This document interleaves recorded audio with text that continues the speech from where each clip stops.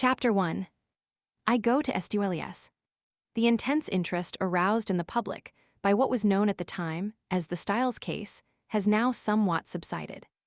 Nevertheless, in view of the worldwide notoriety which attended it, I have been asked, both by my friend Poirot and the family themselves, to write an account of the whole story. This, we trust, will effectually silence the sensational rumors which still persist. I will therefore briefly set down the circumstances which led to my being connected with the affair. I had been invalided home from the front, and, after spending some months in a rather depressing convalescent home, was given a month's sick leave. Having no near relations or friends, I was trying to make up my mind what to do when I ran across John Cavendish. I had seen very little of him for some years. Indeed, I had never known him particularly well. He was a good 15 years my senior, for one thing, though he hardly looked his 45 years. As a boy, though, I had often stayed at Styles, his mother's place in Essex.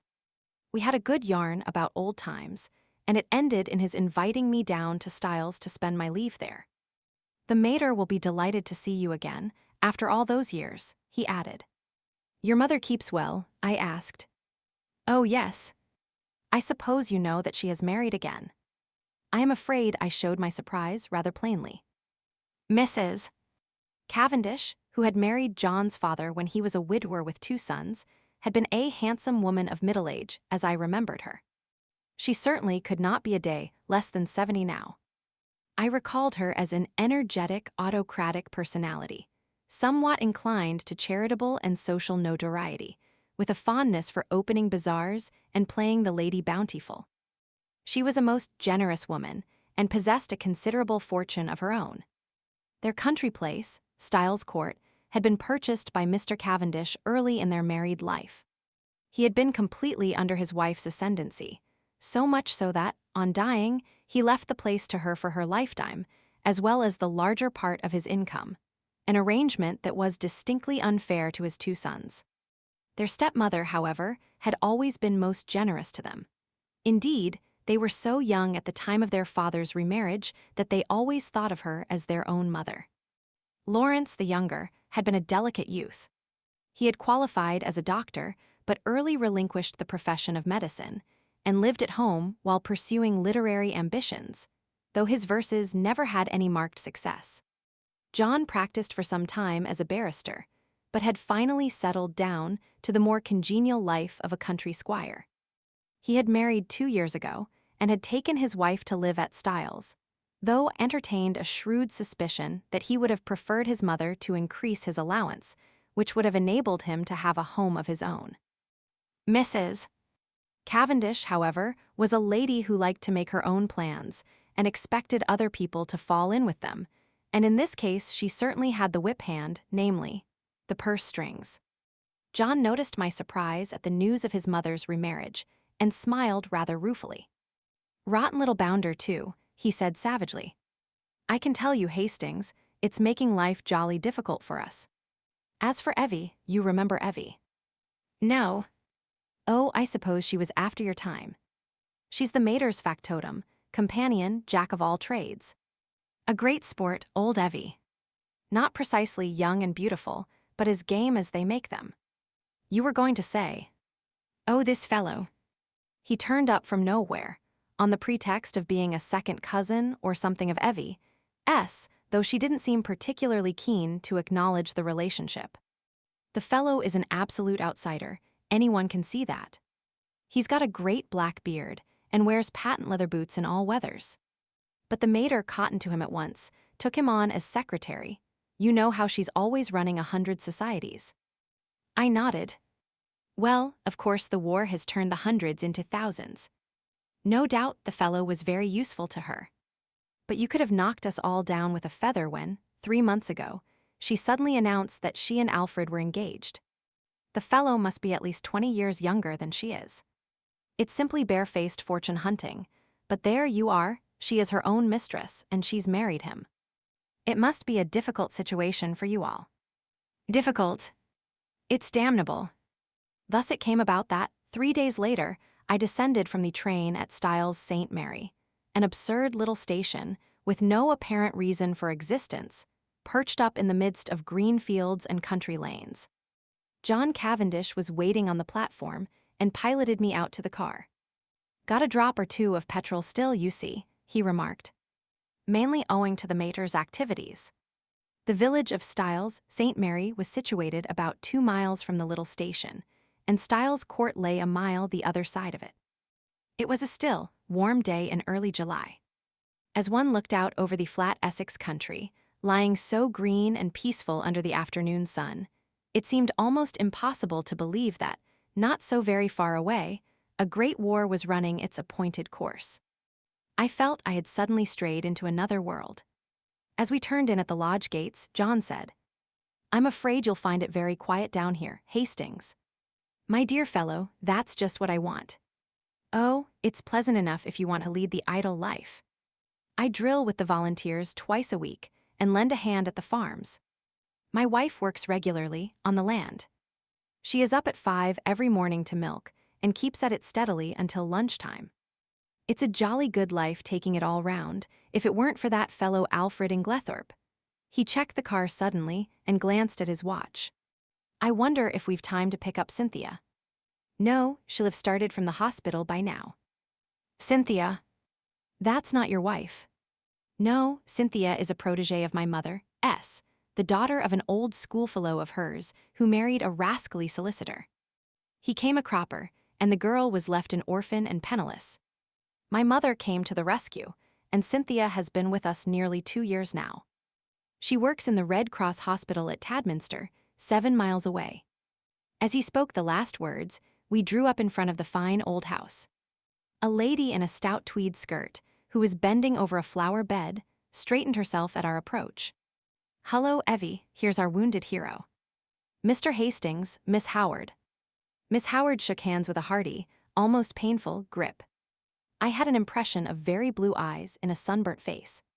She was a pleasant-looking woman of about 40, with a deep voice, almost manly in its stentorian tones, and had a large, sensible, square body, with feet to match, these last encased in good thick boots.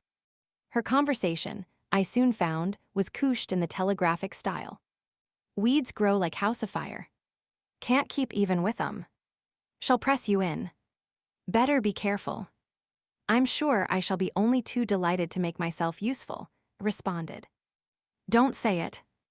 Never does. Wish you hadn't later." "You're a cynic, Evie," said John, laughing. "Where's tea today, inside or out?" "Out. Too fine a day to be cooped up in the house." "Come on then, you've done enough gardening for today. The laborer is worthy of his hire, you know. Come and be refreshed." "Well," said Miss Howard, drawing off her gardening gloves, "I'm inclined to agree with you." She led the way round the house to where tea was spread under the shade of a large sycamore. A figure rose from one of the basket chairs and came a few steps to meet us. "My wife Hastings," said John. I shall never forget my first sight of Mary Cavendish. Her tall, slender form, outlined against the bright light. The vivid sense of slumbering fire that seemed to find expression only in those wonderful tawny eyes of hers, remarkable eyes, different from any other woman's that I have ever known.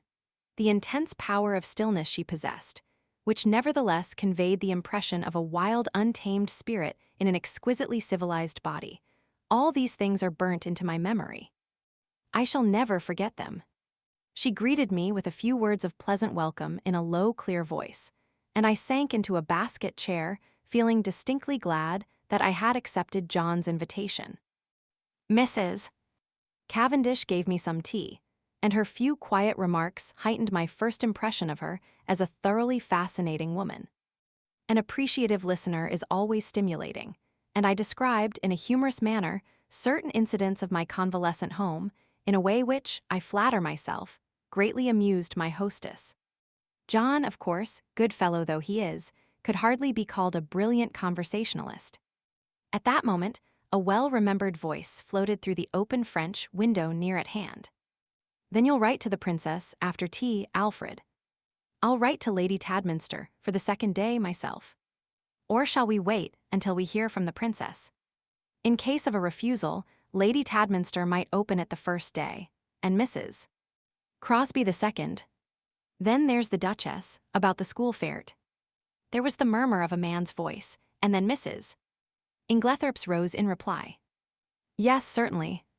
After tea will do quite well. You are so thoughtful, Alfred dear.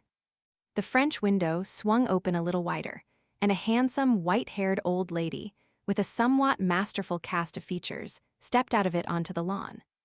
A man followed her, a suggestion of deference in his manner. Mrs. Inglethorp greeted me with effusion. Why, if it isn't too delightful to see you again, Mr. Hastings, after all these years? Alfred Darling, Mr. Hastings, my husband. I looked with some curiosity at Alfred Darling. He certainly struck a rather alien note. I did not wonder at John objecting to his beard. It was one of the longest and blackest I have ever seen. He wore gold-rimmed pince-nez and had a curious impassivity of feature. It struck me that he might look natural on a stage, but was strangely out of place in real life. His voice was rather deep and unctuous. He placed a wooden hand in mine and said, "This is a pleasure, Mr. Hastings." Then, turning to his wife, "Emily, dearest, I think that cushion is a little damp." She beamed fondly on him, as he substituted another with every demonstration of the tenderest care. Strange infatuation of an otherwise sensible woman. With the presence of Mr. Inglethorp, a sense of constraint and veiled hostility seemed to settle down upon the company. Miss Howard, in particular, took no pains to conceal her feelings. Mrs. Inglethorp, however, seemed to notice nothing unusual. Her volubility, which I remembered of old, had lost nothing in the intervening years, and she poured out a steady flood of conversation, mainly on the subject of the forthcoming bazaar which she was organizing and which was to take place shortly. Occasionally, she referred to her husband over a question of days or dates. His watchful and attentive manner never varied. From the very first, I took a firm and rooted dislike to him, and I flatter myself that my first judgments are usually fairly shrewd. Presently Mrs. Inglethorp turned to give some instructions about letters to Evelyn Howard, and her husband addressed me in his painstaking voice. Is soldiering your regular profession, Mr. Hastings? No, before the war I was in Lloyd, S. And you will return there after it is over? Perhaps. Either that or a fresh start altogether. Mary Cavendish leant forward. What would you really choose as a profession, if you could just consult your inclination? Well, that depends. No secret hobby, she asked. Tell me you're drawn to something. Everyone is, usually something absurd. You'll laugh at me. She smiled. Perhaps. Well, I've always had a secret hankering to be a detective. The real thing, Scotland Yard. Or Sherlock Holmes. Oh, Sherlock Holmes by all means. But really, seriously, I am awfully drawn to it. I came across a man in Belgium once, a very famous detective, and he quite inflamed me. He was a marvelous little fellow. He used to say that all good detective work was a mere matter of method. My system is based on his, though of course I have progressed rather further. He was a funny little man, a great dandy, but wonderfully clever. Like a good detective story myself, remarked Miss Howard. Lots of nonsense written, though. Criminal discovered in last chapter. Everyone dumbfounded. Real crime, you'd know at once. There have been a great number of undiscovered crimes, I argued. Don't mean the police, but the people that are right in it. The family. You couldn't really hoodwink them. They'd know. Then, I said, much amused, you think that if you were mixed up in a crime, say a murder, you'd be able to spot the murderer right off. Of course I should. Mightn't be able to prove it to a pack of lawyers. But I'm certain I'd know. I'd feel it in my fingertips if he came near me. It might be a she, I suggested. Might. But murder's a violent crime. Associate it more with a man. Not in a case of poisoning, Mrs. Cavendish's clear voice startled me. Dr. Bauerstein was saying yesterday that, owing to the general ignorance of the more uncommon poisons among the medical profession, there were probably countless cases of poisoning quite unsuspected. Why, Mary, what a gruesome conversation, cried Mrs. Inglethorp. It makes me feel as if a goose were walking over my grave. Oh, there's Cynthia.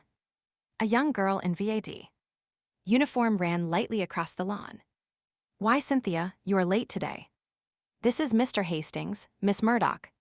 Cynthia Murdoch was a fresh-looking young creature, full of life and vigor. She tossed off her little VAD cap, and I admired the great loose waves of her auburn hair, and the smallness and whiteness of the hand she held out to claim her tea. With dark eyes and eyelashes, she would have been a beauty.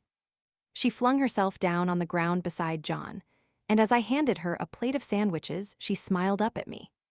"Sit down here on the grass, do. It's ever so much nicer." I dropped down obediently. "You work at Tadminster, don't you, Miss Murdoch?" She nodded. "For my sins." "Do they bully you then?" I asked, smiling. "I should like to see them," cried Cynthia with dignity. "I have got a cousin who is nursing," I remarked. "And she is terrified of sisters." "I don't wonder. Sisters are, you know, Mr. Hastings. They simply are. You've no idea. But I'm not a nurse, thank heaven, I work in the dispensary." "How many people do you poison?" I asked, smiling. Cynthia smiled too. "Oh, hundreds," she said. "Cynthia," called Mrs. Inglethorp, "do you think you could write a few notes for me?" "Certainly, Aunt Emily."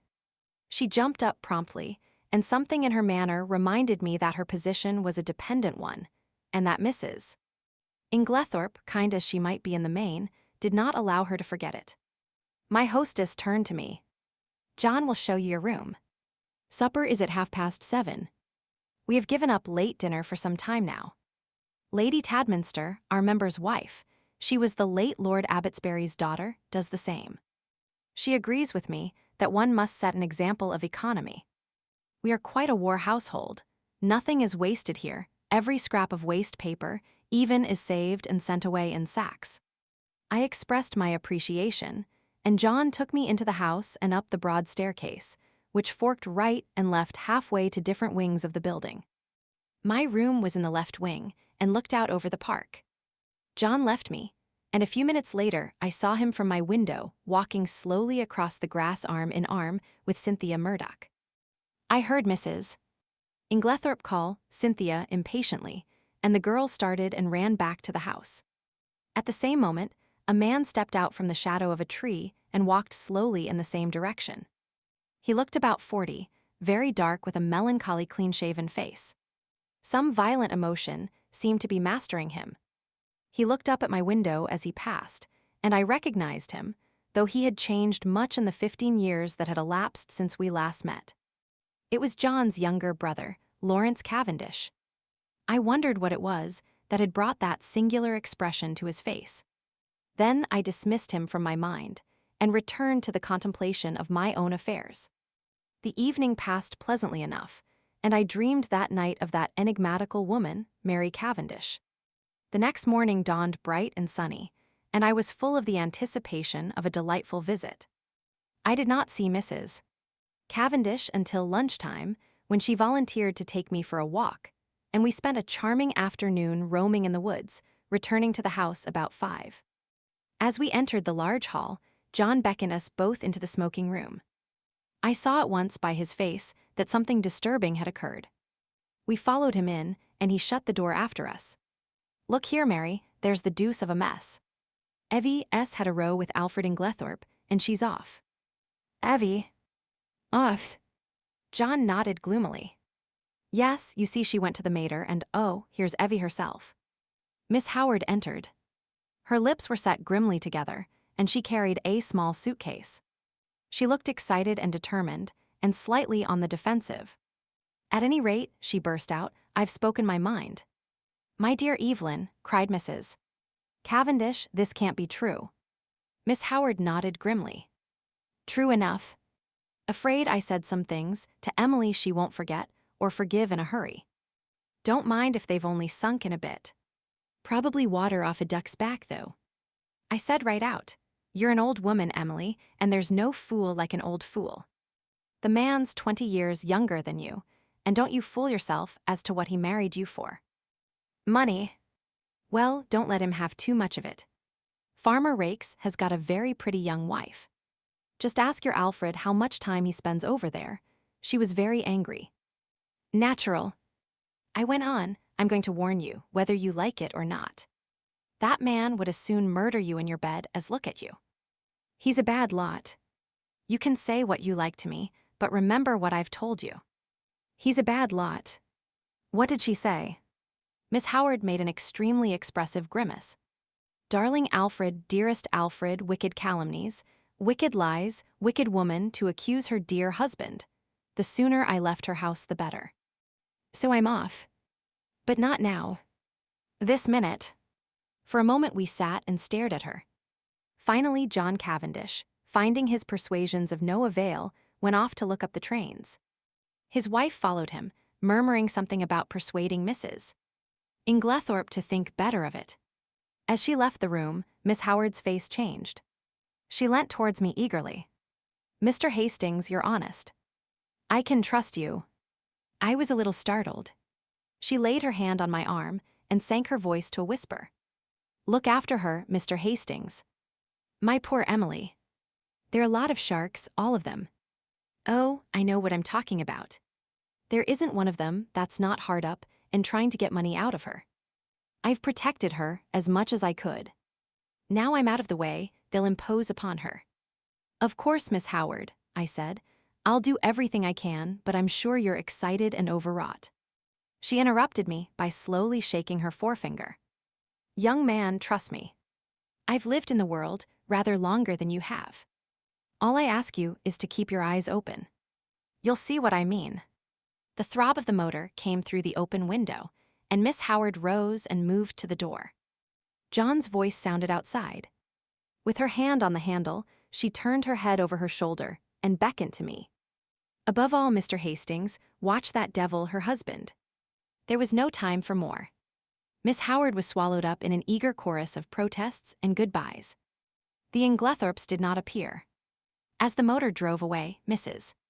Cavendish suddenly detached herself from the group and moved across the drive to the lawn to meet a tall, bearded man who had been evidently making for the house. The color rose in her cheeks as she held out her hand to him. Who is that? I asked sharply, for instinctively I distrusted the man. That's Dr. Bauerstein, said John shortly. And who is Dr. Bauerstein? He's staying in the village doing a rest cure after a bad nervous breakdown. He's a London specialist, a very clever man, one of the greatest living experts on poisons, I believe. And he's a great friend of Mary S., put in Cynthia, the irrepressible. John Cavendish frowned and changed the subject. Come for a stroll, Hastings. This has been a most rotten business. She always had a rough tongue, but there is no stauncher friend in England than Evelyn Howard. He took the path through the plantation, and we walked down to the village through the woods which bordered one side of the estate. As we passed through one of the gates on our way home again, a pretty young woman of gypsy type coming in the opposite direction bowed and smiled. That's a pretty girl, I remarked appreciatively. John's face hardened. That is Mrs. Raikes. The one that Miss Howard. Exactly, said John, with rather unnecessary abruptness. I thought of the white-haired old lady in the big house, and that vivid, wicked little face that had just smiled into ours, and a vague chill of foreboding crept over me. I brushed it aside. Styles is really a glorious old place, I said to John. He nodded rather gloomily. Yes, it's a fine property. It'll be mine someday, should be mine now by rights, if my father had only made a decent will. And then I shouldn't be so damned hard up as I am now. Hard up are you? My dear Hastings, I don't mind telling you that I'm at my wits' end for money. Couldn't your brother help you? Lawrence. He's gone through every penny he ever had, publishing rotten verses in fancy bindings. No, we're an impecunious lot.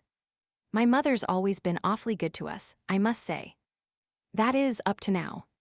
Since her marriage, of course, he broke off, frowning. For the first time I felt that, with Evelyn Howard, something indefinable had gone from the atmosphere. Her presence had spelt security. Now that security was removed, and the air seemed rife with suspicion. The sinister face of Dr. Bauerstein recurred to me unpleasantly. A vague suspicion of everyone and everything filled my mind. Just for a moment, I had a premonition of approaching evil. Chapter 2. the 16th and 17th of July. I had arrived at Styles on the 5th of July. I come now to the events of the 16th and 17th of that month. For the convenience of the reader, I will recapitulate the incidents of those days in as exact a manner as possible. They were elicited subsequently at the trial by a process of long and tedious cross-examinations. I received a letter from Evelyn Howard a couple of days after her departure, telling me she was working as a nurse at the big hospital in Midlingham, a manufacturing town some 15 miles away, and begging me to let her know if Mrs.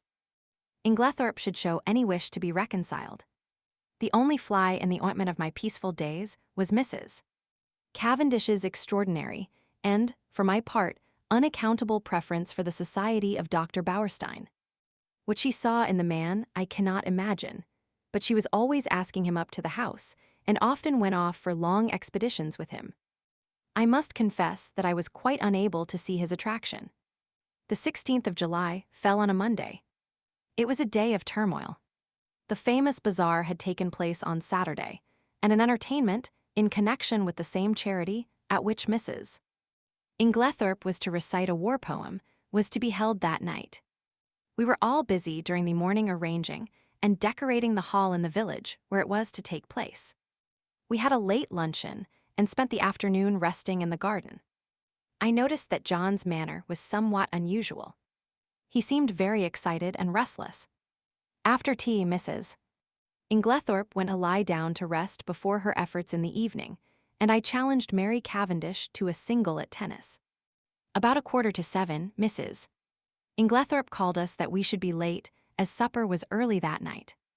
We had rather a scramble to get ready in time, and before the meal was over the motor was waiting at the door. The entertainment was a great success, Mrs. Inglethorp's recitation receiving tremendous applause.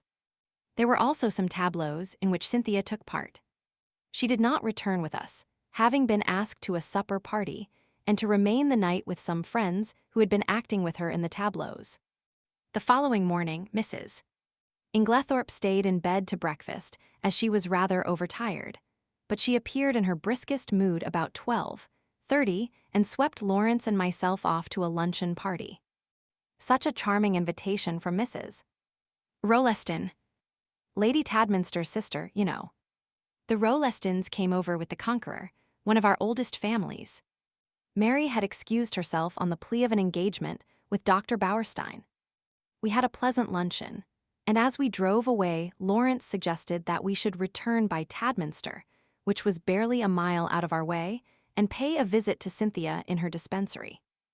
Mrs. Inglethorp replied that this was an excellent idea, but as she had several letters to write, she would drop us there, and we could come back with Cynthia in the pony trap. We were detained under suspicion by the hospital porter until Cynthia appeared to vouch for us, looking very cool and sweet in her long white overall. She took us up to her sanctum and introduced us to her fellow dispenser, a rather awe-inspiring individual whom Cynthia cheerily addressed as Nibs. "What a lot of bottles," I exclaimed as my eye traveled round the small room. "Do you really know what's in them all?" "Say something original," groaned Cynthia. "Every single person who comes up here says that. We are really thinking of bestowing a prize on the first individual who does not say, 'What a lot of bottles.' And I know the next thing you're going to say is, 'How many people have you poisoned?'" I pleaded guilty with a laugh. "If you people only knew how fatally easy it is to poison someone by mistake, you wouldn't joke about it. Come on, let's have tea. We've got all sorts of secret stores in that cupboard." "No, Lawrence, that's the poison cupboard." "The big cupboard, that's right." We had a very cheery tea, and assisted Cynthia to wash up afterwards. We had just put away the last teaspoon when a knock came at the door. The countenances of Cynthia and Nibs were suddenly petrified into a stern and forbidding expression. "Come in," said Cynthia in a sharp professional tone. A young and rather scared-looking nurse appeared with a bottle which she proffered to Nibs, who waved her towards Cynthia with the somewhat enigmatical remark, "I am not really here today." Cynthia took the bottle and examined it with the severity of a judge. "This should have been sent up this morning. Sister is very sorry. She forgot." Sister should read the rules outside the door. I gathered from the little nurse's expression that there was not the least likelihood of her having the hardihood to retail this message to the dreaded sister. So now it can't be done until tomorrow, finished Cynthia. Don't you think you could possibly let us have it tonight? Well, said Cynthia graciously, we are very busy, but if we have time it shall be done.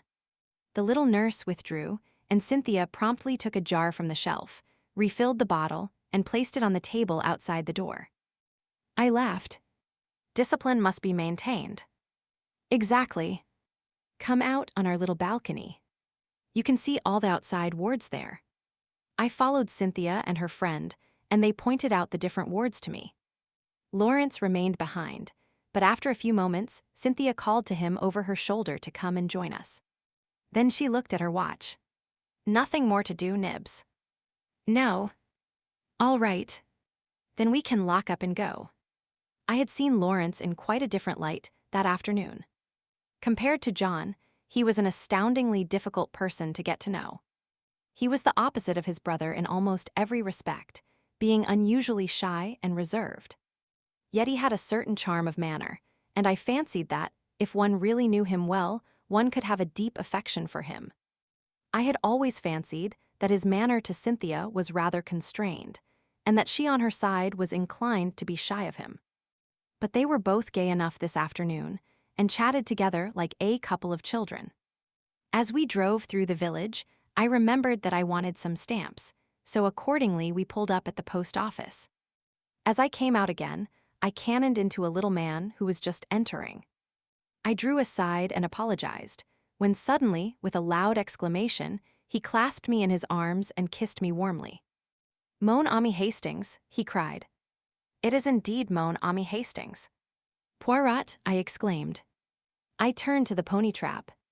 This is a very pleasant meeting for me, Miss Cynthia. This is my old friend, Monsieur Poirot, whom I have not seen for years. Oh, we know Monsieur Poirot, said Cynthia gaily. But I had no idea he was a friend of yours. Yes, indeed, said Poirot seriously. I know Mademoiselle Cynthia. It is by the charity of that good Mrs. Inglethorp that I am here. Then, as I looked at him inquiringly, yes, my friend, she had kindly extended hospitality to 7 of my countrypeople who, alas, are refugees from their native land. We Belgians will always remember her with gratitude. Poirot was an extraordinary-looking little man. He was hardly more than 5 feet, 4 inches, but carried himself with great dignity. His head was exactly the shape of an egg, and he always perched it a little on one side. His mustache was very stiff and military.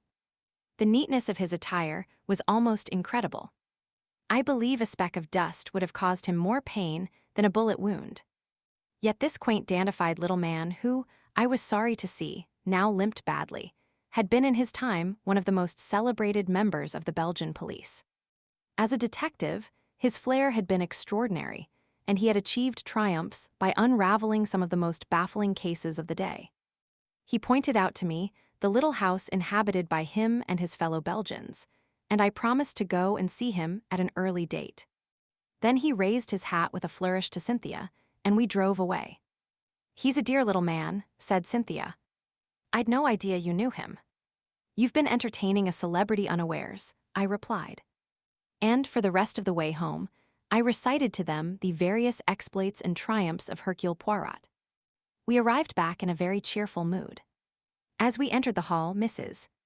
Inglethorp came out of her boudoir. She looked flushed and upset. Oh, it's you, she said. Is there anything the matter, Aunt Emily? Asked Cynthia. Certainly not, said Mrs. Inglethorp sharply. What should there be? Then catching sight of Dorcas, the parlor maid, going into the dining room, she called to her to bring some stamps into the boudoir. Yes, Em. The old servant hesitated, then added diffidently, Don't you think, Em, you'd better get to bed? You're looking very tired. Perhaps you're right, Dorcas. Yes, no, not now. I've some letters I must finish by post time. Have you lighted the fire in my room, as I told you? Yes, Em. Then I'll go to bed directly after supper. She went into the boudoir again, and Cynthia stared after her. Goodness gracious. I wonder what's up, she said to Lawrence. He did not seem to have heard her, for without a word, he turned on his heel and went out of the house. I suggested a quick game of tennis before supper, and, Cynthia agreeing, I ran upstairs to fetch my racket. Mrs. Cavendish was coming down the stairs. It may have been my fancy, but she, too, was looking odd and disturbed. Had a good walk with Dr. Bauerstein? I asked, trying to appear as indifferent as I could. I didn't go, she replied abruptly. Where is Mrs. Inglethorp? In the boudoir. Her hand clenched itself on the banisters, then she seemed to nerve herself for some encounter, and went rapidly past me down the stairs across the hall to the boudoir, the door of which she shut behind her. As I ran out to the tennis court a few moments later, I had to pass the open boudoir window, and was unable to help overhearing the following scrap of dialogue. Mary Cavendish was saying in the voice of a woman, desperately controlling herself, "Then you won't show it to me." To which Mrs. Inglethorp replied, "My dear Mary, it has nothing to do with that matter." "Then show it to me." "I tell you it is not what you imagine. It does not concern you in the least." To which Mary Cavendish replied, with a rising bitterness, "Of course, I might have known you would shield him."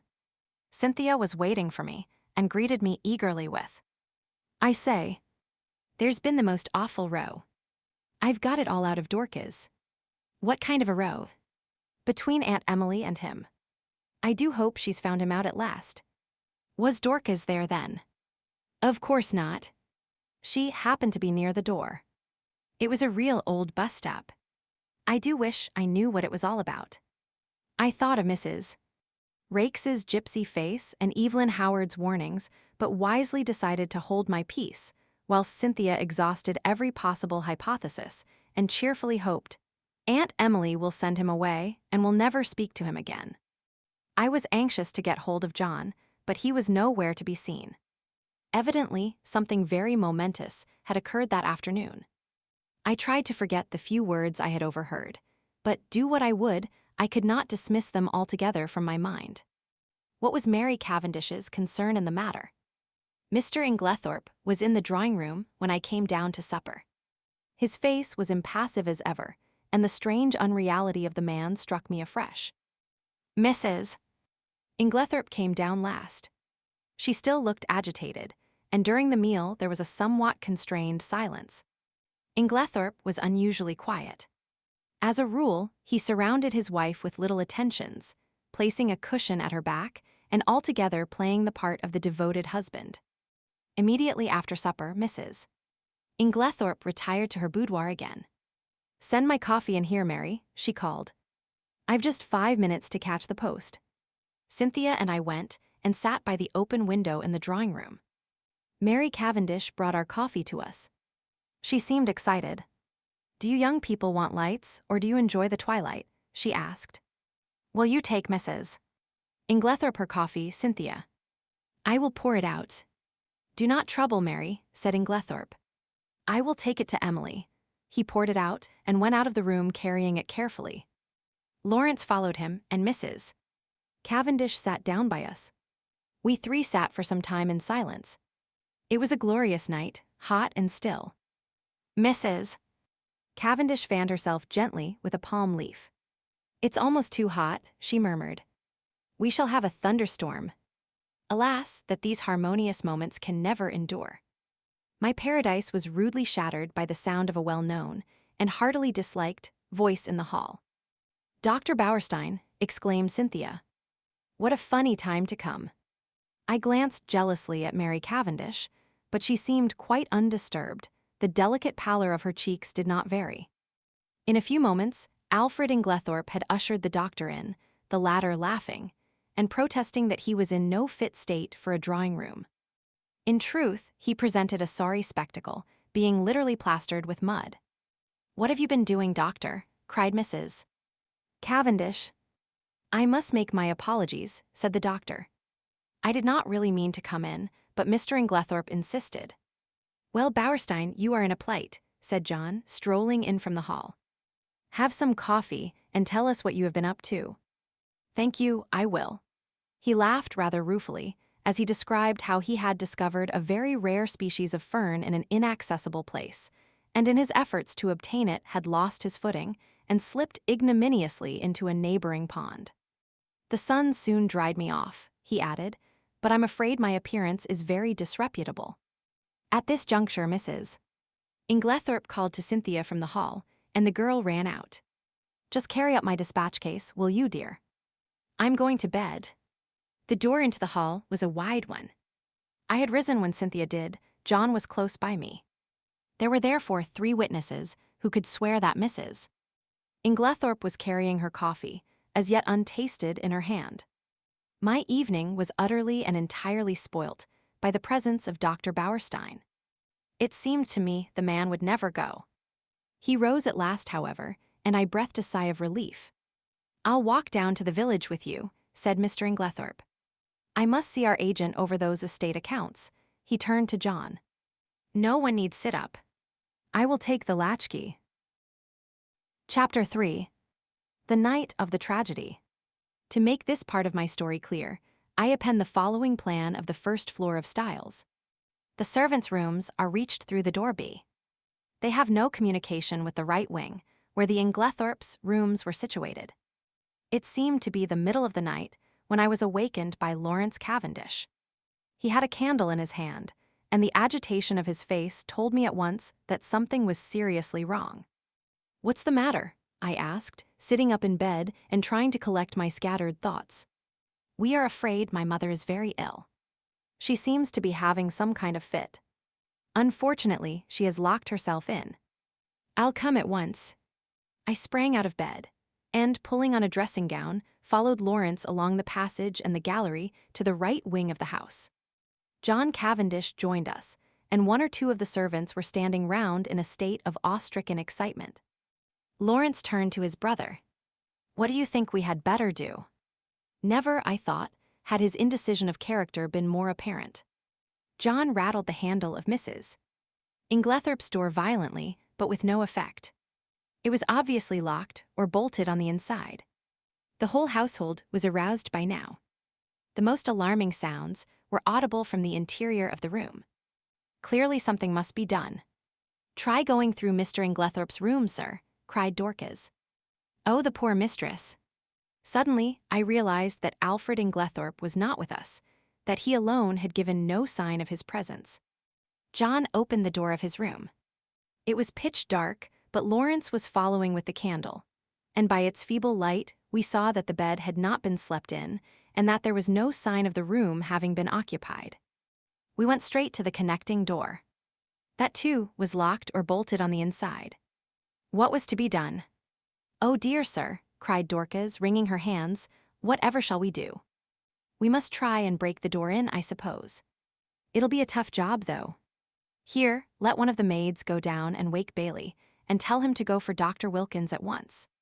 Now then, we'll have a try at the door. Half a moment, though. Isn't there a door into Miss Cynthia's rooms?" "Yes, sir, but that's always bolted.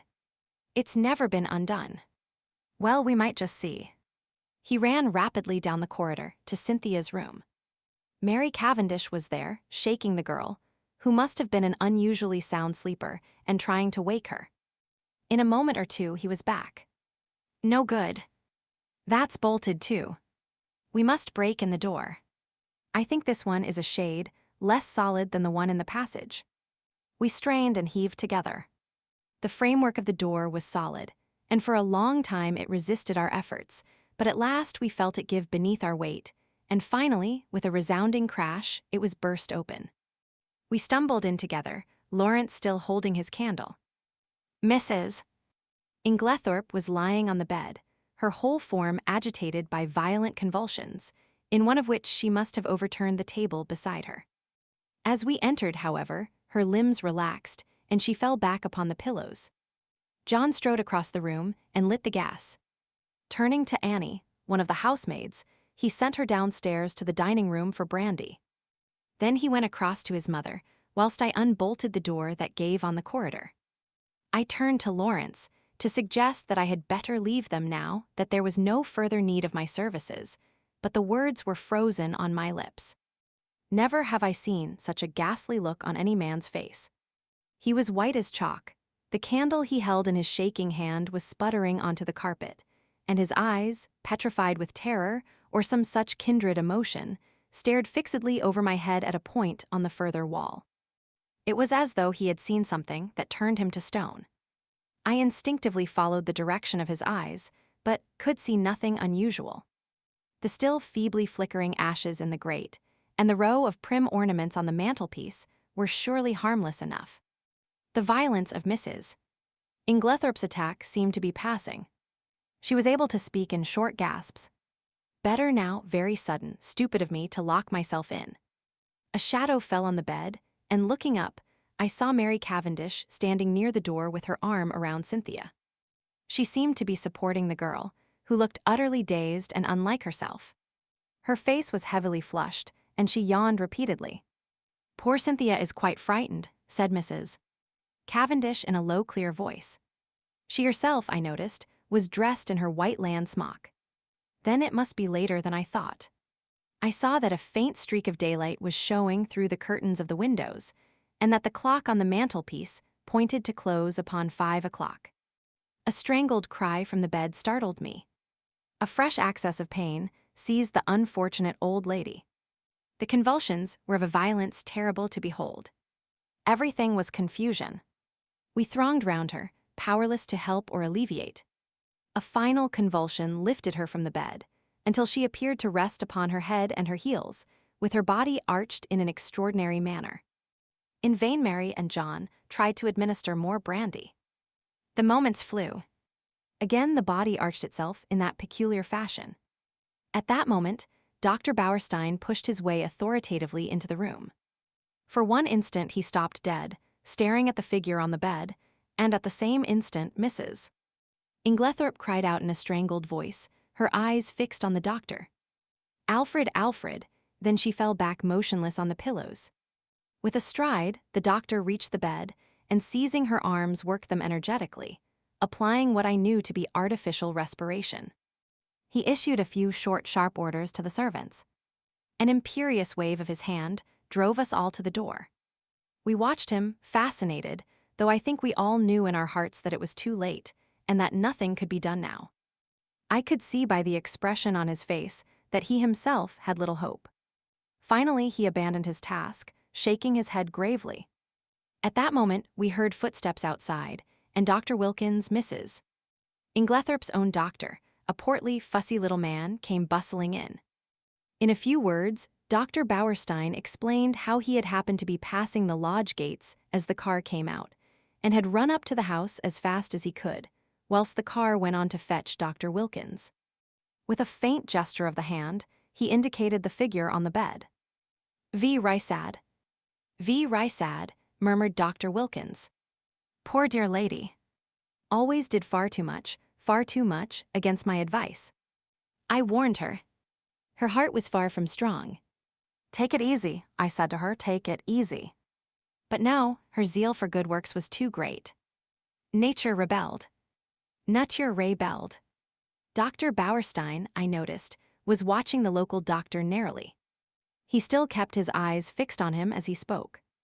The convulsions were of a peculiar violence, Dr. Wilkins. I am sorry you were not here in time to witness them. They were quite tetanic in character. "Ah," said Dr. Wilkins wisely. "I should like to speak to you in private," said Dr. Bauerstein. He turned to John. "You do not object?" "Certainly not." We all trooped out into the corridor, leaving the two doctors alone, and I heard the key turned in the lock behind us. We went slowly down the stairs. I was violently excited. I have a certain talent for deduction, and Dr. Bauerstein's manner had started a flock of wild surmises in my mind. Mary Cavendish laid her hand upon my arm. "What is it? Why did Dr. Bauerstein seem so peculiar?" I looked at her. "Do you know what I think?" "What?" "Listen." I looked round, the others were out of earshot. I lowered my voice to a whisper. "I believe she has been poisoned. I'm certain Dr. Bauerstein suspects it." "What?" She shrank against the wall, the pupils of her eyes dilating wildly. Then, with a sudden cry that startled me, she cried out, "No, no, not that, not that." and breaking from me, fled up the stairs. I followed her, afraid that she was going to faint. I found her leaning against the banisters, deadly pale. She waved me away impatiently. No, leave me. I'd rather be alone. Let me just be quiet for a minute or two. Go down to the others. I obeyed her reluctantly. John and Lawrence were in the dining room. I joined them. We were all silent, but I suppose I voiced the thoughts of us all when I at last broke it by saying, "Where is Mr. Inglethorp?" John shook his head. "He's not in the house." Our eyes met. Where was Alfred Inglethorp? His absence was strange and inexplicable. I remembered Mrs. Inglethorp's dying words. What lay beneath them? What more could she have told us if she had had time? At last, we heard the doctors descending the stairs. Dr. Wilkins was looking important and excited, and trying to conceal an inward exultation under a manner of decorous calm. Dr. Bauerstein remained in the background, his grave bearded face unchanged. Dr. Wilkins was the spokesman for the two. He addressed himself to John. "Mr. Cavendish, I should like your consent to a post-mortem." "Is that necessary?" asked John gravely. A spasm of pain crossed his face. "Absolutely," said Dr. Bauerstein. "You mean by that neither Dr. Wilkins nor myself could give a death certificate under the circumstances." John bent his head. "In that case, I have no alternative but to agree." "Thank you," said Dr. Wilkins briskly. "We propose that it should take place tomorrow night, or rather tonight," and he glanced at the daylight. "Under the circumstances, I am afraid an inquest can hardly be avoided. These formalities are necessary, but I beg that you won't distress yourselves." There was a pause, and then Dr. Bauerstein drew 2 keys from his pocket and handed them to John. "These are the keys of the 2 rooms. I have locked them, and, in my opinion, they would be better kept locked for the present." The doctors then departed. I had been turning over an idea in my head, and I felt that the moment had now come to broach it. Yet I was a little chary of doing so. John, I knew, had a horror of any kind of publicity, and was an easygoing optimist who preferred never to meet trouble halfway. It might be difficult to convince him of the soundness of my plan. Lawrence, on the other hand, being less conventional and having more imagination, I felt I might count upon as an ally. There was no doubt that the moment had come for me to take the lead. "John," I said, "I am going to ask you something." "Well, you remember my speaking of my friend Poirot, the Belgian who is here. He has been a most famous detective." "Yes." "I want you to let me call him in to investigate this matter." "What now?" "Before the post-mortem." "Yes, time is an advantage if there has been foul play." "Rubbish," cried Lawrence angrily. "In my opinion, the whole thing is a mare's nest of Bauerstein, S. Wilkins hadn't an idea of such a thing until Bauerstein put it into his head. But like all specialists, Bauerstein's got a bee in his bonnet. Poisons are his hobby, so of course he sees them everywhere." I confess that I was surprised by Lawrence's attitude. He was so seldom vehement about anything. John hesitated. "I can't feel as you do, Lawrence," he said at last. "I'm inclined to give Hastings a free hand, though I should prefer to wait a bit. We don't want any unnecessary scandal." No," I cried eagerly. "You need have no fear of that. Poirot is discretion itself." "Very well then, have it your own way. I leave it in your hands. Though if it is as we suspect, it seems a clear enough case. God forgive me if I am wronging him." I looked at my watch. It was 6 o'clock. I determined to lose no time. 5 minutes delay, however, I allowed myself. I spent it in ransacking the library until I discovered a medical book which gave a description of strychnine poisoning. Chapter 4. Poirot investigates. The house which the Belgians occupied in the village was quite close to the park gates. One could save time by taking a narrow path through the long grass, which cut off the detours of the winding drive. So I accordingly went that way.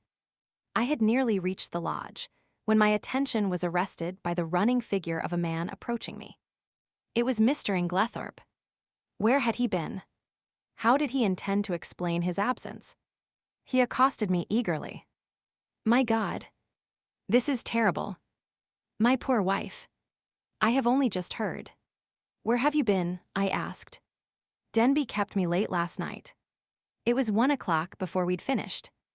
Then I found that I'd forgotten the latchkey after all. Didn't want to arouse the household, so Denby gave me a bed. How did you hear the news? I asked. Wilkins knocked Denby up to tell him. My poor Emily. She was so self-sacrificing, such a noble character. She overtaxed her strength. A wave of revulsion swept over me. What a consummate hypocrite the man was. I must hurry on, I said, thankful that he did not ask me whither I was bound. In a few minutes, I was knocking at the door of Leastways' cottage. Getting no answer, I repeated my summons impatiently. A window above me was cautiously opened, and Poirot himself looked out. He gave an exclamation of surprise at seeing me. In a few brief words, I explained the tragedy that had occurred, and that I wanted his help. Wait, my friend, I will let you in, and you shall recount to me the affair whilst I dress. In a few moments, he had unbarred the door, and I followed him up to his room.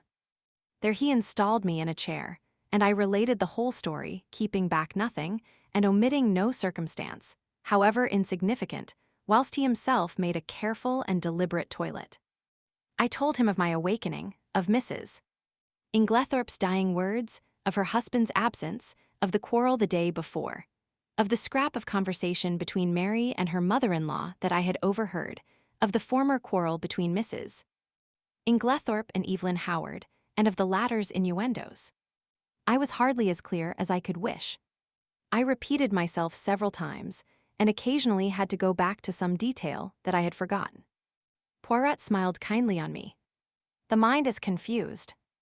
Is it not so? Take time, mon ami. You are agitated, you are excited, it is but natural.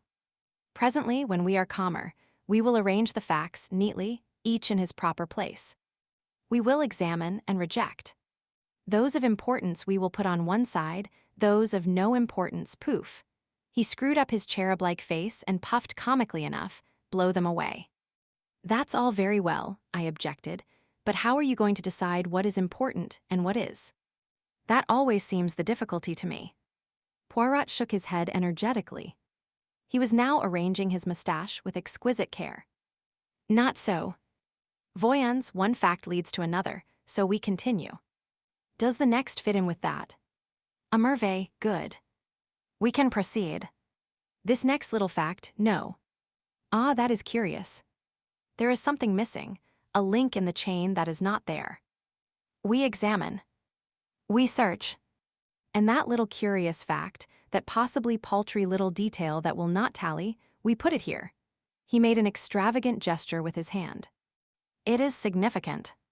It is tremendous. Why ease? Ah, Poirot shook his forefinger so fiercely at me that I quailed before it. Beware. Peril to the detective who says, it is so small, it does not matter. It will not agree. I will forget it, that way lies confusion. Everything matters. I know. You always told me that. That's why I have gone into all the details of this thing, whether they seem to me relevant or not. And I am pleased with you. You have a good memory, and you have given me the facts faithfully. Of the order in which you present them, I say nothing, truly, it is deplorable. But I make allowances, you are upset. To that, I attribute the circumstance that you have omitted one fact of paramount importance. What is that? I asked. You have not told me if Mrs. Inglethorp ate well last night. I stared at him. Surely the war had affected the little man's brain. He was carefully engaged in brushing his coat before putting it on, and seemed wholly engrossed in the task. I don't remember, I said. And anyway, I don't see. You do not see. But it is of the first importance. I can't see why, I said, rather nettled. As far as I can remember, she didn't eat much. She was obviously upset, and it had taken her appetite away. That was only natural. Yes, said Poirot thoughtfully, it was only natural. He opened a drawer and took out a small dispatch case, then turned to me. Now I am ready. We will proceed to the shadow and study matters on the spot. Excuse me, mon ami, you dressed in haste, and your tie is on one side. Permit me, with a deft gesture, he rearranged it. Ça y est, now shall we start? We hurried up the village, and turned in at the lodge gates. Poirot stopped for a moment, and gazed sorrowfully over the beautiful expanse of park, still glittering with morning dew. So beautiful, and yet the poor family, plunged in sorrow, prostrated with grief. He looked at me keenly as he spoke, and I was aware that I reddened under his prolonged gaze. Was the family prostrated by grief? Was the sorrow at Mrs. Inglethorp's death so great? I realized that there was an emotional lack in the atmosphere. The dead woman had not the gift of commanding love. Her death was a shock and a distress, but she would not be passionately regretted. Poirot seemed to follow my thoughts. He nodded his head gravely. No, you are right, he said. It is not as though there was a blood tie. She has been kind and generous to these Cavendishes, but she was not their own mother. Blood tells, always remember that, blood tells. Poirot, I said, I wish you would tell me why you wanted to know if Mrs. Inglethorp ate well last night. I have been turning it over in my mind, but I can't see how it has anything to do with the matter. He was silent for a minute or two as we walked along, but finally he said, I do not mind telling you, though, as you know, it is not my habit to explain until the end is reached. The present contention is that Mrs. Inglethorp died of strychnine poisoning, presumably administered in her coffee. Yes. Well, what time was the coffee served? About 8 o'clock. Therefore she drank it between then and 8:30, certainly not much later. Well, strychnine is a fairly rapid poison. Its effects would be felt very soon, probably in about an hour. Yet in Mrs. Inglethorp's case, the symptoms do not manifest themselves until 5 o'clock the next morning, 9 hours. But a heavy meal, taken at about the same time as the poison, might retard its effects, though hardly to that extent. Still, it is a possibility to be taken into account. But according to you, she ate very little for supper, and yet the symptoms do not develop until early the next morning. Now that is a curious circumstance, my friend. Something may arise at the autopsy to explain it. In the meantime, remember it. As we neared the house, John came out and met us. His face looked weary and haggard. This is a very dreadful business, Monsieur Poirot, he said. Hastings has explained to you that we are anxious for no publicity. I comprehend perfectly. You see, it is only suspicion so far. We have nothing to go upon. Precisely. It is a matter of precaution only. John turned to me, taking out his cigarette case and lighting a cigarette as he did so. You know that fellow Inglethorp is back. Yes. I met him. John flung the match into an adjacent flower bed, a proceeding which was too much for Poirot's feelings. He retrieved it and buried it neatly. It's jolly difficult to know how to treat him. That difficulty will not exist long, pronounced Poirot quietly. John looked puzzled, not quite understanding the portent of this cryptic saying. He handed the 2 keys, which Dr. Bauerstein had given him, to me. Show Monsieur Poirot everything he wants to see. The rooms are locked, asked Poirot. Dr. Bauerstein considered it advisable. Poirot nodded thoughtfully. Then he is very sure. Well, that simplifies matters for us. We went up together to the room of the tragedy. For convenience, I append a plan of the room and the principal articles of furniture in it. Poirot locked the door on the inside and proceeded to a minute inspection of the room. He darted from one object to the other with the agility of a grasshopper. I remained by the door, fearing to obliterate any clues. Poirot, however, did not seem grateful to me for my forbearance. What have you, my friend, he cried, that you remain there like, how do you say it? Ah yes, the stuck pig. I explained that I was afraid of obliterating any footmarks. Footmarks? But what an idea. There has already been practically an army in the room. What footmarks are we likely to find? No, come here and aid me in my search. I will put down my little case until I need it. He did so on the round table by the window, but it was an ill-advised proceeding. For, the top of it being loose, it tilted up and precipitated the dispatch case on the floor. Et voilà une table, cried Poirot. Ah, my friend, one may live in a big house and yet have no comfort. After which piece of moralizing, he resumed his search. A small purple dispatch case, with a key in the lock on the writing table, engaged his attention for some time. He took out the key from the lock and passed it to me to inspect. I saw nothing peculiar, however. It was an ordinary key of the Yale type, with a bit of twisted wire through the handle. Next, he examined the framework of the door we had broken in, assuring himself that the bolt had really been shot. Then he went to the door opposite, leading into Cynthia's room.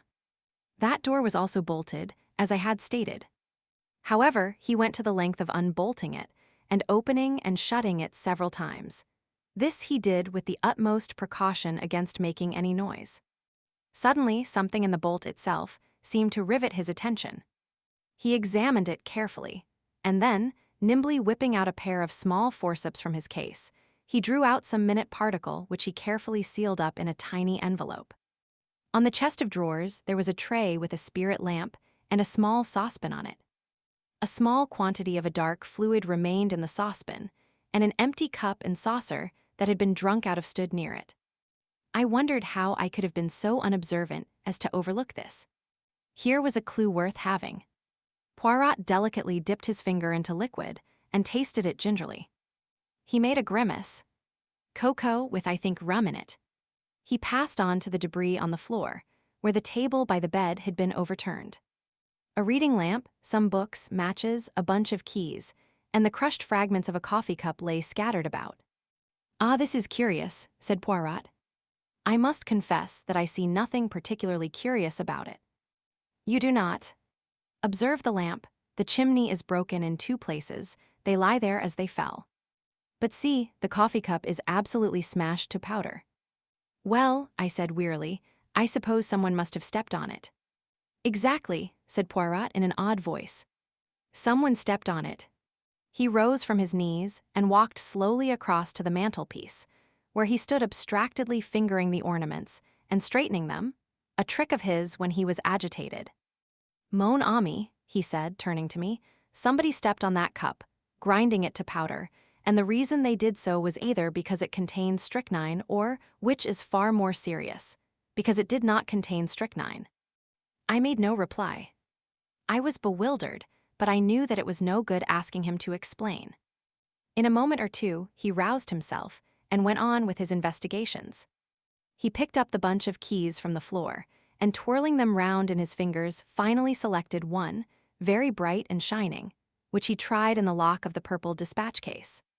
It fitted, and he opened the box, but after a moment's hesitation, closed and relocked it, and slipped the bunch of keys, as well as the key that had originally stood in the lock, into his own pocket. I have no authority to go through these papers, but it should be done at once. He then made a very careful examination of the drawers of the washstand. Crossing the room to the left-hand window, a round stain, hardly visible on the dark brown carpet, seemed to interest him particularly. He went down on his knees, examining it minutely, even going so far as to smell it. Finally, he poured a few drops of the cocoa into a test tube, sealing it up carefully. His next proceeding was to take out a little notebook. We have found in this room, he said, writing busily, 6 points of interest. Shall I enumerate them, or will you? Oh, you, I replied hastily. Very well, then. 1. A coffee cup that has been ground into powder. 2. A dispatch case with a key in the lock. 3. A stain on the floor. That may have been done some time ago, I interrupted. No, for it is still perceptibly damp and smells of coffee.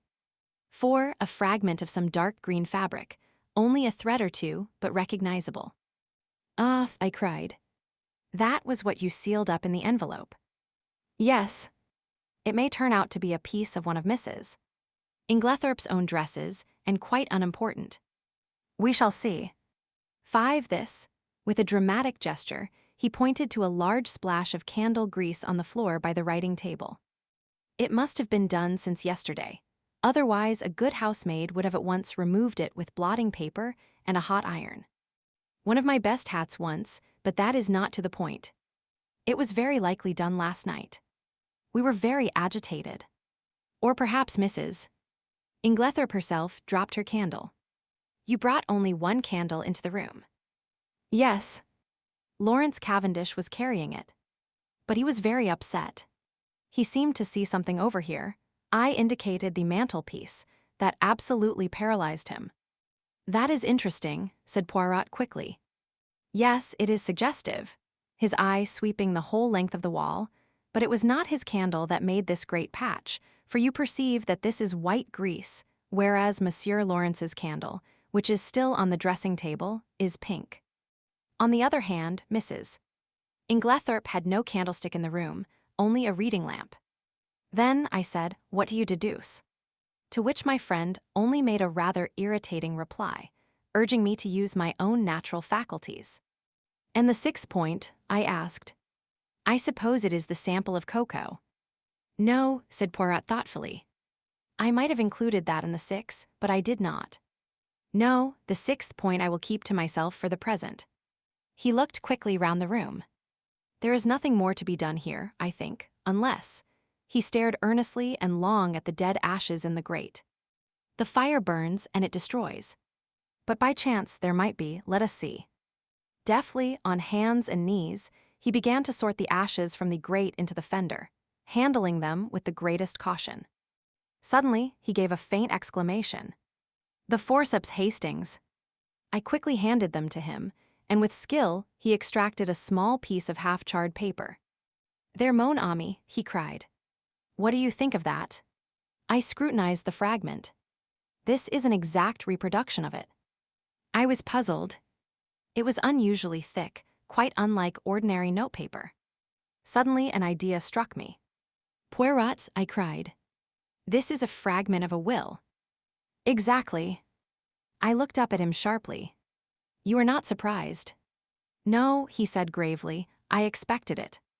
I relinquished the piece of paper and watched him put it away in his case, with the same methodical care that he bestowed on everything. My brain was in a whirl. What was this complication of a will? Who had destroyed it? The person who had left the candle grease on the floor. Obviously. But how had anyone gained admission? All the doors had been bolted on the inside. Now, my friend, said Poirot briskly, we will go. I should like to ask a few questions of the parlor maid. Dorcas, her name is it not? We passed through Alfred Inglethorp's room, and Poirot delayed long enough to make a brief but fairly comprehensive examination of it. We went out through that door, locking both it and that of Mrs. Inglethorp's room as before. I took him down to the boudoir which he had expressed a wish to see, and went myself in search of Dorcas. When I returned with her, however, the boudoir was empty. Poirot, I cried, where are you? I am here, my friend. He had stepped outside the French window and was standing, apparently lost in admiration, before the various shaped flower beds. Admirable, he murmured. Admirable. What symmetry. Observe that crescent, and those diamonds, their neatness rejoices the eye. The spacing of the plants, also, is perfect. It has been recently done, is it not so? Yes, I believe they were at it yesterday afternoon. But come in, Dorcas is here. Eh bien, do not grudge me a moment's satisfaction of the eye. Yes, but this affair is more important. And how do you know that these fine begonias are not of equal importance? I shrugged my shoulders. There was really no arguing with him if he chose to take that line. You do not agree. But such things have been. Well, we will come in and interview the brave Dorcas. Dorcas was standing in the boudoir, her hands folded in front of her, and her gray hair rose in stiff waves under her white cap. She was the very model and picture of a good old-fashioned servant. In her attitude towards Poirot, she was inclined to be suspicious, but he soon broke down her defenses. He drew forward a chair. Pray be seated, mademoiselle. Thank you, sir. You have been with your mistress many years, is it not so? 10 years, sir. That is a long time, and very faithful service. You were much attached to her, were you not? She was a very good mistress to me, sir. Then you will not object to answering a few questions. I put them to you, with Mr. Cavendish's full approval. Oh, certainly, sir. Then I will begin by asking you about the events of yesterday afternoon. Your mistress had a quarrel. Yes, sir. But I don't know that I ought. Dorcas hesitated. Poirot looked at her keenly. My good Dorcas, it is necessary that I should know every detail of that quarrel as fully as possible. Do not think that you are betraying your mistress's secrets. Your mistress lies dead, and it is necessary that we should know all, if we are to avenge her. Nothing can bring her back to life, but we do hope, if there has been foul play, to bring the murderer to justice. Amen to that, said Dorcas fiercely. And naming no names, there's one in this house that none of us could ever abide. And an ill day it was when first he darkened the threshold. Poirot waited for her indignation to subside, and then, resuming his businesslike tone, he asked, Now, as to this quarrel. What is the first you heard of it? Well, sir, I happened to be going along the hall outside yesterday. What time was that? I couldn't say exactly, sir, but it wasn't tea time by a long way. Perhaps 4 o'clock, or it may have been a bit later. Well, sir, as I said, I happened to be passing along, when I heard voices very loud and angry in here. I didn't exactly mean to listen, but, well, there it is. I stopped. The door was shut, but the mistress was speaking very sharp and clear, and I heard what she said quite plainly. You have lied to me and deceived me, she said. I didn't hear what Mr. Inglethorp replied. He spoke a good bit lower than she did, but she answered, How dare you? I have kept you and clothed you and fed you. You owe everything to me. And this is how you repay me. By bringing disgrace upon our name. Again, I didn't hear what he said, but she went on, Nothing that you can say will make any difference. I see my duty clearly. My mind is made up. You need not think that any fear of publicity or scandal between husband and wife will deter me. Then, I thought I heard them coming out, so I went off quickly. You are sure it was Mr. Inglethorp's voice you heard? Oh, yes, sir, whose else's could it be? Well, what happened next? Later, I came back to the hall, but it was all quiet. At 5 o'clock, Mrs. Inglethorp rang the bell and told me to bring her a cup of tea, nothing to eat, to the boudoir. She was looking dreadful, so white and upset. Dorcas, she says, I've had a great shock. I'm sorry for that, Em, I says. You'll feel better after a nice hot cup of tea, Em. She had something in her hand. I don't know if it was a letter or just a piece of paper, but it had writing on it, and she kept staring at it, almost as if she couldn't believe what was written there. She whispered to herself as though she had forgotten I was there. These few words and everything's changed. And then she says to me, Never trust a man, Dorcas, they're not worth it. I hurried off and got her a good strong cup of tea, and she thanked me and said she'd feel better when she'd drunk it. I don't know what to do, she says. Scandal between husband and wife is a dreadful thing, Dorcas. I'd rather hush it up if I could, Mrs. Cavendish came in just then, so she didn't say any more. She still had the letter, or whatever it was, in her hand. Yes, sir. What would she be likely to do with it afterwards? Well, I don't know, sir. I expect she would lock it up in that purple case of hers. Is that where she usually kept important papers? Yes, sir. She brought it down with her every morning and took it up every night. When did she lose the key of it? She missed it yesterday at lunchtime, sir, and told me to look carefully for it. She was very much put out about it. But she had a duplicate key. Oh, yes, sir. Dorcas was looking very curiously at him, and to tell the truth, so was I. What was all this about a lost key? Poirot smiled. Never mind, Dorcas, it is my business to know things. Is this the key that was lost? He drew from his pocket the key that he had found in the lock of the dispatch case upstairs. Dorcas's eyes looked as though they would pop out of her head. That's it, sir, right enough. But where did you find it? I looked everywhere for it. Ah, but you see it was not in the same place yesterday as it was today. Now, to pass to another subject, had your mistress a dark green dress in her wardrobe? Dorcas was rather startled by the unexpected question. No, sir. Are you quite sure? Oh, yes, sir. Has anyone else in the house got a green dress? Dorcas reflected. Miss Cynthia has a green evening dress. Light or dark green? A light green, sir, a sort of chiffon they call it. Ah, that is not what I want. And nobody else has anything green? No, sir, not that I know of.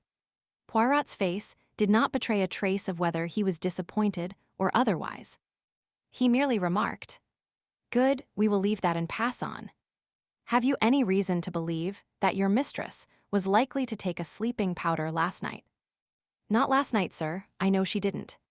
"Why do you know so positively?" "Because the box was empty. She took the last one 2 days ago, and she didn't have any more made up." "You are quite sure of that?" "Positive, sir." "Then that is cleared up. By the way, your mistress didn't ask you to sign any paper yesterday." "To sign a paper?" "No, sir. When Mr. Hastings and Mr. Lawrence came in yesterday evening, they found your mistress busy writing letters. I suppose you can give me no idea to whom these letters were addressed." "I'm afraid I couldn't, sir. I was out in the evening. Perhaps Annie could tell you, though she's a careless girl. Never cleared the coffee cups away last night. That's what happens when I'm not here to look after things." Poirot lifted his hand. "Since they have been left, Dorcas, leave them a little longer, I pray you. I should like to examine them." "Very well, sir." "What time did you go out last evening?" "About 6 o'clock, sir." "Thank you, Dorcas, that is all I have to ask you." He rose and strolled to the window. "I have been admiring these flower beds. How many gardeners are employed here, by the way?"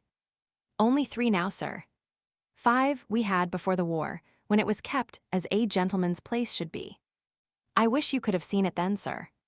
A fair sight it was. But now there's only old Manning, and young William, and a new-fashioned woman gardener in breeches and such like. Ah, these are dreadful times.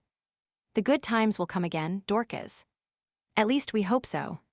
Now, will you send Annie to me here?" "Yes, sir." "Thank you, sir. How did you know that Mrs. Inglethorp took sleeping powders?" I asked, in lively curiosity as Dorcas left the room. "And about the lost key and the duplicate?" "One thing at a time. As to the sleeping powders, I knew by this." He suddenly produced a small cardboard box, such as chemists use for powders. "Where did you find it?" "In the washstand drawer in Mrs. Inglethorp's bedroom. It was number 6 of my catalogue. But I suppose, as the last powder was taken 2 days ago, it is not of much importance." "Probably not, but do you notice anything that strikes you as peculiar about this box?" I examined it closely. "No, I can't say that I do." "Look at the label." I read the label carefully. "One powder to be taken at bedtime, if required. Mrs. Inglethorp. No, I see nothing unusual. Not the fact that there is no chemist's name." "Ah," I exclaimed. "To be sure, that is odd. Have you ever known a chemist to send out a box like that, without his printed name?" "No, I can't say that I have." I was becoming quite excited, but Poirot damped my ardor by remarking, "Yet the explanation is quite simple. So do not intrigue yourself, my friend." An audible creaking proclaimed the approach of Annie, so I had no time to reply. Annie was a fine, strapping girl, and was evidently laboring under intense excitement, mingled with a certain ghoulish enjoyment of the tragedy. Poirot came to the point at once, with a business-like briskness. "I sent for you, Annie, because I thought you might be able to tell me something about the letters Mrs.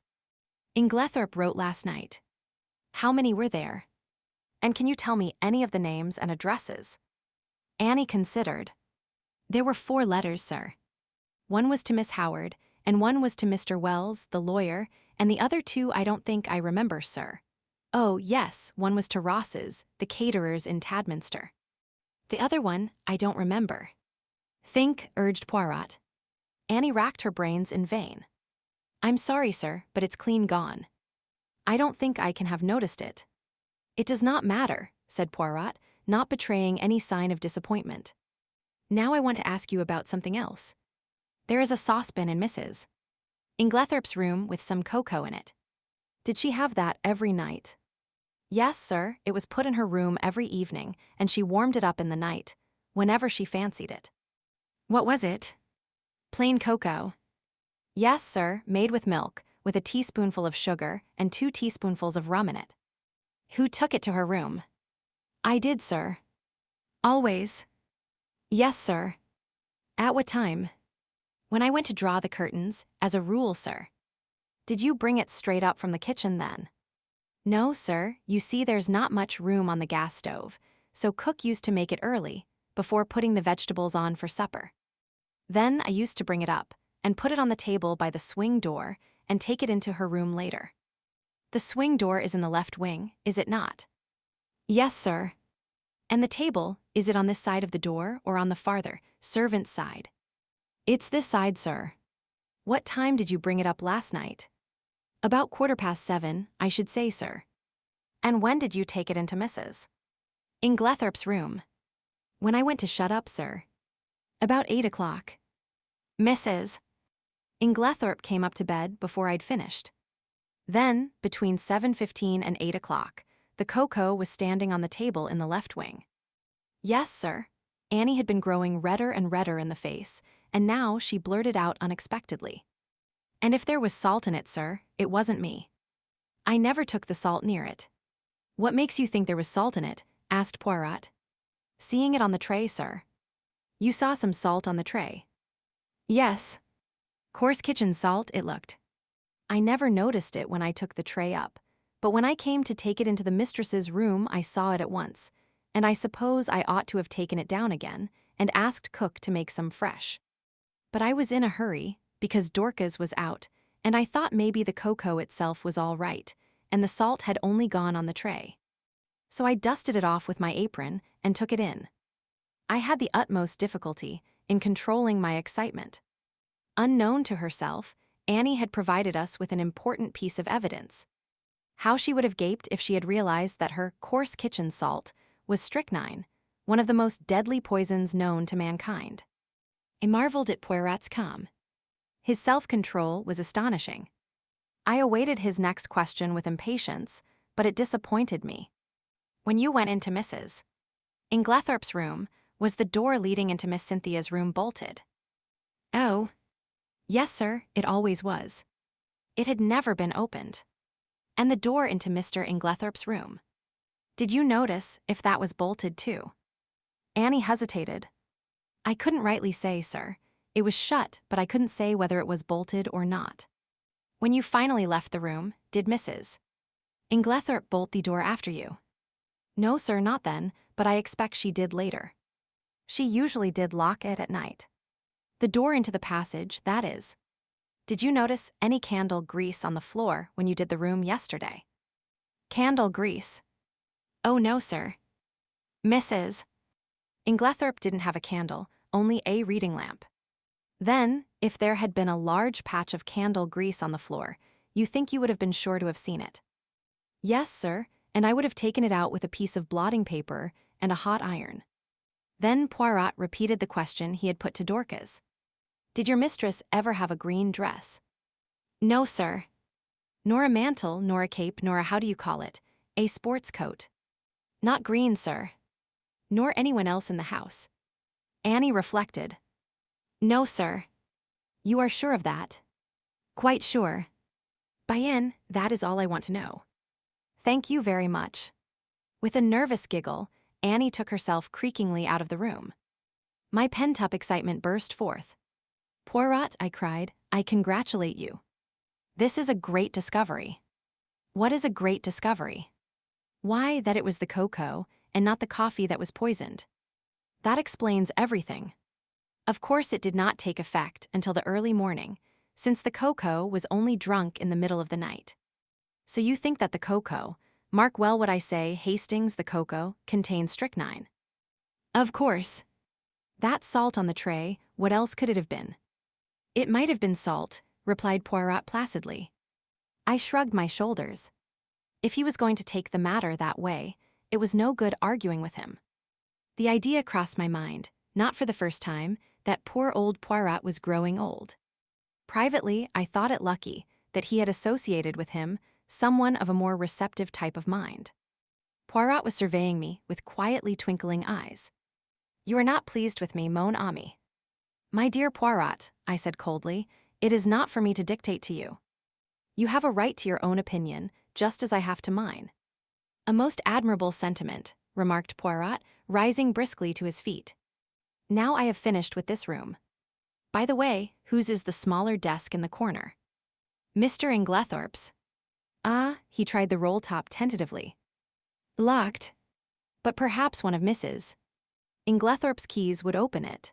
He tried several, twisting and turning them with a practiced hand, and finally uttering an ejaculation of satisfaction.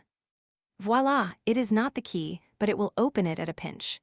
He slid back the roll top and ran a rapid eye over the neatly filed papers. To my surprise, he did not examine them, merely remarking approvingly as he relocked the desk. Decidedly, he is a man of method, this Mr. Inglethorp. A man of method was, in Poirot's estimation, the highest praise that could be bestowed on any individual.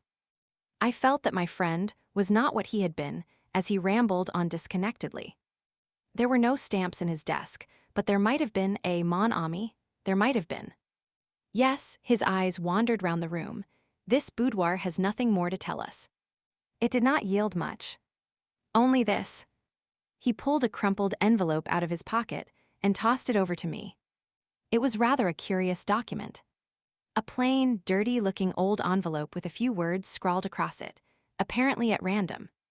The following is a facsimile of it. Chapter 5. It isn't strychnine, is it? Where did you find this? I asked Poirot in lively curiosity. In the wastepaper basket. You recognize the handwriting. Yes, it is Mrs. Inglethorp's. But what does it mean?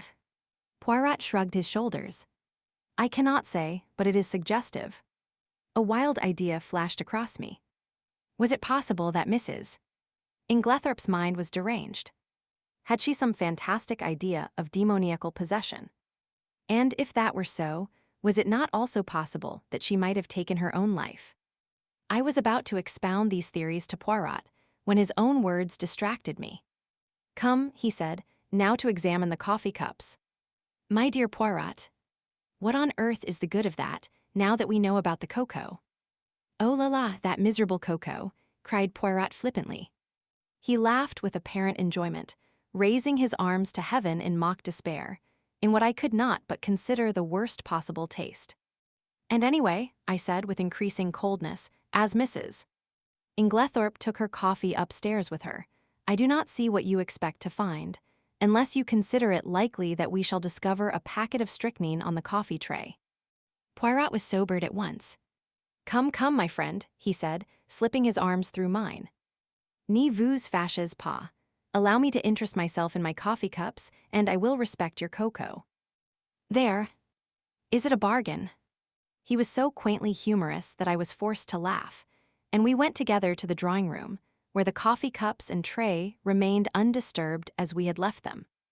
Poirot made me recapitulate the scene of the night before, listening very carefully and verifying the position of the various cups. So Mrs. Cavendish stood by the tray and poured out. Yes. Then she came across to the window, where you sat with Mademoiselle Cynthia. Yes. Here are the 3 cups. And the cup on the mantelpiece, half drunk, that would be Mr. Lawrence Cavendish's. And the one on the tray. John Cavendish's. I saw him put it down there. Good. 1, 2, 3, 4, 5. But where then is the cup of Mr. Inglethorp? He does not take coffee. Then all are accounted for. One moment, my friend. With infinite care, he took a drop or 2 from the grounds in each cup, sealing them up in separate test tubes, tasting each in turn as he did so. His physiognomy underwent a curious change. An expression gathered there that I can only describe as half puzzled and half relieved. Bien, he said at last. It is evident. I had an idea, but clearly I was mistaken. Yes, altogether I was mistaken. Yet it is strange. But no matter. And with a characteristic shrug, he dismissed whatever it was that was worrying him from his mind. I could have told him from the beginning that this obsession of his over the coffee was bound to end in a blind alley, but I restrained my tongue. After all, though he was old, Poirot had been a great man in his day. Breakfast is ready, said John Cavendish, coming in from the hall. You will breakfast with us, Monsieur Poirot. Poirot acquiesced. I observed John. Already, he was almost restored to his normal self. The shock of the events of the last night had upset him temporarily, but his equable poise soon swung back to the normal.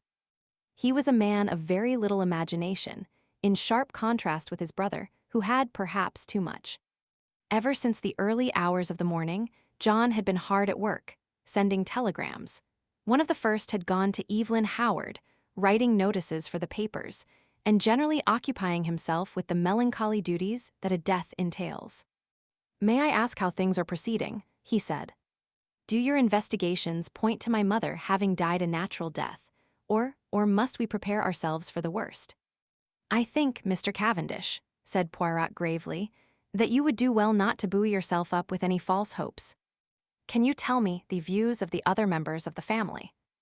My brother Lawrence is convinced that we are making a fuss over nothing. He says that everything points to its being a simple case of heart failure." "He does he?" "That is very interesting," murmured Poirot softly. "And Mrs. Cavendish?" A faint cloud passed over John's face. "I have not the least idea what my wife's views on the subject are." The answer brought a momentary stiffness in its train. John broke the rather awkward silence by saying with a slight effort, "I told you, didn't I, that Mr. Inglethorp has returned?" Poirot bent his head. "It's an awkward position for all of us. Of course one has to treat him as usual, but hang it all, one's gorge does rise at sitting down to eat with a possible murderer." Poirot nodded sympathetically. "I quite understand. It is a very difficult situation for you, Mr. Cavendish. I would like to ask you one question. Mr. Inglethorp's reason for not returning last night was, I believe, that he had forgotten the latchkey. Is not that so?" "Yes." "I suppose you're quite sure that the latchkey was forgotten, that he did not take it after all?" "I have no idea. I never thought of looking. We always keep it in the hall drawer. I'll go and see if it's there now." Poirot held up his hand with a faint smile. No, Mr. Cavendish, it is too late now. I am certain that you would find it. If Mr. Inglethorp did take it, he has had ample time to replace it by now. But do you think?" "I think nothing. If anyone had chanced to look this morning before his return and seen it there, it would have been a valuable point in his favor. That is all." John looked perplexed. "Do not worry," said Poirot smoothly. "I assure you that you need not let it trouble you. Since you are so kind, let us go and have some breakfast." Everyone was assembled in the dining room. Under the circumstances, we were naturally not a cheerful party. The reaction after a shock is always trying, and I think we were all suffering from it. Decorum and good breeding naturally enjoined that our demeanor should be much as usual. Yet I could not help wondering if this self-control were really a matter of great difficulty. There were no red eyes, no signs of secretly indulged grief. I felt that I was right in my opinion that Dorcas was the person most affected by the personal side of the tragedy. I pass over Alfred Inglethorp, who acted the bereaved widower in a manner that I felt to be disgusting in its hypocrisy. Did he know that we suspected him, I wondered. Surely he could not be unaware of the fact, conceal it as we would. Did he feel some secret stirring of fear, or was he confident that his crime would go unpunished? Surely the suspicion in the atmosphere must warn him that he was already a marked man. But did everyone suspect him? What about Mrs. Cavendish? I watched her as she sat at the head of the table, graceful, composed, enigmatic. In her soft gray frock, with white ruffles at the wrists falling over her slender hands, she looked very beautiful. When she chose, however, her face could be sphinx-like in its inscrutability. She was very silent, hardly opening her lips, and yet in some queer way I felt that the great strength of her personality was dominating us all. And little Cynthia. Did she suspect? She looked very tired and ill, thought. The heaviness and languor of her manner were very marked. I asked her if she were feeling ill, and she answered frankly, "Yes, I've got the most beastly headache."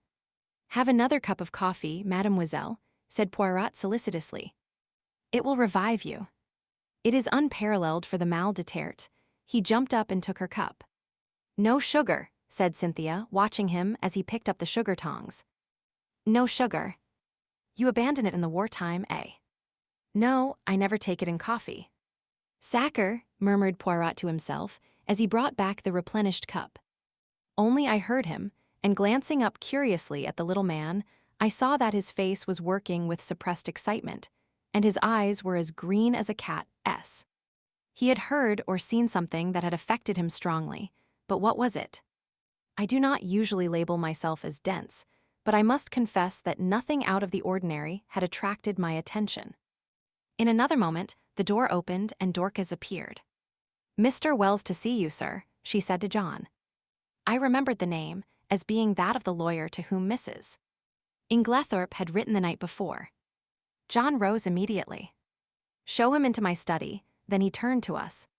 "My mother's lawyer," he explained. And in a lower voice, "He is also coroner, you understand. Perhaps you would like to come with me."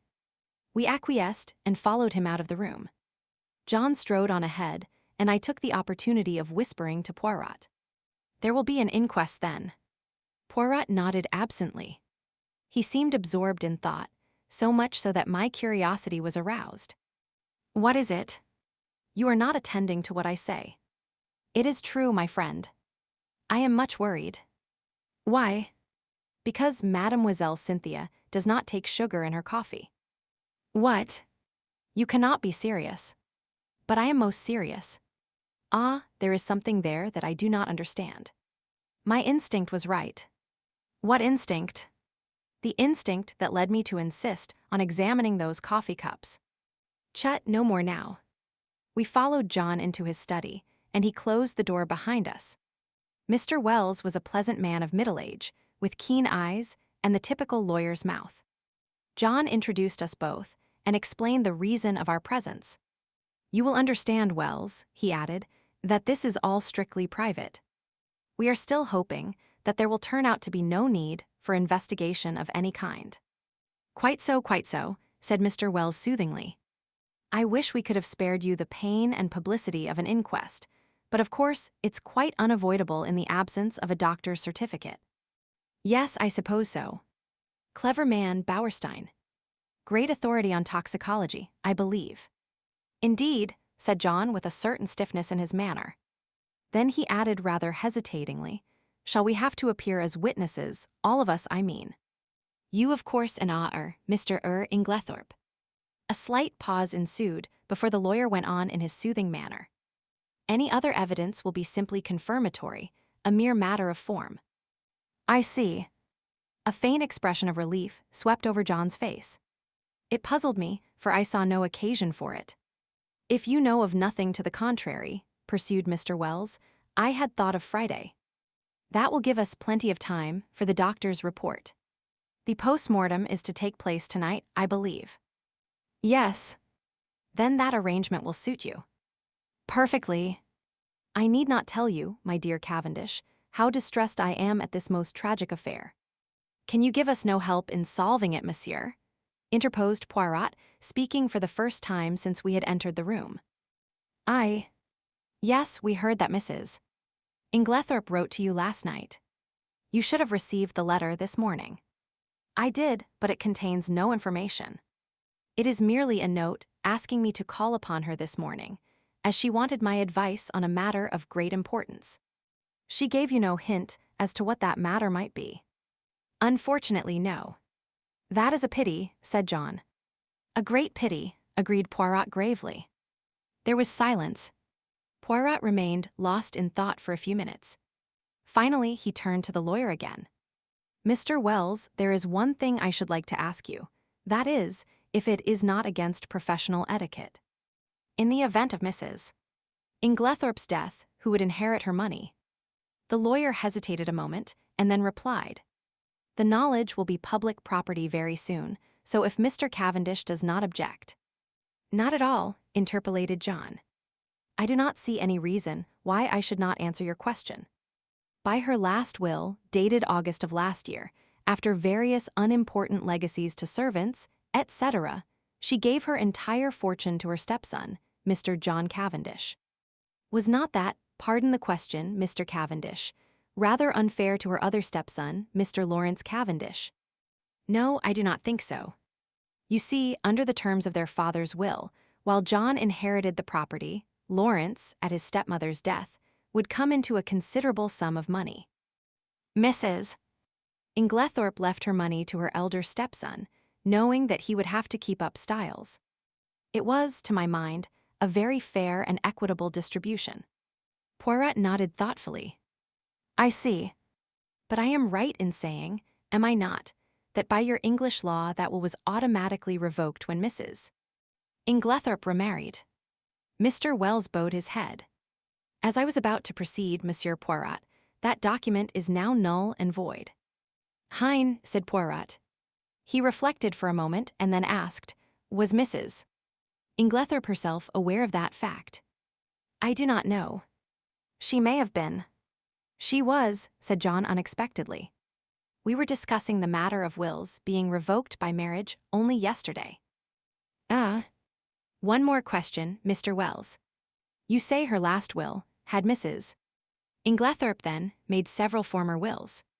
On an average, she made a new will at least once a year, said Mr. Wells imperturbably. She was given to changing her mind as to her testamentary dispositions, now benefiting one, now another member of her family. Suppose, suggested Poirot, that unknown to you, she had made a new will in favor of someone who was not, in any sense of the word, a member of the family. We will say Miss Howard, for instance. Would you be surprised? Not in the least. Poirot seemed to have exhausted his questions. I drew close to him, while John and the lawyer were debating the question of going through Mrs. Inglethorp's papers. Do you think Mrs. Inglethorp made a will leaving all her money to Miss Howard? I asked in a low voice, with some curiosity. Poirot smiled. No. Then why did you ask? Hush. John Cavendish had turned to Poirot. Will you come with us, Monsieur Poirot? We are going through my mother's papers. Mr. Inglethorp is quite willing to leave it entirely to Mr. Wells and myself. Which simplifies matters very much, murmured the lawyer. As technically, of course, he was entitled, he did not finish the sentence. We will look through the desk in the boudoir first, explained John, and go up to her bedroom afterwards. She kept her most important papers in a purple dispatch case, which we must look through carefully. Yes, said the lawyer, it is quite possible that there may be a later will than the one in my possession. There is a later will. It was Poirot who spoke. What? John and the lawyer looked at him startled. Or rather, pursued my friend imperturbably, there was one. What do you mean, there was one? Where is it now? Burnt. Burnt. Yes. See here, he took out the charred fragment we had found in the grate in Mrs. Inglethorp's room, and handed it to the lawyer with a brief explanation of when and where he had found it.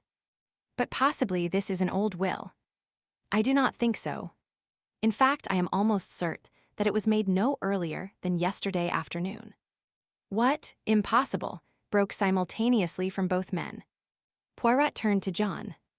If you will allow me to send for your gardener, I will prove it to you. Oh, of course, but I don't see. Poirot raised his hand. Do as I ask you. Afterwards, you shall question as much as you please. Very well, he rang the bell. Dorcas answered it in due course. Dorcas, will you tell Manning to come round and speak to me here? Yes, sir. Dorcas withdrew. We waited in a tense silence. Poirot alone seemed perfectly at his ease and dusted a forgotten corner of the bookcase. The clumping of hobnailed boots on the gravel outside proclaimed the approach of Manning. John looked questioningly at Poirot. The latter nodded. Come inside, Manning, said John. I want to speak to you. Manning came slowly and hesitatingly through the French window and stood as near it as he could. He held his cap in his hands, twisting it very carefully round and round. His back was much bent, though he was probably not as old as he looked, but his eyes were sharp and intelligent, and belied his slow and rather cautious speech. Manning, said John, this gentleman will put some questions to you which I want you to answer. Yes, sir, mumbled Manning. Poirot stepped forward briskly. Manning's eyes swept over him with a faint contempt. You were planting a bed of begonias round by the south side of the house yesterday afternoon, were you not, Manning? Yes, sir, me and Willem. And Mrs. Inglethorp came to the window and called you, did she not? Yes, sir, she did. Tell me in your own words exactly what happened after that. Well, sir, nothing much. She just told Willem to go on his bicycle down to the village and bring back a form of will or such like. Don't know what exactly, she wrote it down for him. Well, he did, sir. And what happened next? We went on with the begonias, sir. Did not Mrs. Inglethorp call you again? Yes, sir, both me and Willem she called. And then she made us come right in and sign our names at the bottom of a long paper, under where she'd signed. Did you see anything of what was written above her signature? Asked Poirot sharply. No, sir, there was a bit of blotting paper over that part. And you signed where she told you? Yes, sir, first me and then Willem. What did she do with it afterwards? Well, sir, she slipped it into a long envelope and put it inside a sort of purple box that was standing on the desk. What time was it when she first called you? About 4, I should say, sir. Not earlier. Couldn't it have been about 3:30? No, I shouldn't say so, sir. It would be more likely to be a bit after 4, not before it. Thank you, Manning, that will do, said Poirot pleasantly. The gardener glanced at his master, who nodded, whereupon Manning lifted a finger to his forehead with a low mumble and backed cautiously out of the window. We all looked at each other. Good heavens, murmured John. What an extraordinary coincidence. How a coincidence? That my mother should have made a will on the very day of her death. Mr. Wells cleared his throat and remarked dryly. Are you so sure it is a coincidence, Cavendish? What do you mean? Your mother, you tell me, had a violent quarrel with someone yesterday afternoon. What do you mean? Cried John again.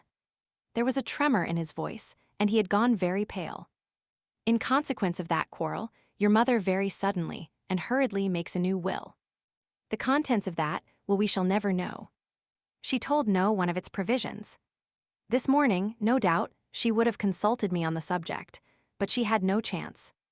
The will disappears, and she takes its secret with her to her grave. Cavendish, I much fear there is no coincidence there. Monsieur Poirot, I am sure you agree with me that the facts are very suggestive. Suggestive or not, interrupted John, we are most grateful to Monsieur Poirot for elucidating the matter. But for him, we should never have known of this will. I suppose I may not ask you, monsieur, what first led you to suspect the fact. Poirot smiled and answered. A scribbled over old envelope and a freshly planted bed of begonias. John, I think, would have pressed his questions further, but at that moment the loud purr of a motor was audible, and we all turned to the window as it swept past. Evie, cried John. Excuse me, Wells. He went hurriedly out into the hall. Poirot looked inquiringly at me. Miss Howard, I explained. Ah, I am glad she has come. There is a woman with a head, and a heart too, Hastings. Though the good God gave her no beauty. I followed John's example, and went out into the hall, where Miss Howard was endeavoring to extricate herself from the voluminous mass of veils that enveloped her head. As her eyes fell on me, a sudden pang of guilt shot through me. This was the woman who had warned me so earnestly, and to whose warning I had, alas, paid no heed. How soon and how contemptuously I had dismissed it from my mind. Now that she had been proved justified in so tragic a manner, I felt ashamed. She had known Alfred Inglethorp only too well. I wondered whether, if she had remained at Styles, the tragedy would have taken place, or would the man have feared her watchful eyes. I was relieved when she shook me by the hand, with her well-remembered painful grip. The eyes that met mine were sad, but not reproachful. That she had been crying bitterly, I could tell by the redness of her eyelids, but her manner was unchanged from its old gruffness. Started the moment I got the wire. Just come off night duty. Hired car. Quickest way to get here. Have you had anything to eat this morning, Evie? Asked John. No. I thought not. Come along, breakfast. Not cleared away yet, and they'll make you some fresh tea. He turned to me. Look after her, Hastings, will you? Wells is waiting for me. Oh, here's Monsieur Poirot. He's helping us, you know, Evie. Miss Howard shook hands with Poirot, but glanced suspiciously over her shoulder at John. What do you mean, helping us? Helping us to investigate. Nothing to investigate. Have they taken him to prison yet? Taken who to prison? Who? Alfred Inglethorp, of course. My dear Evie, do be careful. Lawrence is of the opinion that my mother died from heart seizure. More fool, Lawrence, retorted Miss Howard. Of course Alfred Inglethorp murdered poor Emily, as I always told you he would.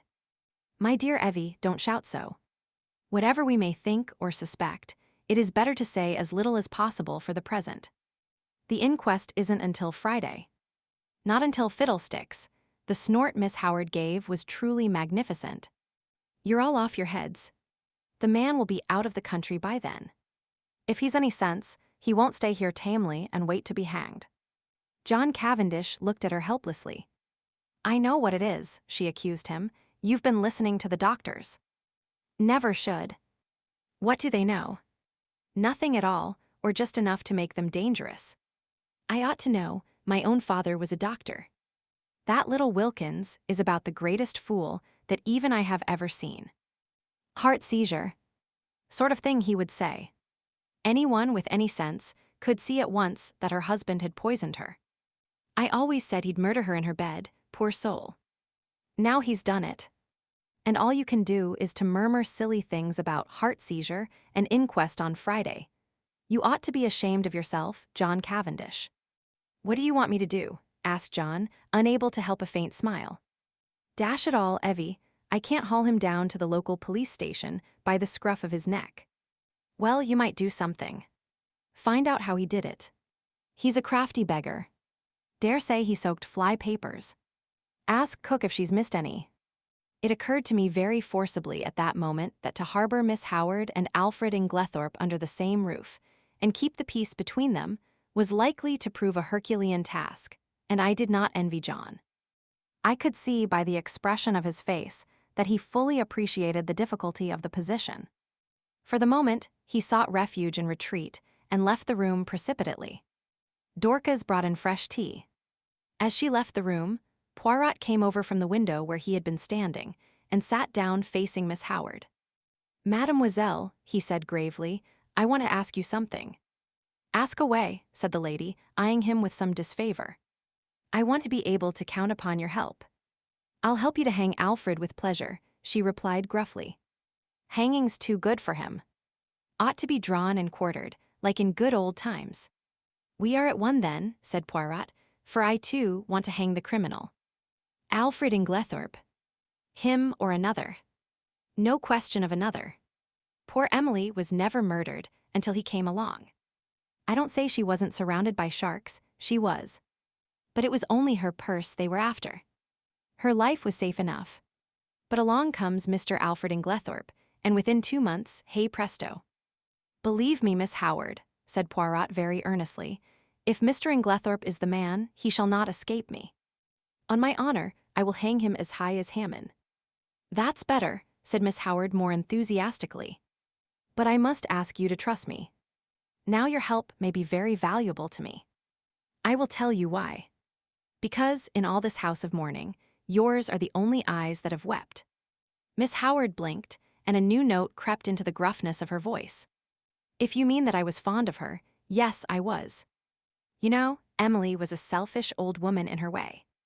She was very generous, but she always wanted a return. She never let people forget what she had done for them, and that way she missed love. Don't think she ever realized it, though, or felt the lack of it. Hope not, anyway. I was on a different footing. I took my stand from the first. So many pounds a year I'm worth to you. Well and good. But not a penny piece besides, not a pair of gloves nor a theater ticket. She didn't understand, was very offended sometimes. Said I was foolishly proud. It wasn't that, but I couldn't explain. Anyway, I kept my self-respect. And so, out of the whole bunch, I was the only one who could allow myself to be fond of her. I watched over her. I guarded her from the lot of them, and then a glib-tongued scoundrel comes along, and pooh. All my years of devotion go for nothing. Poirot nodded sympathetically. I understand, mademoiselle, I understand all you feel. It is most natural. You think that we are lukewarm, that we lack fire and energy, but trust me, it is not so. John stuck his head in at this juncture and invited us both to come up to Mrs. Inglethorp's room, as he and Mr. Wells had finished looking through the desk in the boudoir. As we went up the stairs, John looked back to the dining room door and lowered his voice confidentially. "Look here, what's going to happen when these two meet?" I shook my head helplessly. "I've told Mary to keep them apart if she can." "Will she be able to do so?" "The Lord only knows. There's one thing, Inglethorp himself won't be too keen on meeting her." "You've got the keys still, haven't you, Poirot?" I asked, as we reached the door of the locked room. Taking the keys from Poirot, John unlocked it, and we all passed in. The lawyer went straight to the desk, and John followed him. "My mother kept most of her important papers in this dispatch case, I believe," he said. Poirot drew out the small bunch of keys. "Permit me. I locked it, out of precaution, this morning. But it's not locked now." "Impossible." "See," and John lifted the lid as he spoke. "Mils tonneres," cried Poirot, dumbfounded. "And I who have both the keys in my pocket." He flung himself upon the case. Suddenly he stiffened. "Et voilà une affaire, this lock has been forced." "What?" Poirot laid down the case again. "But who forced it?"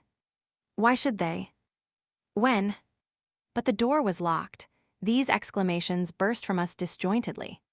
Poirot answered them categorically, almost mechanically. "Who?" "That is the question." "Why?" "Ah, if I only knew." "When?" "Since I was here an hour ago." As to the door being locked, it is a very ordinary lock. Probably any other of the door keys in this passage would fit it. We stared at one another blankly. Poirot had walked over to the mantelpiece. He was outwardly calm, but I noticed his hands, which from long force of habit were mechanically straightening the spill vases on the mantelpiece, were shaking violently. "See here, it was like this," he said at last. "There was something in that case, some piece of evidence, slight in itself perhaps, but still enough of a clue to connect the murderer with the crime. It was vital to him that it should be destroyed before it was discovered, and its significance appreciated. Therefore he took the risk, the great risk, of coming in here. Finding the case locked, he was obliged to force it, thus betraying his presence. For him to take that risk, it must have been something of great importance." "But what was it?" "Ah," cried Poirot with a gesture of anger. "That I do not know. A document of some kind, without doubt, possibly the scrap of paper Dorcas saw in her hand yesterday afternoon. And I," his anger burst forth freely, "miserable animal that I am. I guess nothing. I have behaved like an imbecile. I should never have left that case here. I should have carried it away with me. Ah, triple pig. And now it is gone. It is destroyed, but is it destroyed? Is there not yet a chance? We must leave no stone unturned." He rushed like a madman from the room, and I followed him as soon as I had sufficiently recovered my wits. But by the time I had reached the top of the stairs, he was out of sight. Mary Cavendish was standing where the staircase branched, staring down into the hall in the direction in which he had disappeared. "What has happened to your extraordinary little friend, Mr. Hastings?" "He has just rushed past me like a mad bull." "He's rather upset about something," I remarked feebly. I really did not know how much Poirot would wish me to disclose. As I saw a faint smile gather on Mrs.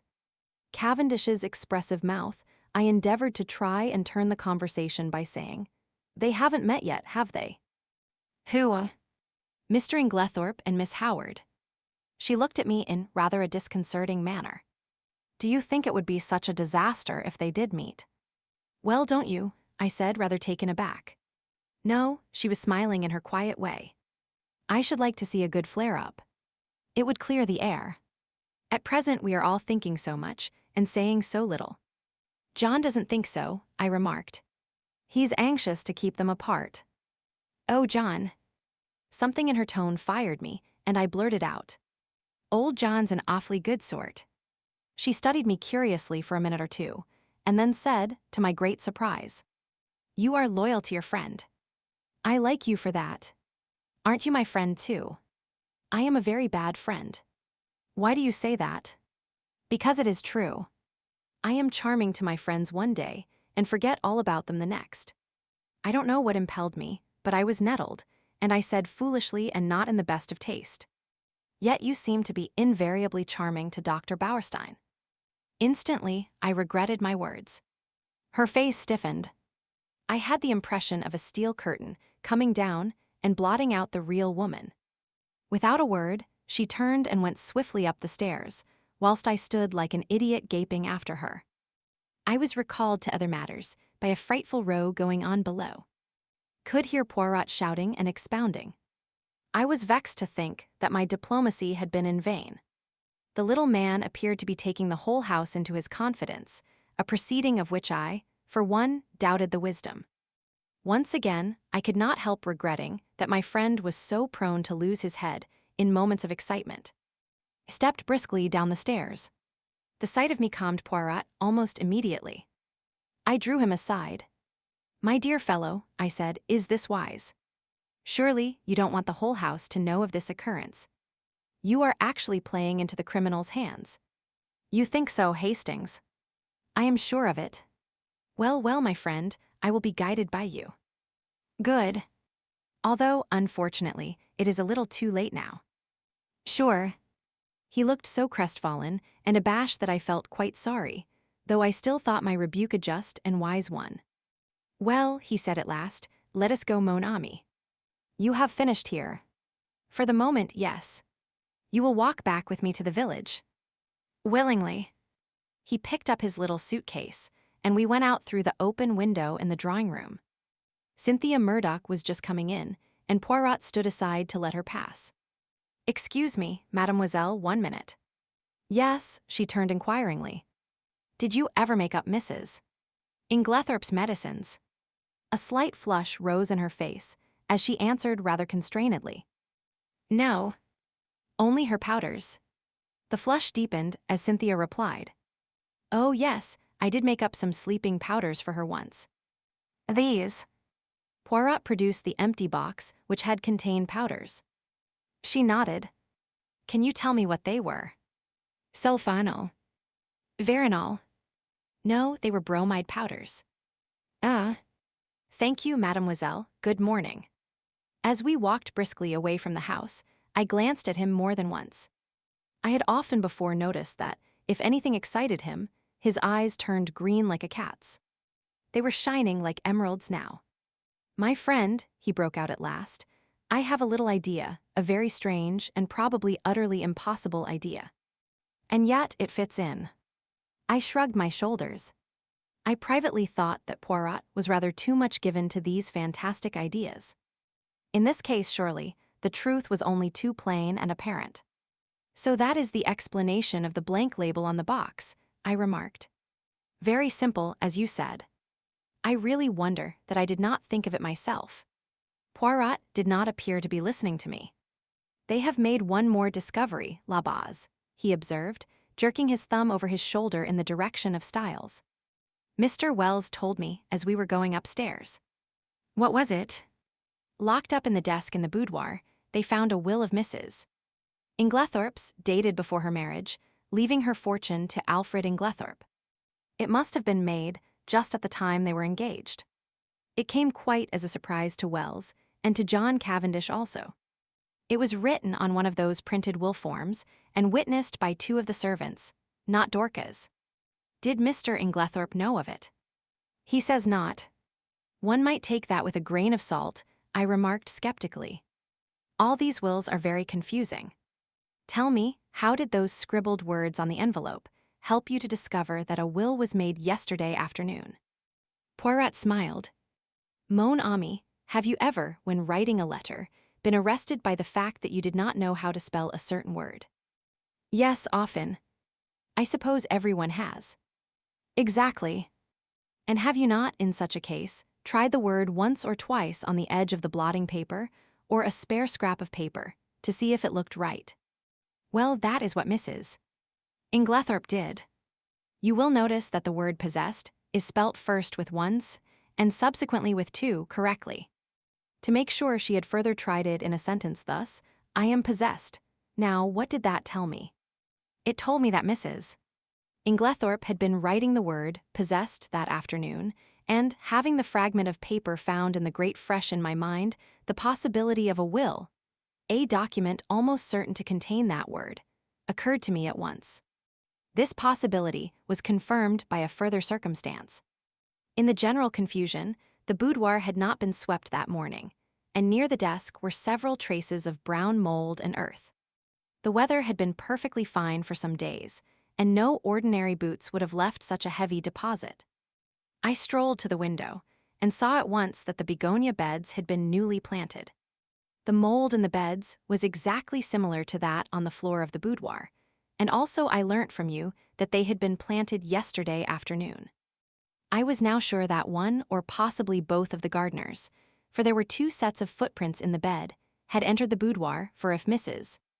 Inglethorp had merely wished to speak to them, she would in all probability have stood at the window, and they would not have come into the room at all. I was now quite convinced that she had made a fresh will, and had called the 2 gardeners in to witness her signature. Events proved that I was right in my supposition. That was very ingenious, I could not help admitting. I must confess that the conclusions I drew from those few scribbled words were quite erroneous. He smiled. You gave too much rein to your imagination. Imagination is a good servant and a bad master. The simplest explanation is always the most likely. Another point, how did you know that the key of the dispatch case had been lost? I did not know it. It was a guess that turned out to be correct. You observed that it had a piece of twisted wire through the handle. That suggested to me, at once, that it had possibly been wrenched off a flimsy keyring. Now, if it had been lost and recovered, Mrs. Inglethorp would at once have replaced it on her bunch. But on her bunch, I found what was obviously the duplicate key, very new and bright, which led me to the hypothesis that somebody else had inserted the original key in the lock of the dispatch case. Yes, I said, Alfred Inglethorp without doubt. Poirot looked at me curiously. You are very sure of his guilt. Well, naturally. Every fresh circumstance seems to establish it more clearly. On the contrary, said Poirot quietly, there are several points in his favor. Oh, come now. Yes. I see only one. And that he was not in the house last night. Bad shot, as you English say. You have chosen the one point that to my mind tells against him. How is that? Because if Mr. Inglethorp knew that his wife would be poisoned last night, he would certainly have arranged to be away from the house. His excuse was an obviously trumped-up one. That leaves us 2 possibilities. Either he knew what was going to happen, or he had a reason of his own for his absence. And that reason, I asked skeptically. Poirot shrugged his shoulders. How should I know? Discreditable, without doubt. This Mr. Inglethorp, I should say, is somewhat of a scoundrel, but that does not of necessity make him a murderer. I shook my head, unconvinced. We do not agree, eh? Said Poirot. Well, let us leave it. Time will show which of us is right. Now let us turn to other aspects of the case. What do you make of the fact that all the doors of the bedroom were bolted on the inside? Well, I considered. One must look at it logically. True. I should put it this way. The doors were bolted. Our own eyes have told us that, yet the presence of the candle grease on the floor and the destruction of the will prove that during the night someone entered the room. You agree so far? Perfectly. Put with admirable clearness. Proceed. Well, I said, encouraged. As the person who entered did not do so by the window, nor by miraculous means, it follows that the door must have been opened from inside by Mrs. Inglethorp herself. That strengthens the conviction that the person in question was her husband. She would naturally open the door to her own husband. Poirot shook his head. Why should she? She had bolted the door leading into his room, a most unusual proceeding on her part. She had had a most violent quarrel with him that very afternoon. No, he was the last person she would admit. But you agree with me that the door must have been opened by Mrs. Inglethorp herself. There is another possibility.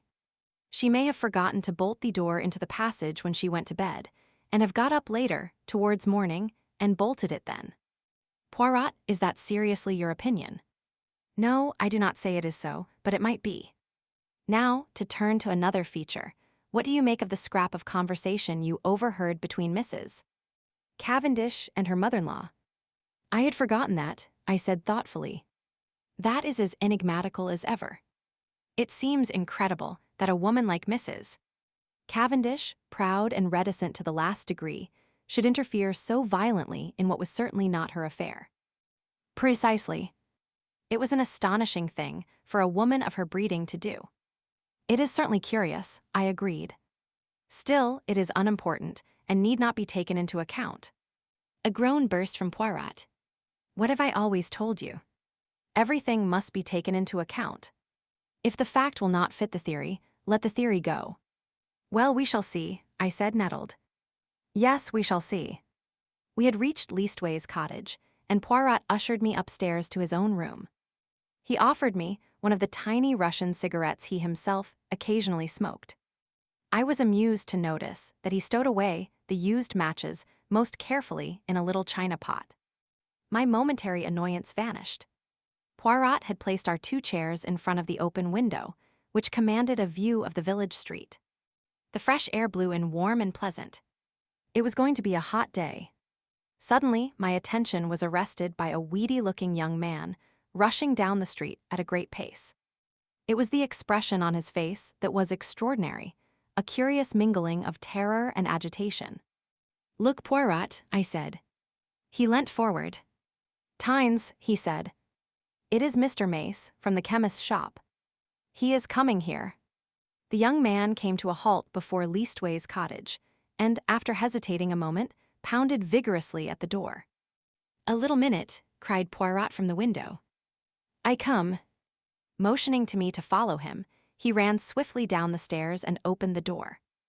Mr. Mace began at once. Oh, Mr. Poirot, I'm sorry for the inconvenience, but I heard that you'd just come back from the hall. Yes, we have. The young man moistened his dry lips. His face was working curiously. It's all over the village about old Mrs. Inglethorp dying so suddenly. They do say, he lowered his voice cautiously, that it's poison. Poirot's face remained quite impassive. Only the doctors can tell us that, Mr. Mace. Yes, exactly, of course. The young man hesitated, and then his agitation was too much for him. He clutched Poirot by the arm and sank his voice to a whisper. Just tell me this, Mr. Poirot. It isn't strychnine, is it? I hardly heard what Poirot replied. Something evidently of a noncommittal nature. The young man departed, and as he closed the door, Poirot's eyes met mine. Yes, he said, nodding gravely. He will have evidence to give at the inquest. We went slowly upstairs again. I was opening my lips when Poirot stopped me with a gesture of his hand. Not now, mon ami. I have need of reflection. My mind is in some disorder, which is not well. For about 10 minutes he sat in dead silence, perfectly still, except for several expressive motions of his eyebrows, and all the time his eyes grew steadily greener. At last he heaved a deep sigh. It is well. The bad moment has passed. Now all is arranged and classified. One must never permit confusion. The case is not clear yet, no. For it is of the most complicated. It puzzles me. Me, Hercule Poirot. There are 2 facts of significance. And what are they? The first is the state of the weather yesterday. That is very important. But it was a glorious day, I interrupted. Poirot, you're pulling my leg. Not at all. The thermometer registered 80 degrees in the shade. Do not forget that, my friend. It is the key to the whole riddle. And the second point, I asked. The important fact that Monsieur Inglethorp wears very peculiar clothes, has a black beard, and uses glasses. Poirot, I cannot believe you're serious. I am absolutely serious, my friend. But this is childish. No, it is very momentous. And supposing the coroner's jury returns a verdict of willful murder against Alfred Inglethorp, what becomes of your theories then? They would not be shaken because 12 stupid men had happened to make a mistake. But that will not occur. For one thing, a country jury is not anxious to take responsibility upon itself, and Mr. Inglethorp stands practically in the position of local squire. Also, he added placidly, I should not allow it. You would not allow it? No. I looked at the extraordinary little man, divided between annoyance and amusement. He was so tremendously sure of himself. As though he read my thoughts, he nodded gently. Oh yes, mon ami, I would do what I say. He got up and laid his hand on my shoulder. His physiognomy underwent a complete change. Tears came into his eyes. In all this, you see, I think of that poor Mrs. Inglethorp who is dead. She was not extravagantly loved, no. But she was very good to us Belgians. I owe her a debt. I endeavored to interrupt, but Poirot swept on. Let me tell you this, Hastings. She would never forgive me if I let Alfred Inglethorp, her husband, be arrested now, when a word from me could save him. Chapter 6. The Inquest. In the interval before the inquest, Poirot was unfailing in his activity. Twice he was closeted with Mr. Wells. He also took long walks into the country. I rather resented his not taking me into his confidence, the more so as I could not in the least guess what he was driving at. It occurred to me that he might have been making inquiries at Rakes's farm, so, finding him out when I called at Leastways Cottage on Wednesday evening, I walked over there by the fields, hoping to meet him. But there was no sign of him, and I hesitated to go right up to the farm itself. As I walked away, I met an aged rustic, who leered at me cunningly. "You'm from the Hall, bain't you?" he asked. "Yes. I'm looking for a friend of mine, whom I thought might have walked this way. A little chap, as waves his hands when he talks. One of them Belgies from the village." "Yes," I said eagerly. "He has been here then." "Oh, he's been here right enough. More'n once too. Friend of yours, is he?" "Ah, you gentlemen from the Hall, you'm a pretty lot," and he leered more jocosely than ever. "Why do the gentlemen from the Hall come here often?" I asked, as carelessly as I could. He winked at me knowingly. "One does, mister. Naming no names, mind. And a very liberal gentleman, too." "Oh, thank you, sir, I'm sure." I walked on sharply. Evelyn Howard had been right then, and I experienced a sharp twinge of disgust as I thought of Alfred Inglethorp's liberality with another woman's money. Had that piquant gypsy face been at the bottom of the crime, or was it the baser mainspring of money? Probably a judicious mixture of both. On one point, Poirot seemed to have a curious obsession. He once or twice observed to me that he thought Dorcas must have made an error in fixing the time of the quarrel. He suggested to her repeatedly that it was 4:30, and not 4 o'clock when she had heard the voices. But Dorcas was unshaken. Quite an hour, or even more, had elapsed between the time when she had heard the voices and 5 o'clock, when she had taken tea to her mistress. The inquest was held on Friday at the Stylites Arms in the village. Poirot and I sat together, not being required to give evidence. The preliminaries were gone through. The jury viewed the body, and John Cavendish gave evidence of identification. Further questioned, he described his awakening in the early hours of the morning and the circumstances of his mother's death. The medical evidence was next taken.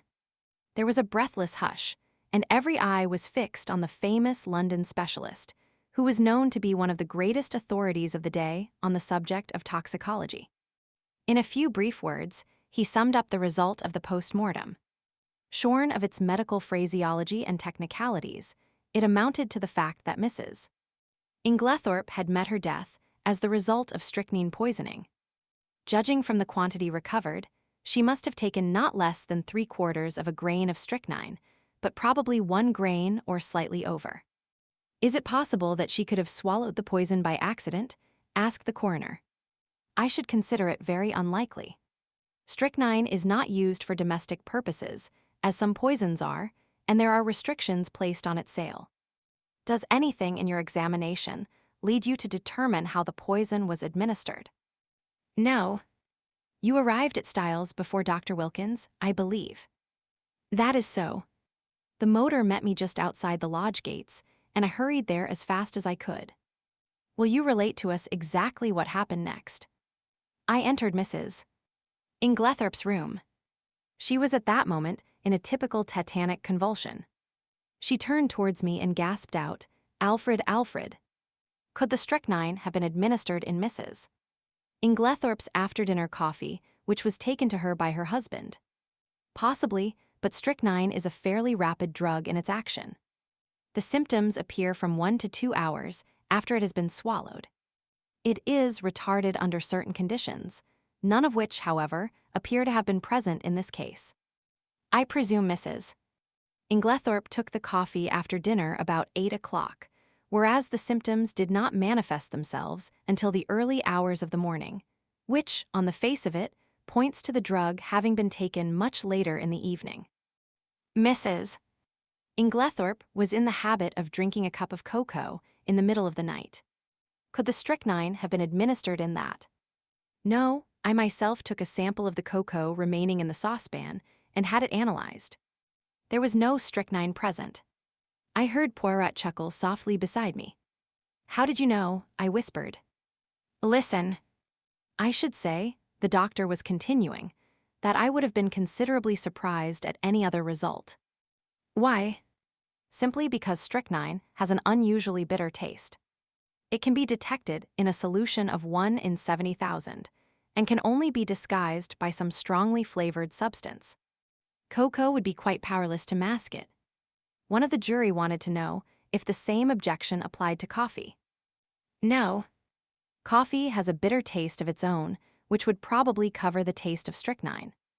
Then you consider it more likely that the drug was administered in the coffee, but that for some unknown reason, its action was delayed. Yes, but the cup being completely smashed, there is no possibility of analyzing its contents. This concluded Dr. Bauerstein's evidence. Dr. Wilkins corroborated it on all points. Sounded as to the possibility of suicide, he repudiated it utterly. The deceased, he said, suffered from a weak heart, but otherwise enjoyed perfect health and was of a cheerful and well-balanced disposition. She would be one of the last people to take her own life. Lawrence Cavendish was next called. His evidence was quite unimportant, being a mere repetition of that of his brother. Just as he was about to step down, he paused and said rather hesitatingly, "I should like to make a suggestion if I may." He glanced deprecatingly at the coroner, who replied briskly, "Certainly, Mr. Cavendish, we are here to arrive at the truth of this matter, and welcome anything that may lead to further elucidation." "It is just an idea of mine," explained Lawrence. "Of course I may be quite wrong, but it still seems to me that my mother's death might be accounted for by natural means." "How do you make that out, Mr. Cavendish?" "My mother, at the time of her death, and for some time before it, was taking a tonic containing strychnine." "Ah," said the coroner. The jury looked up, interested. "I believe," continued Lawrence, "that there have been cases where the cumulative effect of a drug, administered for some time, has ended by causing death. Also, is it not possible that she may have taken an overdose of her medicine by accident? This is the first we have heard of the deceased taking strychnine at the time of her death. We are much obliged to you, Mr. Cavendish." Dr. Wilkins was recalled and ridiculed the idea. "What Mr. Cavendish suggests is quite impossible. Any doctor would tell you the same. Strychnine is, in a certain sense, a cumulative poison, but it would be quite impossible for it to result in sudden death in this way. There would have to be a long period of chronic symptoms, which would at once have attracted my attention. The whole thing is absurd." And the second suggestion, that Mrs. Inglethorp may have inadvertently taken an overdose. 3 or even 4 doses would not have resulted in death. Mrs. Inglethorp always had an extra large amount of medicine made up at a time, as she dealt with Coote S., the cash chemists in Tadminster. She would have had to take very nearly the whole bottle to account for the amount of strychnine found at the post-mortem. Then you consider that we may dismiss the tonic as not being in any way instrumental in causing her death. Certainly. The supposition is ridiculous. The same juryman who had interrupted before here suggested that the chemist who made up the medicine might have committed an error. "That, of course, is always possible," replied the doctor. But Dorcas, who was the next witness called, dispelled even that possibility. The medicine had not been newly made up. On the contrary, Mrs. Inglethorp had taken the last dose on the day of her death. So the question of the tonic was finally abandoned, and the coroner proceeded with his task. Having elicited from Dorcas how she had been awakened by the violent ringing of her mistress's bell and had subsequently roused the household, he passed to the subject of the quarrel on the preceding afternoon. Dorcas's evidence on this point was substantially what Poirot and I had already heard, so I will not repeat it here. The next witness was Mary Cavendish. She stood very upright and spoke in a low, clear, and perfectly composed voice. In answer to the coroner's question, she told how, her alarm clock having aroused her at 4:30 as usual, she was dressing, when she was startled by the sound of something heavy falling. That would have been the table by the bed, commented the coroner. I opened my door, continued Mary, and listened. In a few minutes, a bell rang violently. Dorcas came running down and woke my husband, and we all went to my mother-in-law's room, but it was locked. The coroner interrupted her. I really do not think we need trouble you further on that point. We know all that can be known of the subsequent happenings. But I should be obliged if you would tell us all you overheard of the quarrel the day before. There was a faint insolence in her voice. She raised her hand and adjusted the ruffle of lace at her neck, turning her head a little as she did so. And quite spontaneously, the thought flashed across my mind, she is gaining time. Yes, I understand, continued the coroner deliberately, that you were sitting reading on the bench just outside the long window of the boudoir. That is so, is it not? This was news to me, and glancing sideways at Poirot, I fancied that it was news to him as well. There was the faintest pause, the mere hesitation of a moment, before she answered. Yes, that is so. And the boudoir window was open, was it not? Surely her face grew a little paler as she answered. Yes. Then you cannot have failed to hear the voices inside, especially as they were raised in anger. In fact, they would be more audible where you were than in the hall. Possibly. Will you repeat to us what you overheard of the quarrel? I really do not remember hearing anything. Do you mean to say you did not hear voices? Oh yes, I heard the voices, but I did not hear what they said. A faint spot of color came into her cheek. I am not in the habit of listening to private conversations. The coroner persisted. And you remember nothing at all? Nothing, Mrs. Cavendish. Not one stray word or phrase to make you realize that it was a private conversation. She paused and seemed to reflect, still outwardly as calm as ever. Yes, I remember. Mrs. Inglethorp said something, I do not remember exactly what, about causing scandal between husband and wife. Ah, the coroner leant back satisfied. That corresponds with what Dorcas heard. But excuse me, Mrs. Cavendish, although you realized it was a private conversation, you did not move away. You remained where you were. I caught the momentary gleam of her tawny eyes as she raised them. I felt certain that at that moment she would willingly have torn the little lawyer, with his insinuations, into pieces, but she replied quietly enough. No. I was very comfortable where I was. I fixed my mind on my book. And that is all you can tell us. That is all. The examination was over, though I doubted if the coroner was entirely satisfied with it. I think he suspected that Mary Cavendish could tell more if she chose. Amy Hill, shop assistant, was next called, and deposed to having sold a will form on the afternoon of the 17th to William Earle, under gardener at Styles. William Earle and Manning succeeded her, and testified to witnessing a document.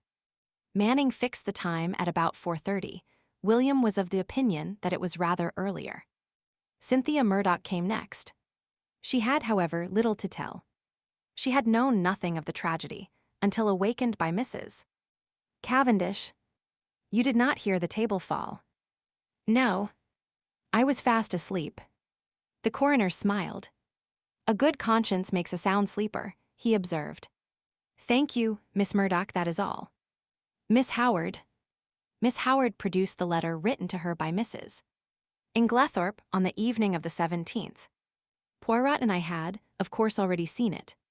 It added nothing to our knowledge of the tragedy. The following is a facsimile. Styles Court, Essex, handwritten note. July 17th, my dear Evelyn, can we not bury the hatchet? I have found it hard to forgive the things you said against my dear husband, but I am an old woman and very fond of you, yours affectionately, Emily Inglethorp. It was handed to the jury, who scrutinized it attentively. I fear it does not help us much, said the coroner with a sigh. There is no mention of any of the events of that afternoon. Plain as a pikestaff to me, said Miss Howard shortly. It shows clearly enough that my poor old friend had just found out she'd been made a fool of. It says nothing of the kind in the letter, the coroner pointed out. No, because Emily never could bear to put herself in the wrong. But I know her. She wanted me back. But she wasn't going to own that I'd been right. She went roundabout. Most people do. Don't believe in it myself. Mr. Wells smiled faintly. So I noticed, did several of the jury. Miss Howard was obviously quite a public character. Anyway, all this tomfoolery is a great waste of time, continued the lady, glancing up and down the jury disparagingly. Talk, talk, talk. When all the time we know perfectly well. The coroner interrupted her in an agony of apprehension. Thank you, Miss Howard, that is all. I fancy he breathed a sigh of relief when she complied. Then came the sensation of the day. The coroner called Albert Mace, chemist's assistant. It was our agitated young man of the pale face. In answer to the coroner's questions, he explained that he was a qualified pharmacist, but had only recently come to this particular shop, as the assistant formerly there had just been called up for the army. These preliminaries completed, the coroner proceeded to business. Mr. Mace, have you lately sold strychnine to any unauthorized person? Yes, sir. When was this? Last Monday night. Monday. Not Tuesday. No, sir, Monday the 16th. Will you tell us to whom you sold it? You could have heard a pin drop. Yes, sir. It was to Mr. Inglethorp. Every eye turned simultaneously to where Alfred Inglethorp was sitting, impassive and wooden. He started slightly, as the damning words fell from the young man's lips. I half thought he was going to rise from his chair, but he remained seated, although a remarkably well-acted expression of astonishment rose on his face. You are sure of what you say? Asked the coroner sternly. Quite sure, sir. Are you in the habit of selling strychnine indiscriminately over the counter? The wretched young man wilted visibly under the coroner's frown. Oh no, sir, of course not. But seeing it was Mr. Inglethorp of the Hall, I thought there was no harm in it. He said it was to poison a dog. Inwardly I sympathized. It was only human nature to endeavor to please the Hall, especially when it might result in custom being transferred from Coots to the local establishment. Is it not customary for anyone purchasing poison to sign a book? Yes, sir, Mr. Inglethorp did so. Have you got the book here? Yes, sir. It was produced, and with a few words of stern censure, the coroner dismissed the wretched Mr. Mace. Then, amidst a breathless silence, Alfred Inglethorp was called. Did he realize, I wondered, how closely the halter was being drawn around his neck? The coroner went straight to the point. On Monday evening last, did you purchase strychnine for the purpose of poisoning a dog? Inglethorp replied with perfect calmness. No, I did not. There is no dog at Styles, except an outdoor sheepdog, which is in perfect health. You deny absolutely having purchased strychnine from Albert Mace on Monday last. I do. Do you also deny this? The coroner handed him the register, in which his signature was inscribed. Certainly I do. The handwriting is quite different from mine. I will show you. He took an old envelope out of his pocket and wrote his name on it, handing it to the jury. It was certainly utterly dissimilar. Then, what is your explanation of Mr. Mace's statement? Alfred Inglethorp replied imperturbably. Mr. Mace must have been mistaken. The coroner hesitated for a moment and then said, Mr. Inglethorp, as a mere matter of form, would you mind telling us where you were on the evening of Monday, July 16th? Really, I cannot remember. That is absurd, Mr. Inglethorp, said the coroner sharply. Think again. Inglethorp shook his head. I cannot tell you. I have an idea that I was out walking. In what direction? I really can't remember. The coroner's face grew graver. Were you in company with anyone? No. Did you meet anyone on your walk? No. That is a pity, said the coroner dryly. I am to take it then that you decline to say where you were at the time that Mr. Mace positively recognized you as entering the shop to purchase strychnine. If you like to take it that way, yes. Be careful, Mr. Inglethorp. Poirot was fidgeting nervously. Sacker, he murmured. Does this imbecile of a man want to be arrested? Inglethorp was indeed creating a bad impression. His futile denials would not have convinced a child. The coroner, however, passed briskly to the next point, and Poirot drew a deep breath of relief. You had a discussion with your wife on Tuesday afternoon. Pardon me, interrupted Alfred Inglethorp, you have been misinformed. I had no quarrel with my dear wife. The whole story is absolutely untrue. I was absent from the house the entire afternoon. Have you anyone who can testify to that? You have my word, said Inglethorp haughtily. The coroner did not trouble to reply.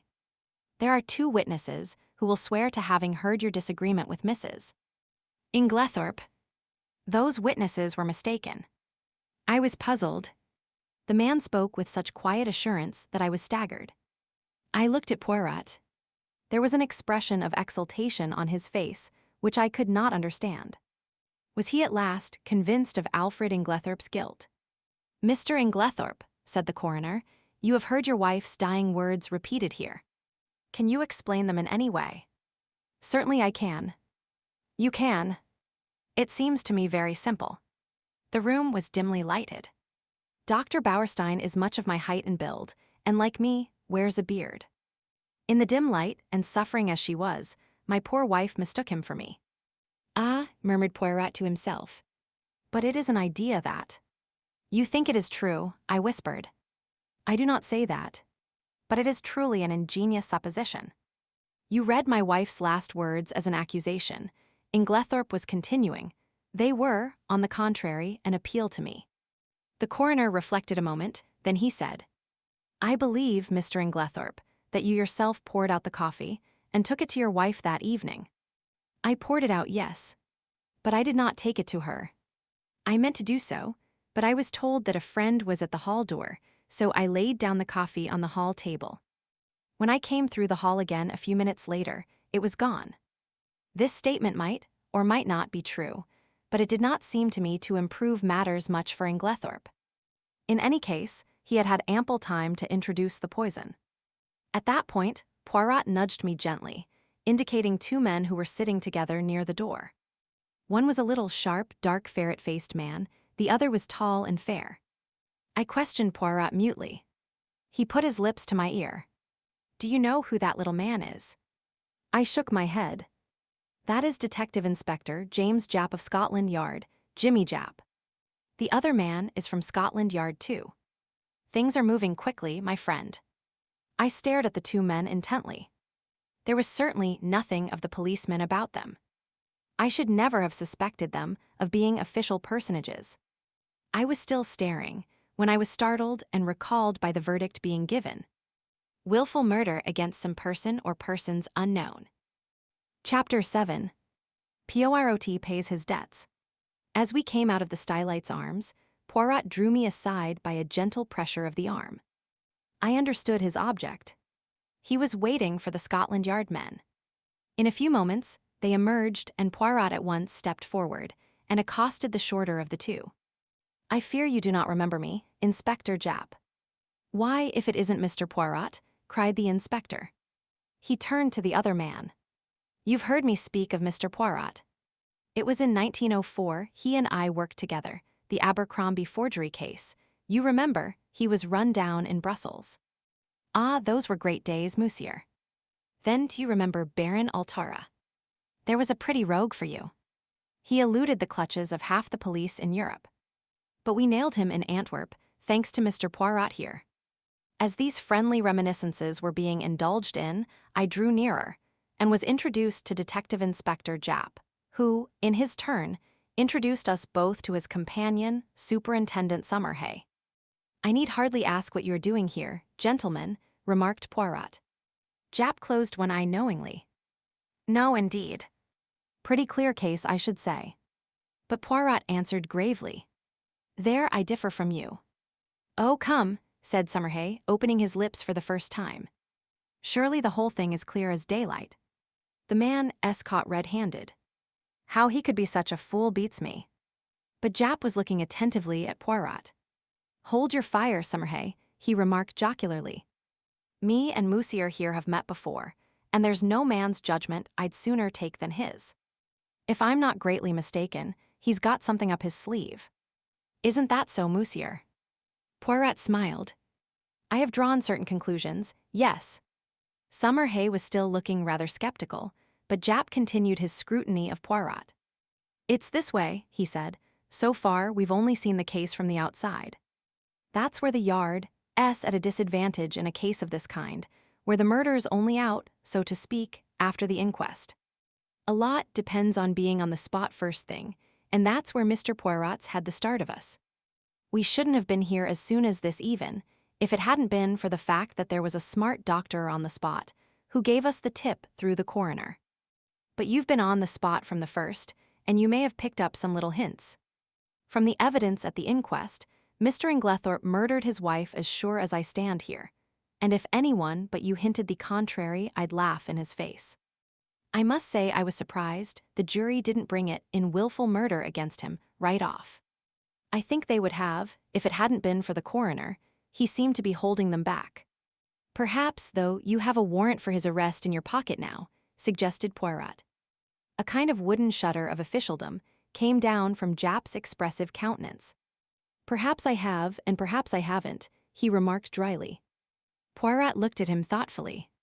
I am very anxious, messieurs, that he should not be arrested. I dare say, observed Summerhay sarcastically. Japp was regarding Poirot with comical perplexity. Can't you go a little further, Mr. Poirot?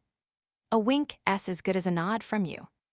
You've been on the spot, and the Yard doesn't want to make any mistakes, you know. Poirot nodded gravely. That is exactly what I thought. Well, I will tell you this. Use your warrant, arrest Mr. Inglethorp. But it will bring you no kudos. The case against him will be dismissed at once. Kameka, and he snapped his fingers expressively. Japp's face grew grave, though Summerhay gave an incredulous snort. As for me, I was literally dumb with astonishment. I could only conclude that Poirot was mad. Japp had taken out a handkerchief and was gently dabbing his brow. I daren't do it, Mr. Poirot. I'd take your word, but there's others over me who'll be asking what the devil I mean by it. Can't you give me a little more to go on? Poirot reflected a moment. It can be done, he said at last.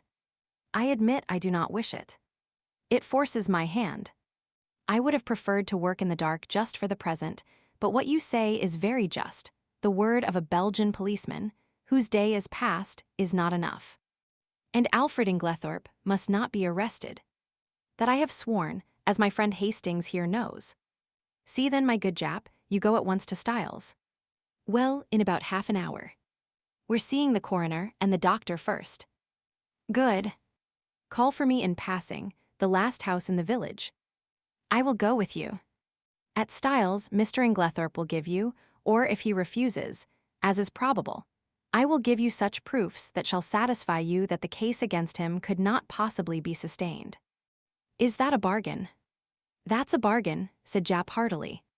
And on behalf of the Yard, I'm much obliged to you, though I'm bound to confess I can't at present see the faintest possible loophole in the evidence, but you always were a marvel. So long then, Monsieur.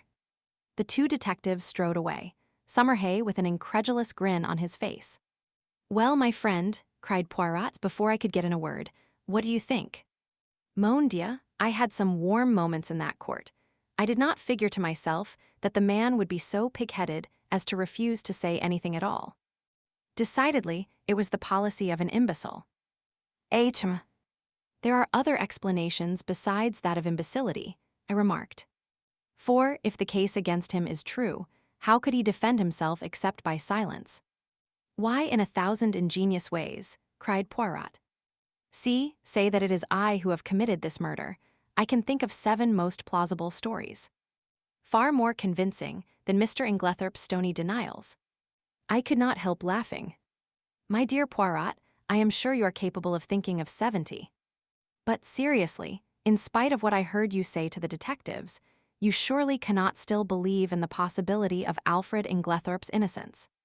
Why not now as much as before? Nothing has changed. But the evidence is so conclusive. Yes, too conclusive. We turned in at the gate of Leastways Cottage and proceeded up the now familiar stairs.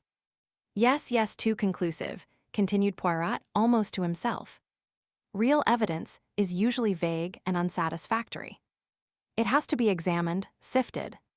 But here the whole thing is cut and dried.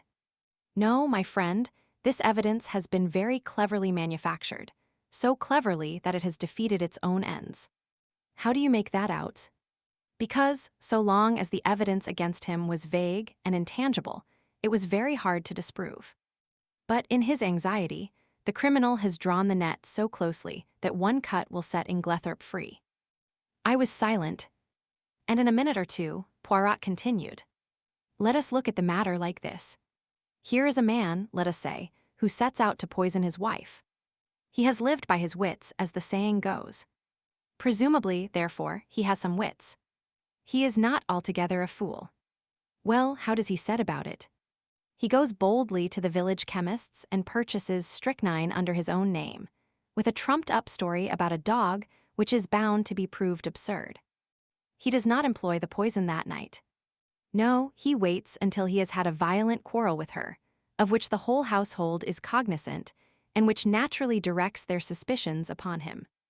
He prepares no defense, no shadow of an alibi, yet he knows the chemist's assistant must necessarily come forward with the facts. Bah! Do not ask me to believe that any man could be so idiotic. Only a lunatic, who wished to commit suicide by causing himself to be hanged, would act so. Still, I do not see, I began. Neither do I see. I tell you, mon ami, it puzzles me. Me, Hercule Poirot. But if you believe him innocent, how do you explain his buying the strychnine? Very simply. He did not buy it. But Mace recognized him. I beg your pardon, he saw a man with a black beard like Mr. Inglethorpe, and wearing glasses like Mr. Inglethorpe, and dressed in Mr. Inglethorpe's rather noticeable clothes. He could not recognize a man whom he had probably only seen in the distance, since, you remember, he himself had only been in the village a fortnight, and Mrs. Inglethorpe dealt principally with Coote S. in Tadminster. Then you think. Mon ami, do you remember the 2 points I laid stress upon? Leave the first one for the moment, what was the second? The important fact that Alfred Inglethorpe wears peculiar clothes, has a black beard, and uses glasses, I quoted. Exactly. Now suppose anyone wished to pass himself off as John or Lawrence Cavendish. Would it be easy? No, I said thoughtfully. Of course an actor. But Poirot cut me short ruthlessly. And why would it not be easy? I will tell you, my friend, because they are both clean-shaven men. To make up successfully as one of these two in broad daylight, it would need an actor of genius and a certain initial facial resemblance. But in the case of Alfred Inglethorpe, all that is changed. His clothes, his beard, the glasses which hide his eyes, those are the salient points about his personal appearance. Now, what is the first instinct of the criminal? To divert suspicion from himself, is it not so? And how can he best do that? By throwing it on someone else. In this instance, there was a man ready to his hand. Everybody was predisposed to believe in Mr. Inglethorpe's guilt.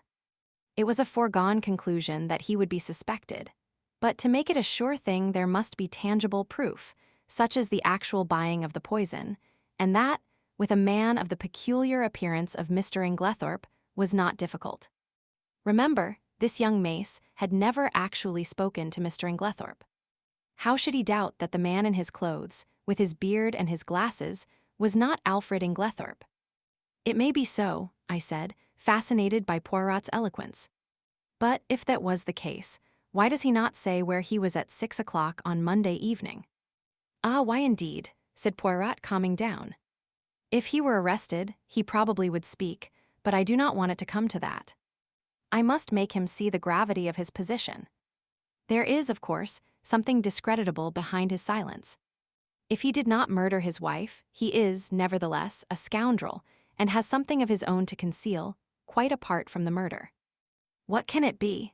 I mused, won over to Poirot's views for the moment, although still retaining a faint conviction that the obvious deduction was the correct one. Can you not guess? Asked Poirot, smiling. No, can you? Oh, yes, I had a little idea some time ago, and it has turned out to be correct. You never told me, I said reproachfully. Poirot spread out his hands apologetically. Pardon me, mon ami, you were not precisely sympathetic. He turned to me earnestly. Tell me, you see now that he must not be arrested. Perhaps, I said doubtfully, for I was really quite indifferent to the fate of Alfred Inglethorp, and thought that a good fright would do him no harm. Poirot, who was watching me intently, gave a sigh. Come, my friend, he said, changing the subject. Apart from Mr. Inglethorp, how did the evidence at the inquest strike you? Oh, pretty much what I expected. Did nothing strike you as peculiar about it? My thoughts flew to Mary Cavendish, and I hedged. In what way? Well, Mr. Lawrence Cavendish's evidence, for instance. I was relieved. Oh, Lawrence. No, I don't think so. He's always a nervous chapter. His suggestion that his mother might have been poisoned accidentally by means of the tonic she was taking, that did not strike you as strange? Hein. No, I can't say it did. The doctors ridiculed it, of course. But it was quite a natural suggestion for a layman to make. But Monsieur Lawrence is not a layman. You told me yourself that he had started by studying medicine, and that he had taken his degree. Yes, that's true. I never thought of that. I was rather startled. It is odd. Poirot nodded. From the first, his behavior has been peculiar. Of all the household, he alone would be likely to recognize the symptoms of strychnine poisoning, and yet we find him the only member of the family to uphold strenuously the theory of death from natural causes. If it had been Monsieur John, I could have understood it. He has no technical knowledge and is by nature unimaginative. But Monsieur Lawrence, no. And now, today, he puts forward a suggestion that he himself must have known was ridiculous. There is food for thought in this, mon ami. It's very confusing, I agreed. Then there is Mrs. Cavendish, continued Poirot. That's another who is not telling all she knows. What do you make of her attitude? I don't know what to make of it. It seems inconceivable that she should be shielding Alfred Inglethorp. Yet that is what it looks like.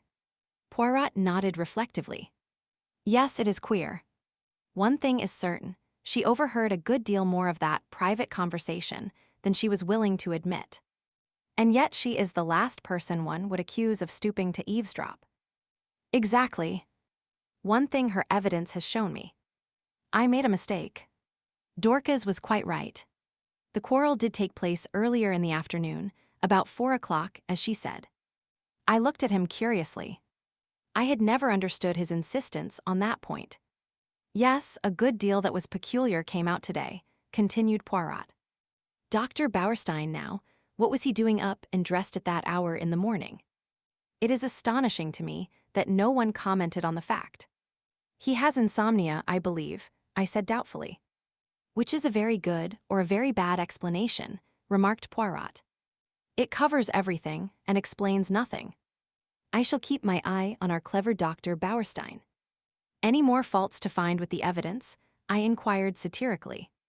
Mon ami, replied Poirot gravely, when you find that people are not telling you the truth, look out. Now, unless I am much mistaken, at the inquest today only one, at most, 2 persons were speaking the truth without reservation or subterfuge. Oh, come now, Poirot. I won't cite Lawrence or Mrs. Cavendish. But there's John and Miss Howard, surely they were speaking the truth. Both of them, my friend. One, I grant you, but both. His words gave me an unpleasant shock. Miss Howard's evidence, unimportant as it was, had been given in such a downright straightforward manner that it had never occurred to me to doubt her sincerity. Still, I had a great respect for Poirot's sagacity, except on the occasions when he was what I described to myself as foolishly pig-headed. "Do you really think so?" I asked. Miss Howard had always seemed to me so essentially honest, almost uncomfortably so. Poirot gave me a curious look, which I could not quite fathom. He seemed to speak, and then checked himself. "Miss Murdoch, too," I continued. "There's nothing untruthful about her." "No." But it was strange that she never heard a sound, sleeping next door, whereas Mrs. Cavendish, in the other wing of the building, distinctly heard the table fall. "Well, she's young. And she sleeps soundly." "Ah, yes, indeed. She must be a famous sleeper, that one." I did not quite like the tone of his voice, but at that moment a smart knock reached our ears, and looking out of the window, we perceived the two detectives waiting for us below. Poirot seized his hat, gave a ferocious twist to his mustache, and carefully brushing an imaginary speck of dust from his sleeve, motioned me to precede him down the stairs. There we joined the detectives and set out for Styles. I think the appearance of the two Scotland Yard men was rather a shock, especially to John, though of course after the verdict, he had realized that it was only a matter of time. Still, the presence of the detectives brought the truth home to him more than anything else could have done. Poirot had conferred with Japp in a low tone on the way up, and it was the latter functionary who requested that the household, with the exception of the servants, should be assembled together in the drawing-room. I realized the significance of this. It was up to Poirot to make his boast good. Personally, I was not sanguine. Poirot might have excellent reasons for his belief in Inglethorp's innocence, but a man of the type of Summerhay would require tangible proofs, and these I doubted if Poirot could supply. Before very long we had all trooped into the drawing-room, the door of which Japp closed. Poirot politely set chairs for everyone. The Scotland Yard men were the cynosure of all eyes. I think that for the first time we realized that the thing was not a bad dream, but a tangible reality. We had read of such things, now we ourselves were actors in the drama. Tomorrow the daily papers, all over England, would blazon out the news in staring headlines. Mysterious tragedy in Essex. Wealthy lady poisoned. There would be pictures of Styles, snapshots of the family leaving the inquest. The village photographer had not been idle. All the things that one had read 100 times, things that happened to other people, not to oneself. And now, in this house, a murder had been committed. In front of us were the detectives in charge of the case. The well-known glib phraseology passed rapidly through my mind in the interval before Poirot opened the proceedings. I think everyone was a little surprised that it should be he, and not one of the official detectives, who took the initiative. "Mesdames and messieurs," said Poirot, bowing as though he were a celebrity about to deliver a lecture, "I have asked you to come here all together for a certain object. That object, it concerns Mr. Alfred Inglethorp."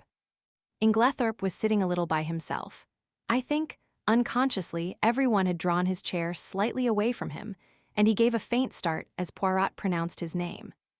"Mr. Inglethorp," said Poirot, addressing him directly, "a very dark shadow is resting on this house, the shadow of murder." Inglethorp shook his head sadly. "My poor wife," he murmured.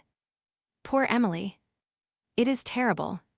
"I do not think, monsieur," said Poirot pointedly, "that you quite realize how terrible it may be for you." And as Inglethorp did not appear to understand, he added, "Mr. Inglethorp, you are standing in very grave danger." The two detectives fidgeted.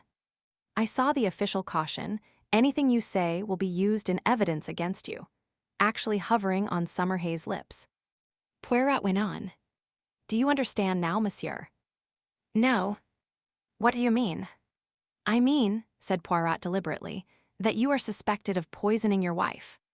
A little gasp ran round the circle at this plain speaking. "Good heavens," cried Inglethorp, starting up. "What a monstrous idea. I poisoned my dearest Emily. I do not think," Poirot watched him narrowly, "that you quite realize the unfavorable nature of your evidence at the inquest.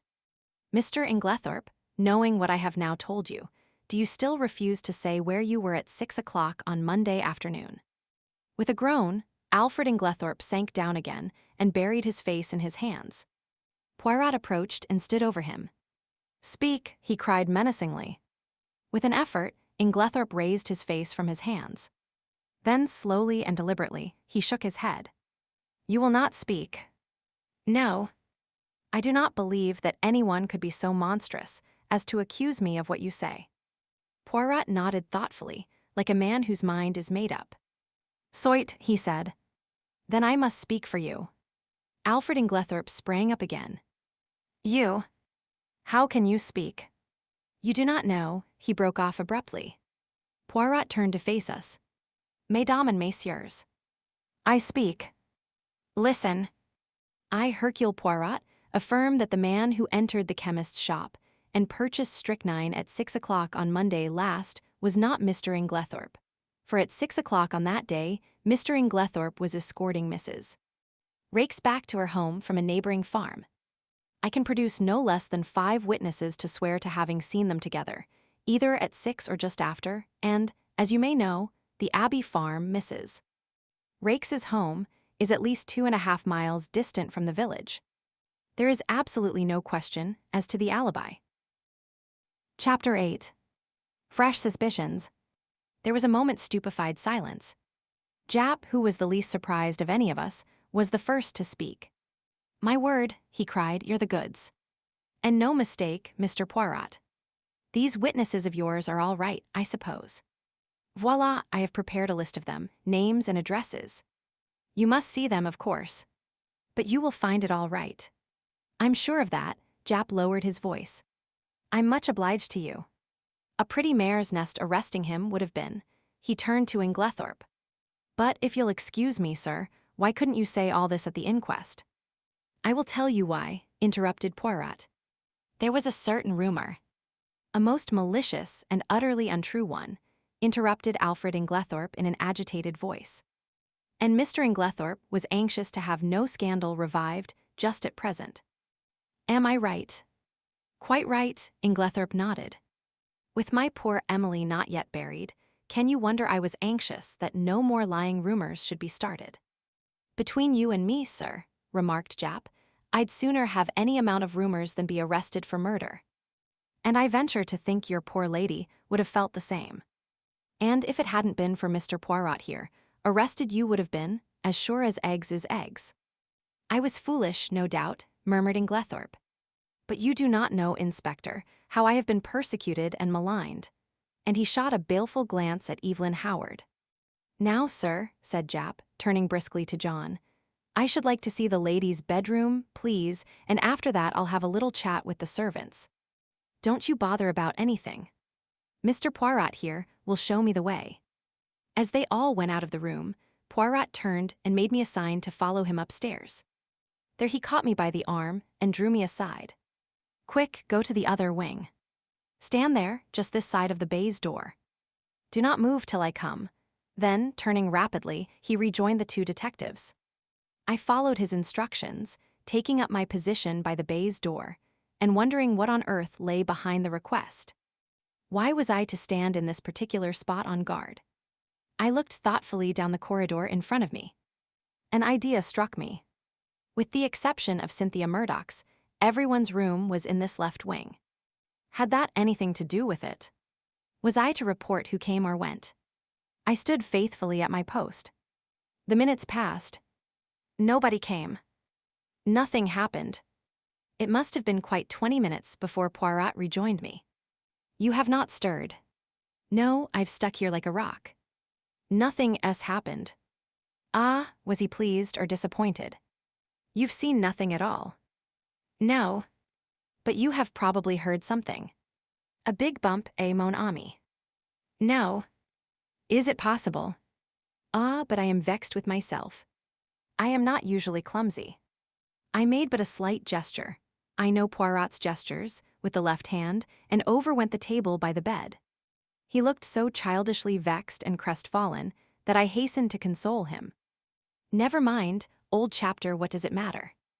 Your triumph downstairs excited you. I can tell you that was a surprise to us all.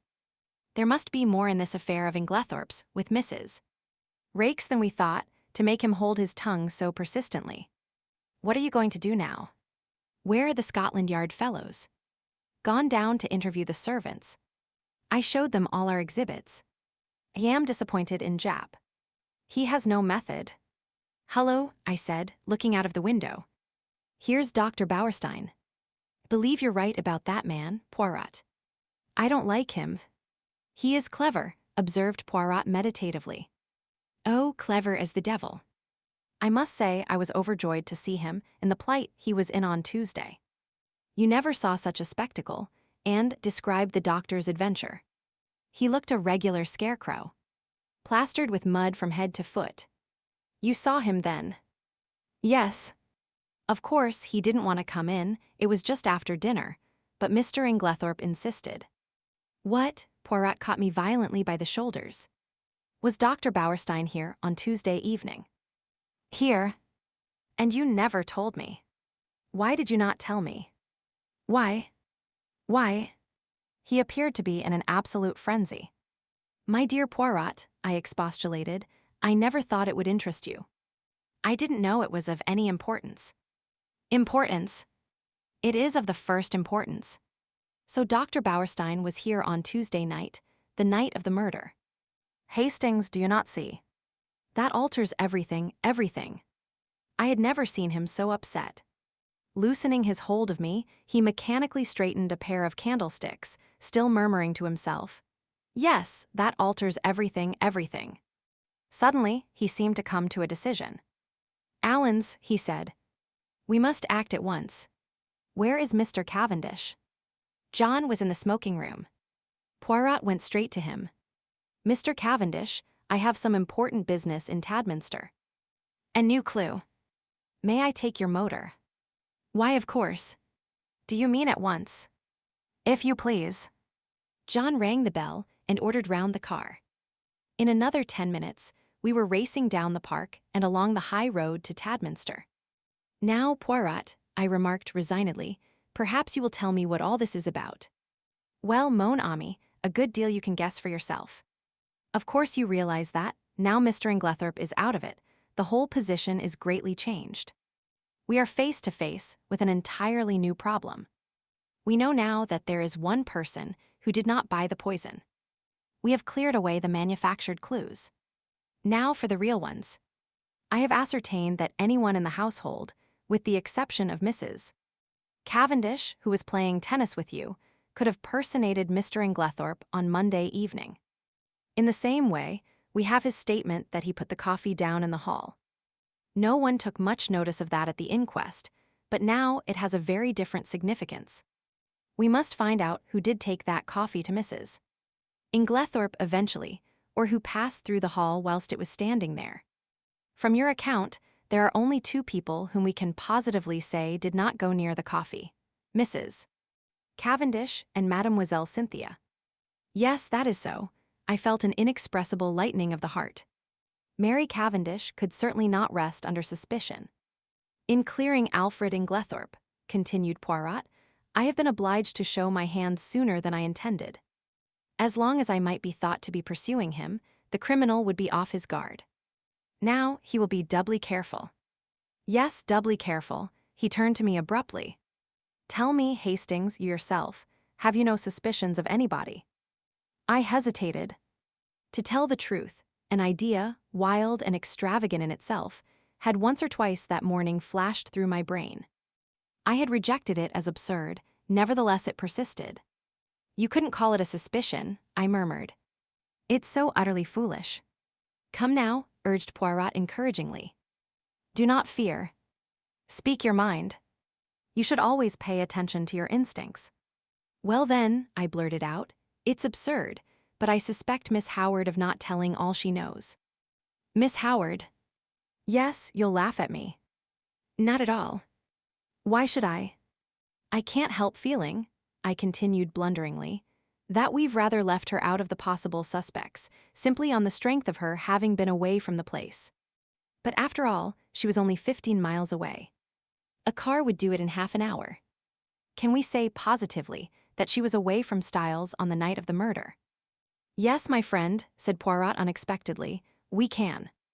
One of my first actions was to ring up the hospital where she was working." Well, I learnt that Miss Howard had been on afternoon duty on Tuesday, and that, a convoy coming in unexpectedly, she had kindly offered to remain on night duty, which offer was gratefully accepted. That disposes of that. Oh, I said, rather nonplussed. Really, I continued, it's her extraordinary vehemence against Inglethorp that started me off suspecting her. I can't help feeling she'd do anything against him. And I had an idea she might know something about the destroying of the will. She might have burnt the new one, mistaking it for the earlier one in his favor. She is so terribly bitter against him. You consider her vehemence unnatural. Why ease? She is so very violent. I wondered really whether she is quite sane on that point. Poirot shook his head energetically. No, you're on a wrong tack there. There is nothing weak-minded or degenerate about Miss Howard. She is an excellent specimen of well-balanced English beef and brawn. She is sanity itself. Yet her hatred of Inglethorp seems almost a mania. My idea was a very ridiculous one, no doubt, that she had intended to poison him, and that, in some way, misses. Inglethorp got hold of it by mistake. But I don't at all see how it could have been done. The whole thing is absurd and ridiculous to the last degree. Still, you are right in one thing. It is always wise to suspect everybody until you can prove logically, and to your own satisfaction, that they are innocent. Now, what reasons are there against Miss Howard's having deliberately poisoned Mrs. Inglethorp? Why, she was devoted to her, I exclaimed. Teacha, cried Poirot irritably. You argue like a child. If Miss Howard were capable of poisoning the old lady, she would be quite equally capable of simulating devotion. No, we must look elsewhere. You are perfectly correct in your assumption that her vehemence against Alfred Inglethorp is too violent to be natural, but you are quite wrong in the deduction you draw from it. I have drawn my own deductions, which I believe to be correct, but I will not speak of them at present. He paused a minute, then went on. Now, to my way of thinking, there is one insuperable objection to Miss Howard, S being the murderess. And that is, that in no possible way could Mrs. Inglethorp's death benefit Miss Howard. Now there is no murder without a motive. I reflected. Could not Mrs. Inglethorp have made a will in her favor? Poirot shook his head. But you yourself suggested that possibility to Mr. Wells. Poirot smiled. That was for a reason. I did not want to mention the name of the person who was actually in my mind. Miss Howard occupied very much the same position, so I used her name instead. Still, Mrs.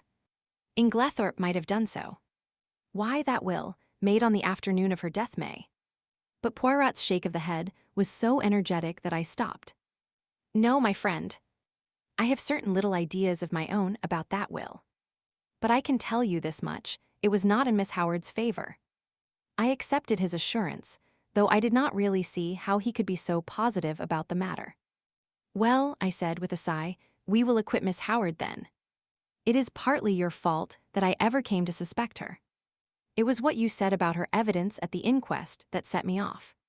Poirot looked puzzled. What did I say about her evidence at the inquest? Don't you remember? When I cited her and John Cavendish as being above suspicion. Oh, yes. He seemed a little confused but recovered himself. By the way, Hastings, there is something I want you to do for me. Certainly. What is it? Next time you happen to be alone with Lawrence Cavendish, I want you to say this to him. I have a message for you from Poirot. He says, find the extra coffee cup and you can rest in peace. Nothing more. Nothing less.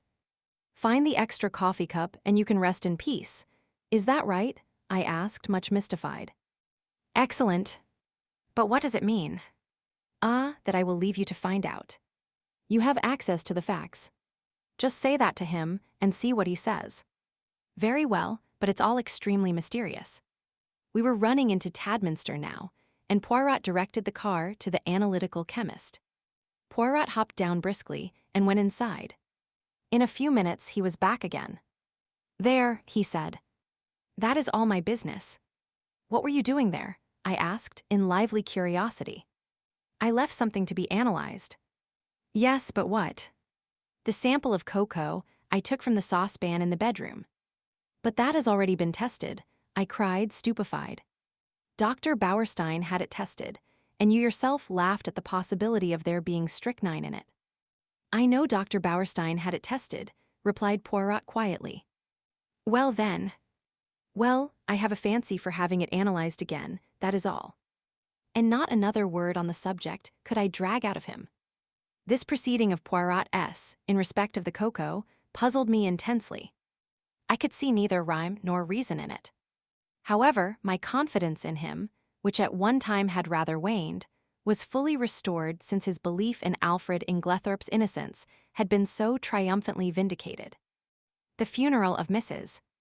Inglethorp took place the following day, and on Monday, as I came down to a late breakfast, John drew me aside and informed me that Mr. Inglethorp was leaving that morning, to take up his quarters at the Stylites Arms until he should have completed his plans. And really, it's a great relief to think he's going, Hastings, continued my honest friend. It was bad enough before, when we thought he'd done it, but I'm hanged if it isn't worse now, when we all feel guilty for having been so down on the fellow. The fact is, we've treated him abominably. Of course, things did look black against him.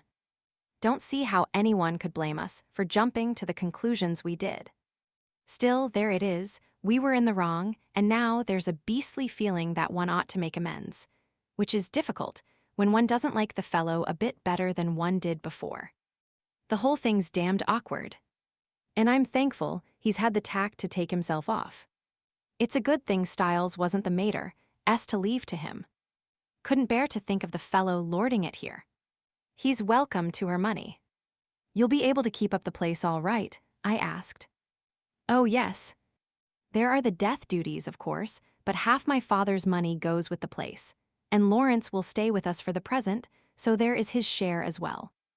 We shall be pinched at first, of course, because, as I once told you, I am in a bit of a hole financially myself. Still, the Johnnies will wait now.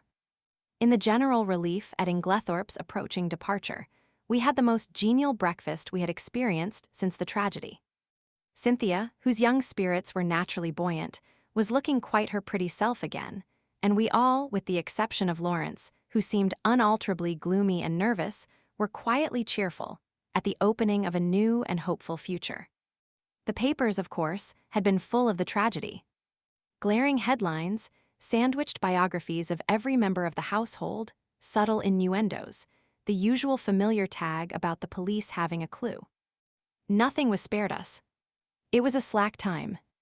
The war was momentarily inactive, and the newspapers seized with avidity on this crime in fashionable life.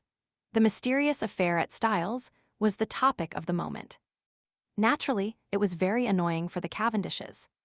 The house was constantly besieged by reporters, who were consistently denied admission, but who continued to haunt the village and the grounds, where they lay in wait with cameras for any unwary members of the household. We all lived in a blast of publicity. The Scotland Yard men came and went, examining, questioning, lynx-eyed and reserved of tongue. Towards what end they were working, we did not know. Had they any clue, or would the whole thing remain in the category of undiscovered crimes? After breakfast, Dorcas came up to me rather mysteriously and asked if she might have a few words with me. Certainly. What is it, Dorcas? Well, it's just this, sir. You'll be seeing the Belgian gentleman today, perhaps. I nodded. Well, sir, you know how he asked me so particular if the mistress, or anyone else, had a green dress. Yes, yes. You have found one, my interest was aroused. No, not that, sir. But since then, I've remembered what the young gentlemen, John and Lawrence were still the young gentlemen to Dorcas, call the dressing-up box. It's up in the front attic, sir. A great chest, full of old clothes and fancy dresses, and what not. And it came to me, sudden-like, that there might be a green dress amongst them. So, if you tell the Belgian gentleman. I will tell him, Dorcas, I promised. Thank you very much, sir. A very nice gentleman he is, sir. And quite a different class from them two detectives from London, what goes prying about and asking questions. I don't hold with foreigners as a rule, but from what the newspapers say, I make out as how these brave Belges isn't the ordinary run of foreigners, and certainly he's a most polite-spoken gentleman. Dear old Dorcas.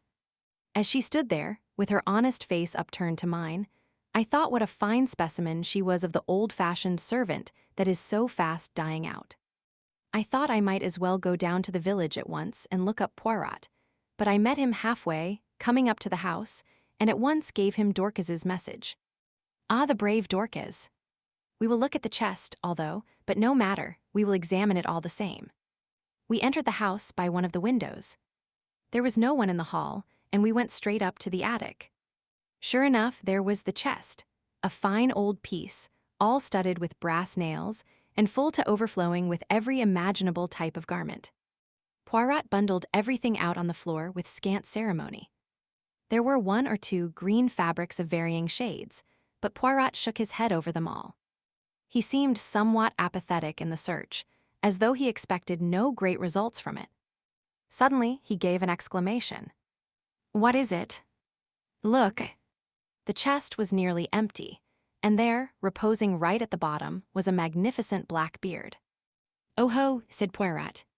"Oh ho," he turned it over in his hands, examining it closely. "New," he remarked. "Yes, quite new." After a moment's hesitation, he replaced it in the chest, heaped all the other things on top of it as before, and made his way briskly downstairs. He went straight to the pantry, where we found Dorcas busily polishing her silver. Poirot wished her good morning with Gallic politeness, and went on. "We have been looking through that chest, Dorcas. I am much obliged to you for mentioning it. There is, indeed, a fine collection there. Are they often used, may I ask?" "Well, sir, not very often nowadays, though from time to time we do have what the young gentlemen call a dress-up night. And very funny it is sometimes, sir. Mr. Lawrence, he's wonderful. Most comic. I shall never forget the night he came down as the Tsar of Persia, I think he called it, a sort of Eastern king it was. He had the big paper knife in his hand, and mind, Dorcas, he says, you'll have to be very respectful. This is my specially sharpened scimitar, and it's off with your head if I'm at all displeased with you. Miss Cynthia, she was what they call an Apache, or some such name, a Frenchified sort of cutthroat, I take it to be. A real sight she looked. You'd never have believed a pretty young lady that could have made herself into such a ruffian. Nobody would have known her. These evenings must have been great fun, said Poirot genially. I suppose Mr. Lawrence wore that fine black beard in the chest upstairs, when he was Shah of Persia. He did have a beard, sir, replied Dorcas, smiling. And well I know it, for he borrowed 2 skeins of my black wool to make it with. And I'm sure it looked wonderfully natural at a distance. I didn't know, as there was a beard up there at all. It must have been got quite lately, I think. There was a red wig, I know, but nothing else in the way of hair. Burnt corks they use mostly, though tea's messy getting it off again. Miss Cynthia was a nigger once, and, oh, the trouble she had. So Dorcas knows nothing about that black beard, said Poirot thoughtfully, as we walked out into the hall again. Do you think it is the one? I whispered eagerly. Poirot nodded. I do. You notice it had been trimmed? No. Yes. It was cut exactly the shape of Mr. Inglethorp's, and I found 1 or 2 snipped hairs. Hastings, this affair is very deep. Who put it in the chest, I wonder? Someone with a good deal of intelligence, remarked Poirot dryly. You realize that he chose the one place in the house to hide it where its presence would not be remarked. Yes, he is intelligent. But we must be more intelligent. We must be so intelligent that he does not suspect us of being intelligent at all. I acquiesced. There, mon ami, you will be of great assistance to me. I was pleased with the compliment. There had been times when I hardly thought that Poirot appreciated me at my true worth. Yes, he continued, staring at me thoughtfully, you will be invaluable. This was naturally gratifying, but Poirot's next words were not so welcome. I must have an ally in the house, he observed reflectively. You have me, I protested. True, but you are not sufficient. I was hurt and showed it. Poirot hurried to explain himself. You do not quite take my meaning. You are known to be working with me. I want somebody who is not associated with us in any way. Oh, I see. How about John? No, I think not. The dear fellow isn't perhaps very bright, I said thoughtfully. Here comes Miss Howard, said Poirot suddenly. "She is the very person. But I am in her black books, since I cleared Mr. Inglethorp. Still, we can but try." With a nod that was barely civil, Miss Howard assented to Poirot's request for a few minutes' conversation. We went into the little morning room, and Poirot closed the door. "Well, Monsieur Poirot," said Miss Howard impatiently, "what is it?" "Out with it." "I'm busy." "Do you remember, mademoiselle, that I once asked you to help me?" "Yes, I do," the lady nodded. "And I told you I'd help you with pleasure, to hang Alfred Inglethorp." "Ah," Poirot studied her seriously. "Miss Howard, I will ask you one question. I beg of you to reply to it truthfully." "Never tell lies," replied Miss Howard. "It is this. Do you still believe that Mrs. Inglethorp was poisoned by her husband?" "What do you mean?" she asked sharply. "You needn't think your pretty explanations influence me in the slightest. I'll admit that it wasn't he who bought strychnine at the chemist's shop." "What of that?" "I dare say he soaked flypaper, as I told you at the beginning." "That is arsenic, not strychnine," said Poirot mildly. "What does that matter? Arsenic would put poor Emily out of the way just as well as strychnine. If I'm convinced he did it, it doesn't matter a jot to me how he did it." "Exactly. If you are convinced he did it," said Poirot quietly, "I will put my question in another form. Did you ever in your heart of hearts believe that Mrs. Inglethorp was poisoned by her husband?" "Good heavens," cried Miss Howard. "Haven't I always told you the man is a villain? Haven't I always told you he would murder her in her bed? Haven't I always hated him like poison?" "Exactly," said Poirot. "That bears out my little idea entirely." "What little idea?" "Miss Howard, do you remember a conversation that took place on the day of my friend's arrival here? He repeated it to me, and there is a sentence of yours that has impressed me very much. Do you remember affirming that if a crime had been committed, and anyone you loved had been murdered, you felt certain that you would know by instinct who the criminal was, even if you were quite unable to prove it?" "Yes, I remember saying that." "I believe it too. I suppose you think it nonsense." "Not at all. And yet you will pay no attention to my instinct against Alfred Inglethorp." "No," said Poirot curtly.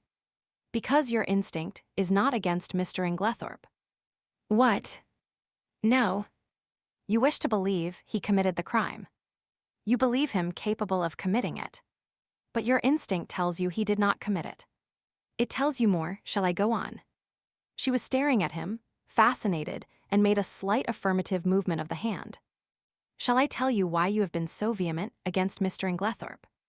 It is because you have been trying to believe what you wish to believe.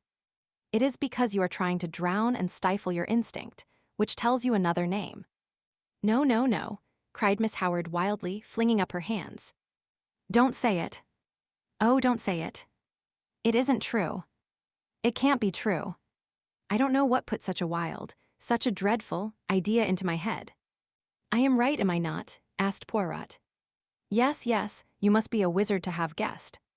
But it can't be so, it's too monstrous, too impossible. It must be Alfred Inglethorp." Poirot shook his head gravely. "Don't ask me about it," continued Miss Howard, "because I shan't tell you. I won't admit it, even to myself. I must be mad to think of such a thing." Poirot nodded, as if satisfied. "I will ask you nothing. It is enough for me that it is as I thought. And I too have an instinct. We are working together towards a common end. Don't ask me to help you, because I won't. I wouldn't lift a finger to," she faltered. "You will help me in spite of yourself. I ask you nothing, but you will be my ally. You will not be able to help yourself. You will do the only thing that I want of you. And that is, you will watch." Evelyn Howard bowed her head. "Yes, I can't help doing that. I am always watching, always hoping I shall be proved wrong." "If we are wrong, well and good," said Poirot. "No one will be more pleased than I shall. But if we are right—" "If we are right, Miss Howard, on whose side are you then?" I don't know. "Come now. It could be hushed up." "There must be no hushing up." "But Emily herself," she broke off. "Miss Howard," said Poirot gravely, This is unworthy of you."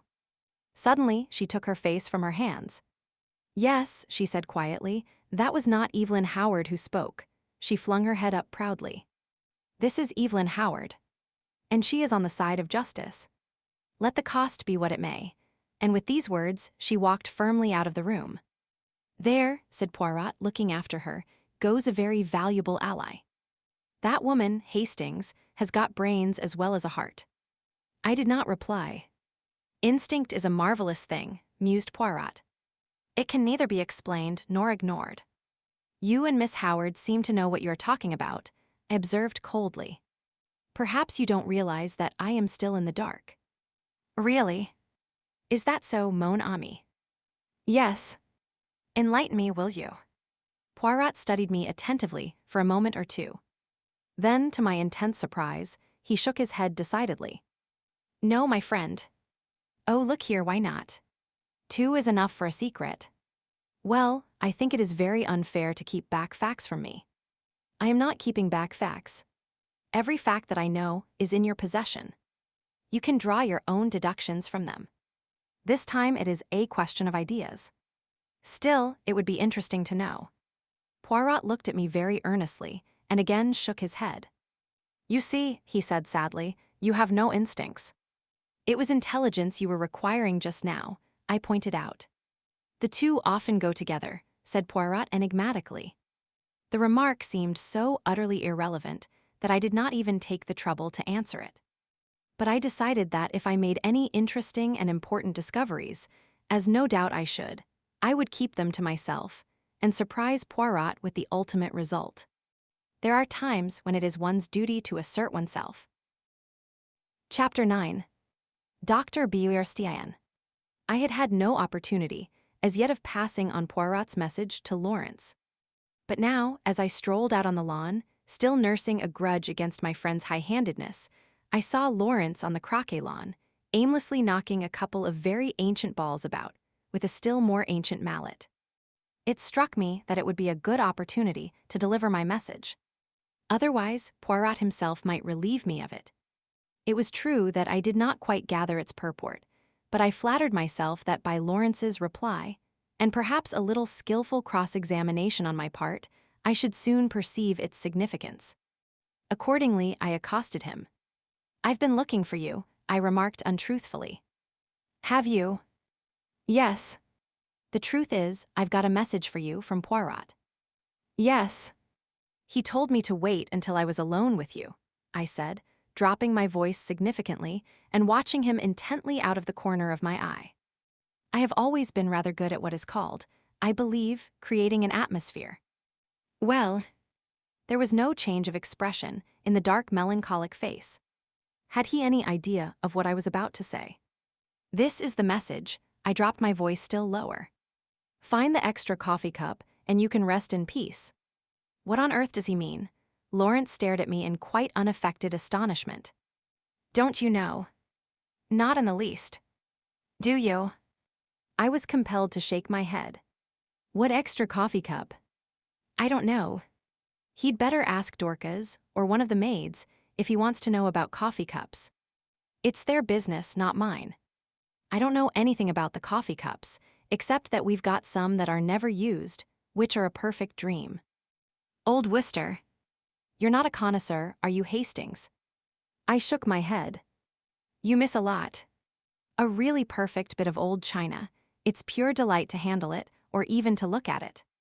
"Well, what am I to tell Poirot?" "Tell him I don't know what he's talking about.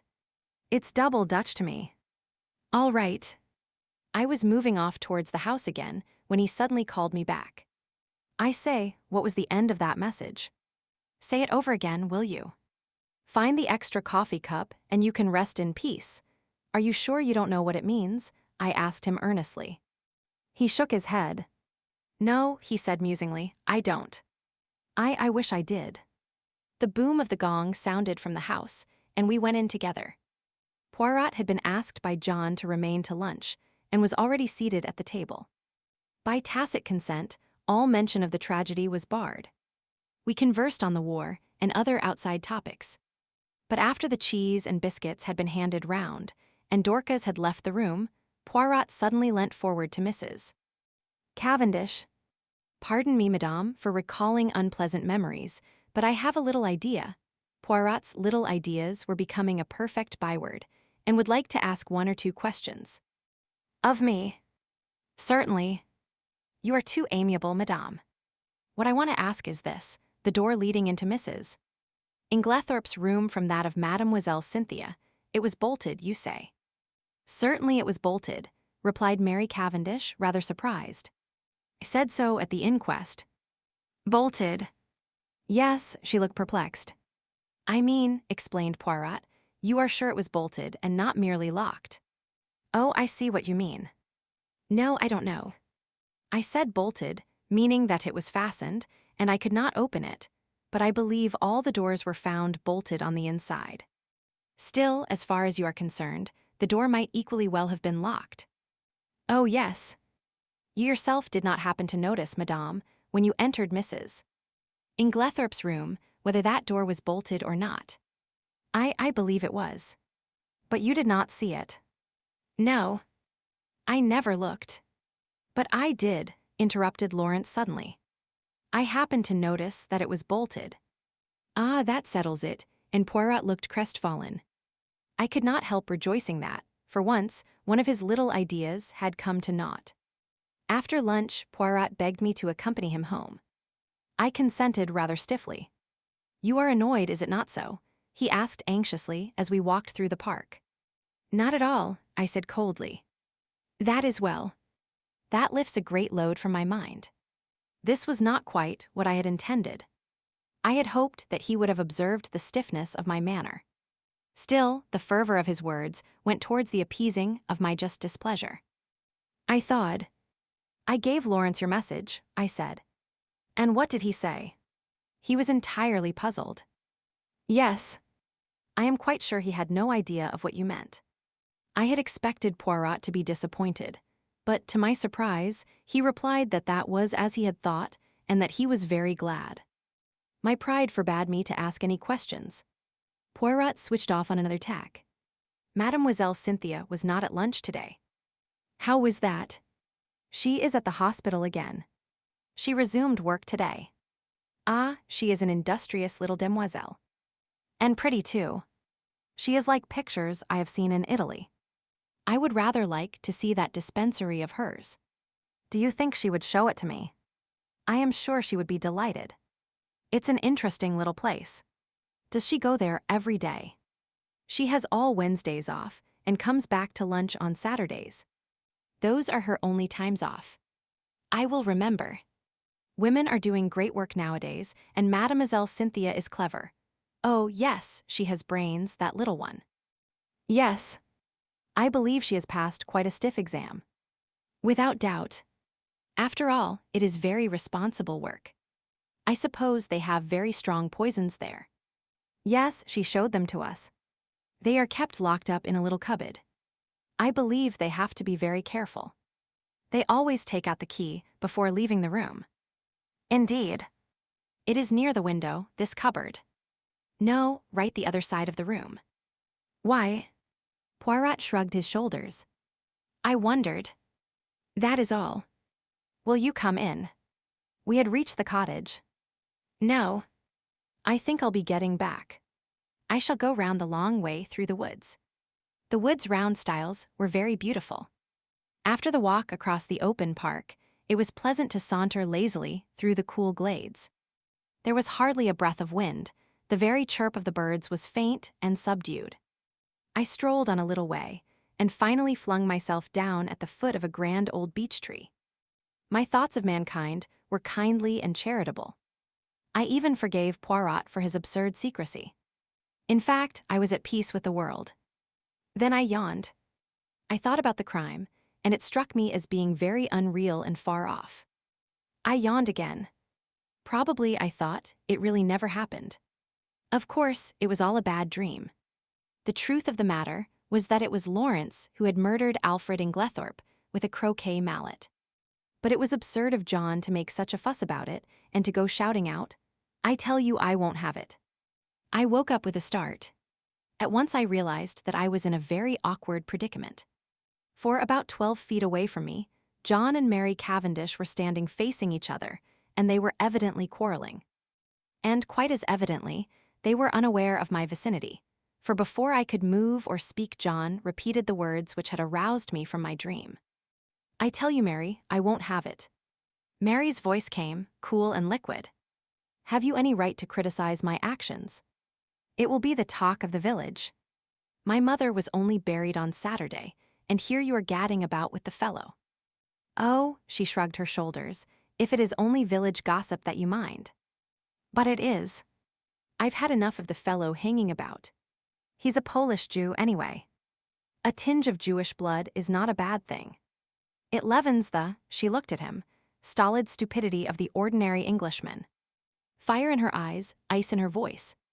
I did not wonder that the blood rose to John's face in a crimson tide. "Mary."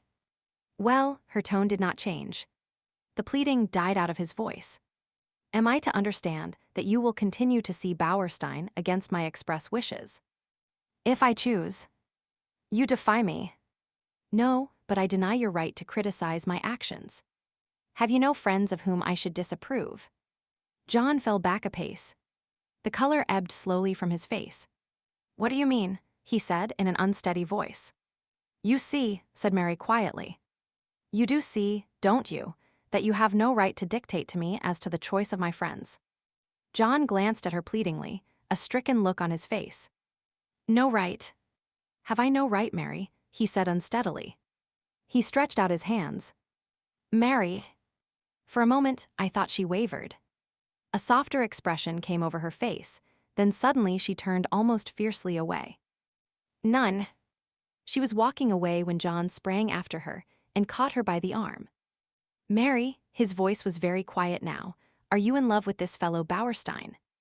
She hesitated, and suddenly there swept across her face a strange expression, old as the hills, yet with something eternally young about it. So might some Egyptian sphinx have smiled. She freed herself quietly from his arm and spoke over her shoulder. "Perhaps," she said, and then swiftly passed out of the little glade, leaving John standing there as though he had been turned to stone. Rather ostentatiously, I stepped forward, crackling some dead branches with my feet as I did so. John turned. Luckily, he took it for granted that I had only just come upon the scene. "Hullo, Hastings. Have you seen the little fellow safely back to his cottage? Quaint little chap. Is he any good, though, really? He was considered one of the finest detectives of his day." "Oh, well, I suppose there must be something in it, then. What a rotten world it is, though." "You find it so?" I asked. "Good Lord, yes. There's this terrible business to start with. Scotland Yard men, in and out of the house like a jack-in-the-box. Never know where they won't turn up next. Screaming headlines in every paper in the country. Damn all journalists, I say. Do you know there was a whole crowd staring in at the lodge gates this morning? Sort of Madame Tussaud's Chamber of Horrors business that can be seen for nothing. Pretty thick, isn't it?" "Cheer up, John," I said soothingly. "It can't last forever."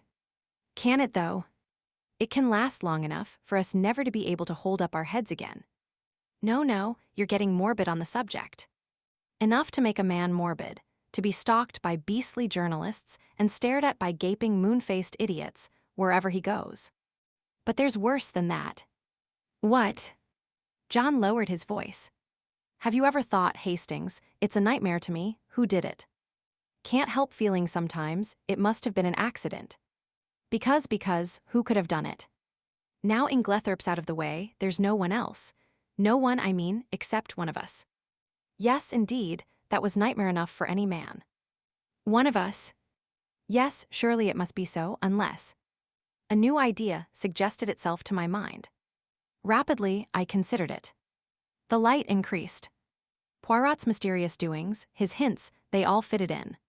Fool that I was not to have thought of this possibility before, and what a relief for us all.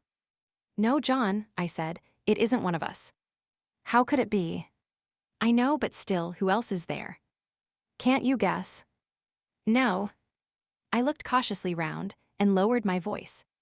"Dr. Bauerstein," I whispered. "Impossible." "Not at all." But what earthly interest could he have in my mother's death? That I don't see, I confessed, but I'll tell you this, Poirot thinks so. Poirot? Does he? How do you know? I told him of Poirot's intense excitement on hearing that Dr. Bauerstein had been at Styles on the fatal night, and added, he said twice, that alters everything, and I've been thinking. You know Inglethorp said he had put down the coffee in the hall. Well, it was just then that Bauerstein arrived. Isn't it possible that, as Inglethorp brought him through the hall, the doctor dropped something into the coffee in passing? Said John. It would have been very risky. Yes, but it was possible. And then, how could he know it was her coffee? No, old fellow, I don't think that will wash. But I had remembered something else. You're quite right. That wasn't how it was done. Listen, and I then told him of the cocoa sample which Poirot had taken to be analyzed. John interrupted just as I had done. But look here, Bauerstein had had it analyzed already. Yes, that's the point. I didn't see it either until now. Don't you understand? Bauerstein had it analyzed, that's just it. If Bauerstein's the murderer, nothing could be simpler than for him to substitute some ordinary cocoa for his sample and send that to be tested. And of course, they would find no strychnine. But no one would dream of suspecting Bauerstein or think of taking another sample, except Poirot, I added, with belated recognition. Yes, but what about the bitter taste that cocoa would disguise? Well, we've only his word for that. And there are other possibilities. He's admittedly one of the world's greatest toxicologists. One of the world's greatest what? Say it again. He knows more about poisons than almost anybody, I explained. Well, my idea is that perhaps he's found some way of making strychnine tasteless. Or it may not have been strychnine at all, but some obscure drug no one has ever heard of, which produces much the same symptoms. Yes, that might be, said John. But look here, how could he have got at the cocoa? That wasn't downstairs. No, it wasn't, I admitted reluctantly. And then, suddenly, a dreadful possibility flashed through my mind. Hoped and prayed it would not occur to John also. I glanced sideways at him. He was frowning perplexedly, and I drew a deep breath of relief, for the terrible thought that had flashed across my mind was this, that Dr. Bauerstein might have had an accomplice. Yet surely it could not be. Surely no woman as beautiful as Mary Cavendish could be a murderess. Yet beautiful women had been known to poison. And suddenly, I remembered that first conversation at tea on the day of my arrival, and the gleam in her eyes as she had said that poison was a woman's weapon. How agitated she had been on that fatal Tuesday evening. Had Mrs. Inglethorp discovered something between her and Bauerstein and threatened to tell her husband? Was it to stop that denunciation that the crime had been committed? Then I remembered that enigmatical conversation between Poirot and Evelyn Howard. Was this what they had meant? Was this the monstrous possibility that Evelyn had tried not to believe? Yes, it all fitted in. No wonder Miss Howard had suggested hushing it up. Now I understood that unfinished sentence of hers, Emily herself, and in my heart agreed with her. Would not Mrs. Inglethorp have preferred to go unavenged rather than have such terrible dishonor fall upon the name of Cavendish? There's another thing, said John suddenly, and the unexpected sound of his voice made me start guiltily. Something which makes me doubt if what you say can be true. What's that? I asked, thankful that he had gone away from the subject of how the poison could have been introduced into the cocoa. Why, the fact that Bauerstein demanded a post-mortem. He needn't have done so. Little Wilkins would have been quite content to let it go at heart disease. Yes, I said doubtfully. But we don't know. Perhaps he thought it safer in the long run. Someone might have talked afterwards. Then the Home Office might have ordered exhumation. The whole thing would have come out then, and he would have been in an awkward position, for no one would have believed that a man of his reputation could have been deceived into calling it heart disease. Yes, that's possible, admitted John. Still, he added, I'm blessed if I can see what his motive could have been. I trembled. Look here, I said, I may be altogether wrong. And remember, all this is in confidence. Oh, of course, that goes without saying. We had walked as we talked, and now we passed through the little gate into the garden. Voices rose near at hand, for tea was spread out under the sycamore tree, as it had been on the day of my arrival. Cynthia was back from the hospital, and I placed my chair beside her, and told her of Poirot's wish to visit the dispensary. Of course. I'd love him to see it. He'd better come to tea there one day. I must fix it up with him. He's such a dear little man. But he is funny. He made me take the brooch out of my tie the other day and put it in again, because he said it wasn't straight. I laughed. It's quite a mania with him. Yes, isn't it? We were silent for a minute or two, and then, glancing in the direction of Mary Cavendish, and dropping her voice, Cynthia said, "Mr. Hastings." "Yes. After tea, I want to talk to you." Her glance at Mary had set me thinking. I fancied that between these two, there existed very little sympathy. For the first time, it occurred to me to wonder about the girl's future. Mrs. Inglethorp had made no provisions of any kind for her, but I imagined that John and Mary would probably insist on her making her home with them, at any rate until the end of the war. John, I knew, was very fond of her and would be sorry to let her go. John, who had gone into the house, now reappeared. His good-natured face wore an unaccustomed frown of anger. Confound those detectives. I can't think what they're after. They've been in every room in the house, turning things inside out and upside down. It really is too bad. I suppose they took advantage of our all being out. I shall go for that fellow Jap when I next see him. Lot of Paul Prize, grunted Miss Howard. Lawrence opined that they had to make a show of doing something. Mary Cavendish said nothing. After tea, I invited Cynthia to come for a walk, and we sauntered off into the woods together. Well, I inquired, as soon as we were protected from prying eyes by the leafy screen. With a sigh, Cynthia flung herself down and tossed off her hat. The sunlight, piercing through the branches, turned the auburn of her hair to quivering gold. "Mr. Hastings, you are always so kind, and you know such a lot." It struck me at this moment that Cynthia was really a very charming girl. Much more charming than Mary, who never said things of that kind. "Well," I asked benignantly as she hesitated, "I want to ask your advice. What shall I do?" "Do?" "Yes.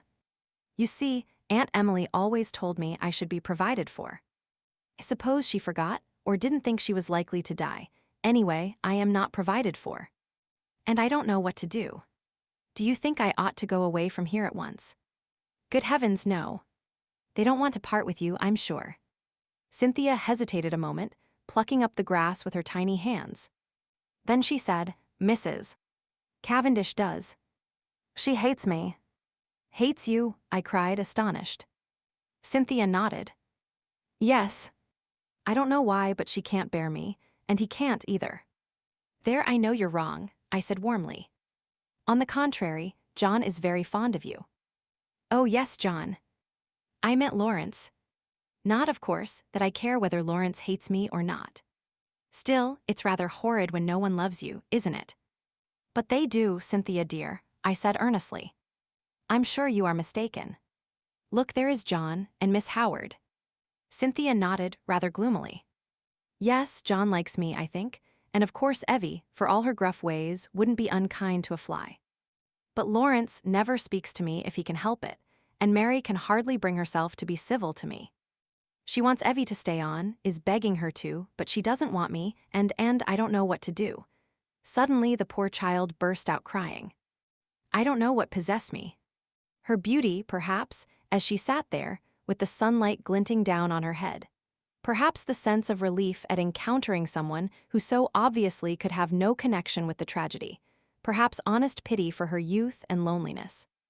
Anyway, I leant forward, and taking her little hand, I said awkwardly, "Marry me, Cynthia." Unwittingly, I had hit upon a sovereign remedy for her tears.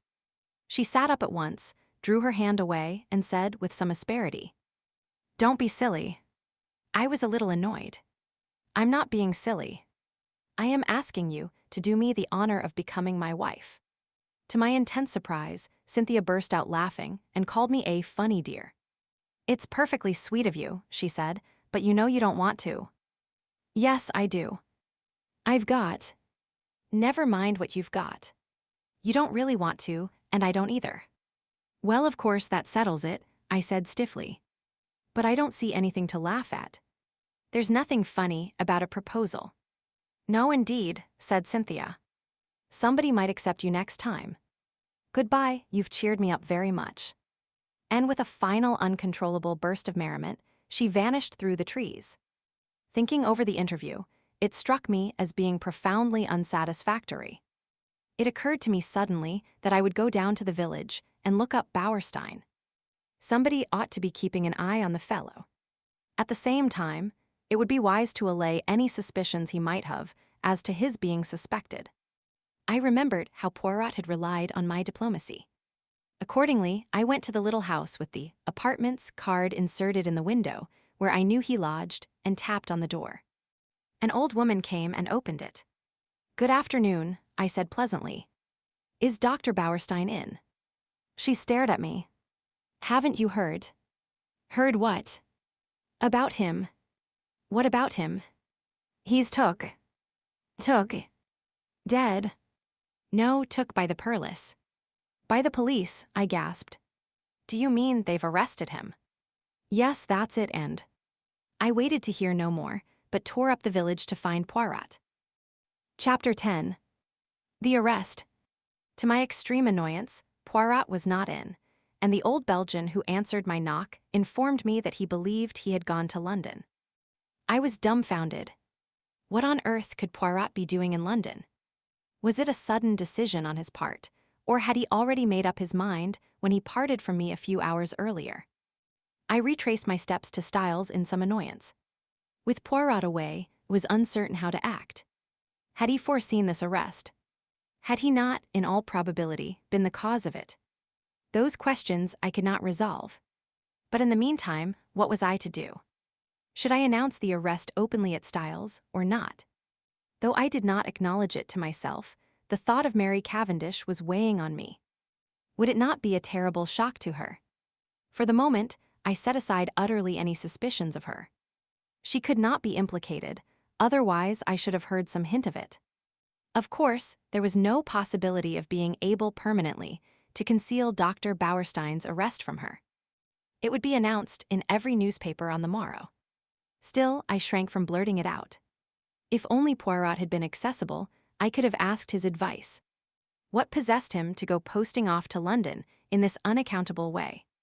In spite of myself, my opinion of his sagacity was immeasurably heightened. I would never have dreamt of suspecting the doctor, had not Poirot put it into my head. Yes, decidedly, the little man was clever. After some reflecting, I decided to take John into my confidence and leave him to make the matter public or not, as he thought fit. He gave vent to a prodigious whistle as I imparted the news. Great Scott! You were right then. I couldn't believe it at the time. No, it is astonishing until you get used to the idea and see how it makes everything fit in. Now, what are we to do? Of course, it will be generally known tomorrow. John reflected. Never mind, he said at last, we won't say anything at present.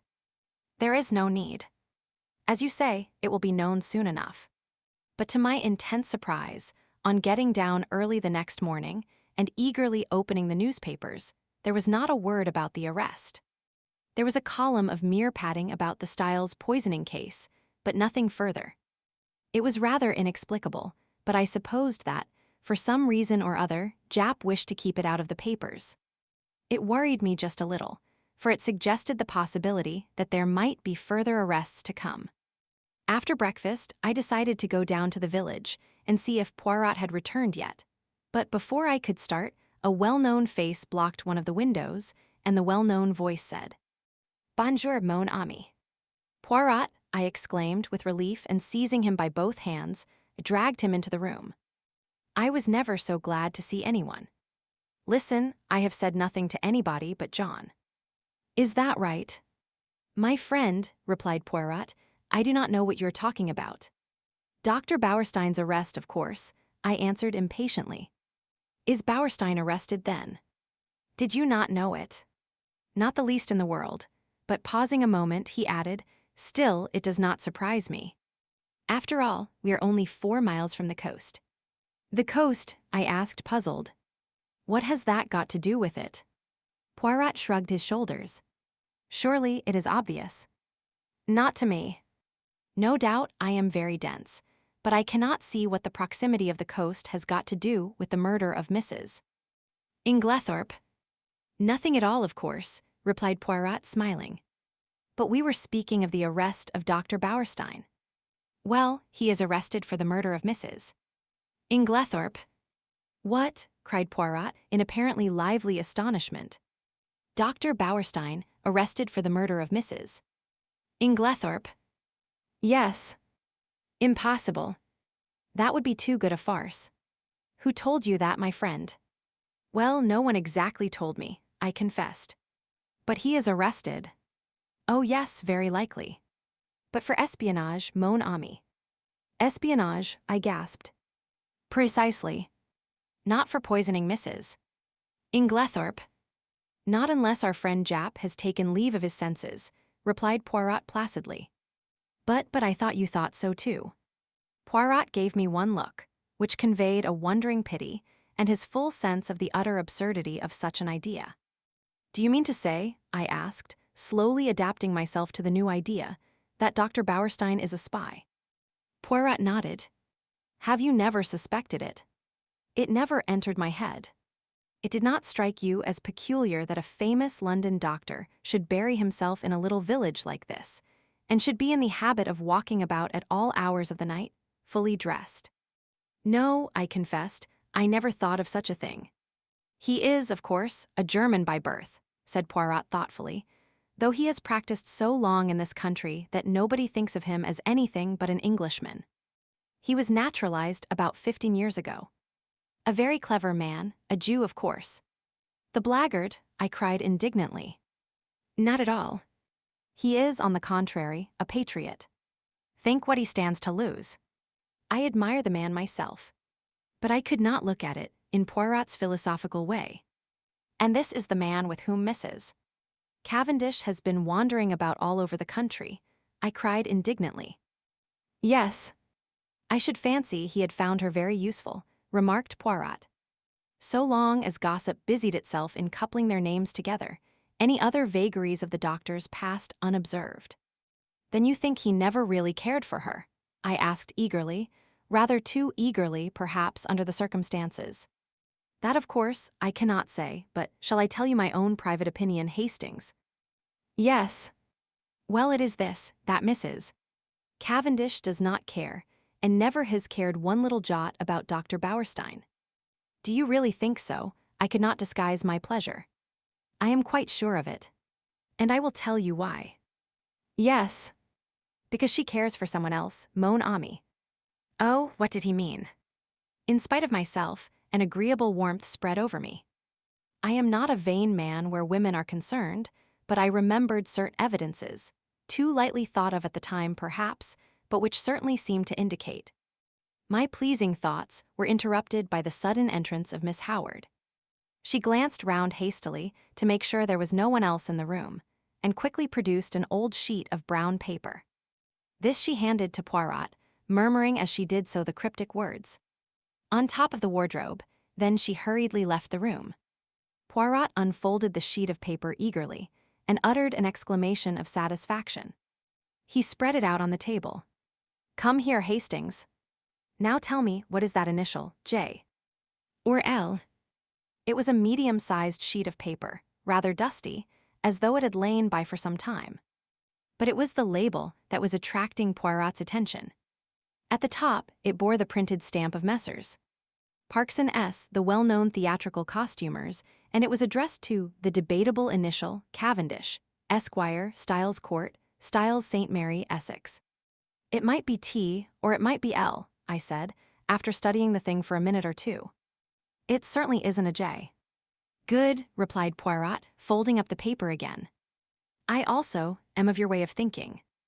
It is an L, depend upon it. Where did it come from? I asked curiously. Is it important? Moderately so. It confirms a surmise of mine. Having deduced its existence, I set Miss Howard to search for it, and, as you see, she has been successful." "What did she mean by, on the top of the wardrobe?" "She meant," replied Poirot promptly, "that she found it on top of a wardrobe." "A funny place for a piece of brown paper," I mused. "Not at all. The top of a wardrobe is an excellent place for brown paper and cardboard boxes. I have kept them there myself. Neatly arranged, there is nothing to offend the eye." "Poirot," I asked earnestly, "have you made up your mind about this crime?" "Yes, that is to say, I believe I know how it was committed." "Ah. Unfortunately, I have no proof beyond my surmise unless—" With sudden energy, he caught me by the arm and whirled me down the hall, calling out in French in his excitement, Mademoiselle Dorcas, un moment, s'il vous plaît." Dorcas, quite flurried by the noise, came hurrying out of the pantry. "My good Dorcas, I have an idea, a little idea. If it should prove justified, what magnificent chance. Tell me on Monday, not Tuesday, Dorcas, but Monday, the day before the tragedy, did anything go wrong with Mrs. Inglethorp's bell?" Dorcas looked very surprised. "Yes, sir, now you mention it, it did, though I don't know how you came to hear of it. A mouse or some such must have nibbled the wire through. The man came and put it right on Tuesday morning." With a long-drawn exclamation of ecstasy, Poirot led the way back to the morning room. "See you, one should not ask for outside proof. No, reason should be enough. But the flesh is weak. It is consolation to find that one is on the right track. Ah, my friend, I am like a giant refreshed. I run. I leap." And in very truth, run and leap he did, gambolling wildly down the stretch of lawn outside the long window. "What is your remarkable little friend doing?" asked a voice behind me, and I turned to find Mary Cavendish at my elbow. She smiled, and so did I. "What is it all about?" "Really, I can't tell you." He asked Dorcas some question about a bell, and appeared so delighted with her answer that he is capering about as you see. Mary laughed. "How ridiculous. He's going out of the gate. Isn't he coming back today?" "I don't know. I've given up trying to guess what he'll do next." "Is he quite mad, Mr. Hastings?" "I honestly don't know. Sometimes I feel sure he is as mad as a hatter. And then, just as he is at his maddest, I find there is method in his madness." "I see." In spite of her laugh, Mary was looking thoughtful this morning. She seemed grave, almost sad. It occurred to me that it would be a good opportunity to tackle her on the subject of Cynthia. I began rather tactfully, I thought, but I had not gone far before she stopped me authoritatively. "You are an excellent advocate, I have no doubt, Mr. Hastings, but in this case your talents are quite thrown away. Cynthia will run no risk of encountering any unkindness from me." I began to stammer feebly that I hoped she hadn't thought. But again she stopped me, and her words were so unexpected that they quite drove Cynthia and her troubles out of my mind. "Mr. Hastings," she said, "do you think I and my husband are happy together?" I was considerably taken aback, and murmured something about its not being my business to think anything of the sort. "Well," she said quietly, "whether it is your business or not, I will tell you that we are not happy." I said nothing, for I saw that she had not finished. She began slowly, walking up and down the room, her head a little bent, and that slim, supple figure of hers swaying gently as she walked. She stopped suddenly and looked up at me. "You don't know anything about me, do you?" she asked. "Where I come from, who I was before I married John, anything in fact." "Well, I will tell you. I will make a father confessor of you. You are kind, think, yes, I am sure you are kind." Somehow, I was not quite as elated as I might have been. I remembered that Cynthia had begun her confidences in much the same way. Besides, a father confessor should be elderly. It is not at all the role for a young man. "My father was English," said Mrs. Cavendish, "but my mother was a Russian." "Ah," I said, "now I understand." "Understand what?" "A hint of something foreign, different, that there has always been about you." "My mother was very beautiful, I believe." "I don't know, because I never saw her. She died when I was quite a little child. I believe there was some tragedy connected with her death. She took an overdose of some sleeping draught by mistake." However that may be, my father was broken-hearted. Shortly afterwards, he went into the consular service. Everywhere he went, I went with him. When I was 23, I had been nearly all over the world. It was a splendid life, I loved it. There was a smile on her face, and her head was thrown back. She seemed living in the memory of those old glad days. Then my father died. He left me very badly off. I had to go and live with some old aunts in Yorkshire. She shuddered. You will understand me when I say that it was a deadly life for a girl brought up as I had been. The narrowness, the deadly monotony of it almost drove me mad. She paused a minute and added in a different tone, and then I met John Cavendish. Yes. You can imagine that, from my aunt's point of view, it was a very good match for me. But I can honestly say it was not this fact which weighed with me. No, he was simply a way of escape from the insufferable monotony of my life. I said nothing, and after a moment she went on. Don't misunderstand me. I was quite honest with him. I told him what was true, that I liked him very much, that I hoped to come to like him more, but that I was not in any way what the world calls in love with him. He declared that that satisfied him, and so we were married. She waited a long time. A little frown had gathered on her forehead. She seemed to be looking back earnestly into those past days. I think, I am sure, he cared for me at first. But I suppose we were not well matched. Almost at once, we drifted apart. It is not a pleasing thing for my pride, but it is the truth, tired of me very soon. I must have made some murmur of dissent, for she went on quickly. Oh, yes, he did. Not that it matters now that we've come to the parting of the ways. What do you mean? She answered quietly. I mean that I am not going to remain at Styles. You and John are not going to live here. John may live here, but I shall not. You are going to leave him. Yes. But why? She paused a long time and said at last, perhaps because I want to be free. And as she spoke, I had a sudden vision of broad spaces, virgin tracts of forests, untrodden lands, and a realization of what freedom would mean to such a nature as Mary Cavendish. I seemed to see her for a moment as she was, a proud wild creature, as untamed by civilization as some shy bird of the hills. A little cry broke from her lips. You don't know, how this hateful place has been prison to me.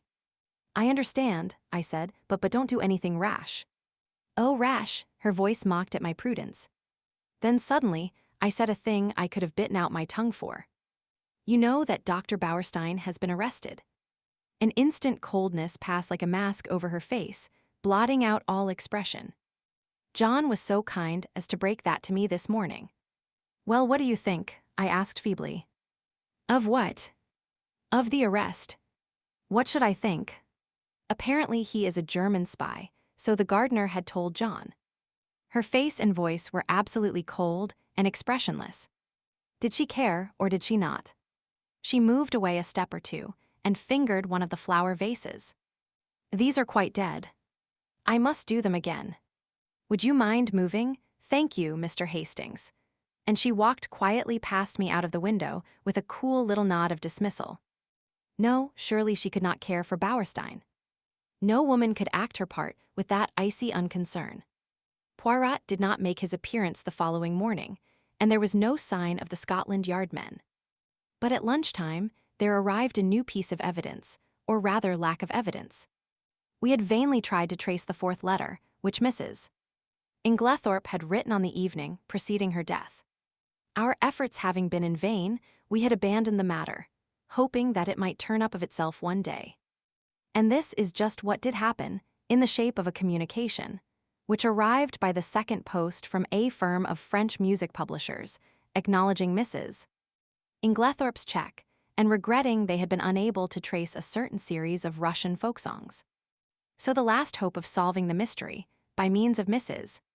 Inglethorp's correspondence on the fatal evening, had to be abandoned. Just before tea, I strolled down to tell Poirot of the new disappointment, but found, to my annoyance, that he was once more out. Gone to London again. Oh no, monsieur, he has but taken the train to Tadminster. To see a young ladies' dispensary, he said. Silly ass, I ejaculated. I told him Wednesday was the one day she wasn't there. Well, tell him to look us up tomorrow morning, will you? Certainly, monsieur. But on the following day, no sign of Poirot. I was getting angry. He was really treating us in the most cavalier fashion. After lunch, Lawrence drew me aside and asked if I was going down to see him. No, I don't think I shall. He can come up here if he wants to see us. Oh, Lawrence looked indeterminate. Something unusually nervous and excited in his manner roused my curiosity. What is it? I asked. I could go if there's anything special. It's nothing much, but, well, if you are going, will you tell him? He dropped his voice to a whisper. I think I've found the extra coffee cup. I had almost forgotten that enigmatical message of Poirot, S, but now my curiosity was aroused afresh. Lawrence would say no more, so I decided that I would descend from my high horse and once more seek out Poirot at Leastways Cottage. This time I was received with a smile. Monsieur Poirot was within. Would I mount? I mounted accordingly. Poirot was sitting by the table, his head buried in his hands. He sprang up at my entrance. What is it? I asked solicitously. You are not ill, I trust. No, not ill. But I decide an affair of great moment. Whether to catch the criminal or not, I asked facetiously. But to my great surprise, Poirot nodded gravely. To speak or not to speak, as your so great Shakespeare says, that is the question. I did not trouble to correct the quotation. You are not serious, Poirot. I am of the most serious. For the most serious of all things hangs in the balance. And that is a woman's happiness, mon ami, he said gravely. I did not quite know what to say. The moment has come, said Poirot thoughtfully, and I do not know what to do. For see you, it is a big stake for which I play. No one but I, Hercule Poirot, would attempt it, and he tapped himself proudly on the breast. After pausing a few minutes respectfully, so as not to spoil his effect, I gave him Lawrence's message.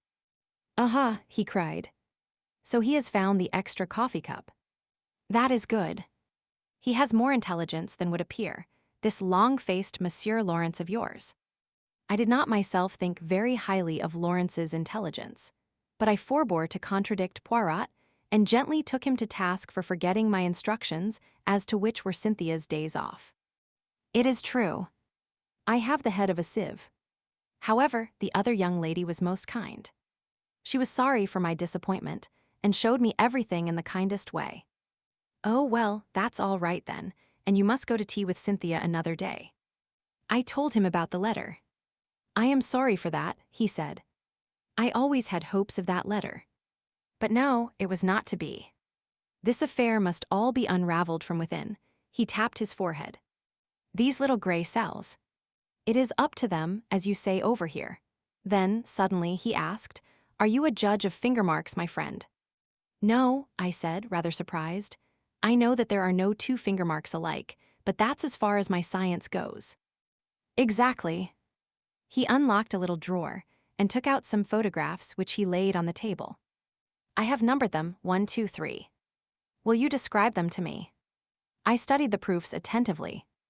All greatly magnified, I see. Now, 1, I should say, are a man's fingerprints, thumb and first finger. Now, 2 are a lady S. They are much smaller and quite different in every way. Now, 3, I paused for some time.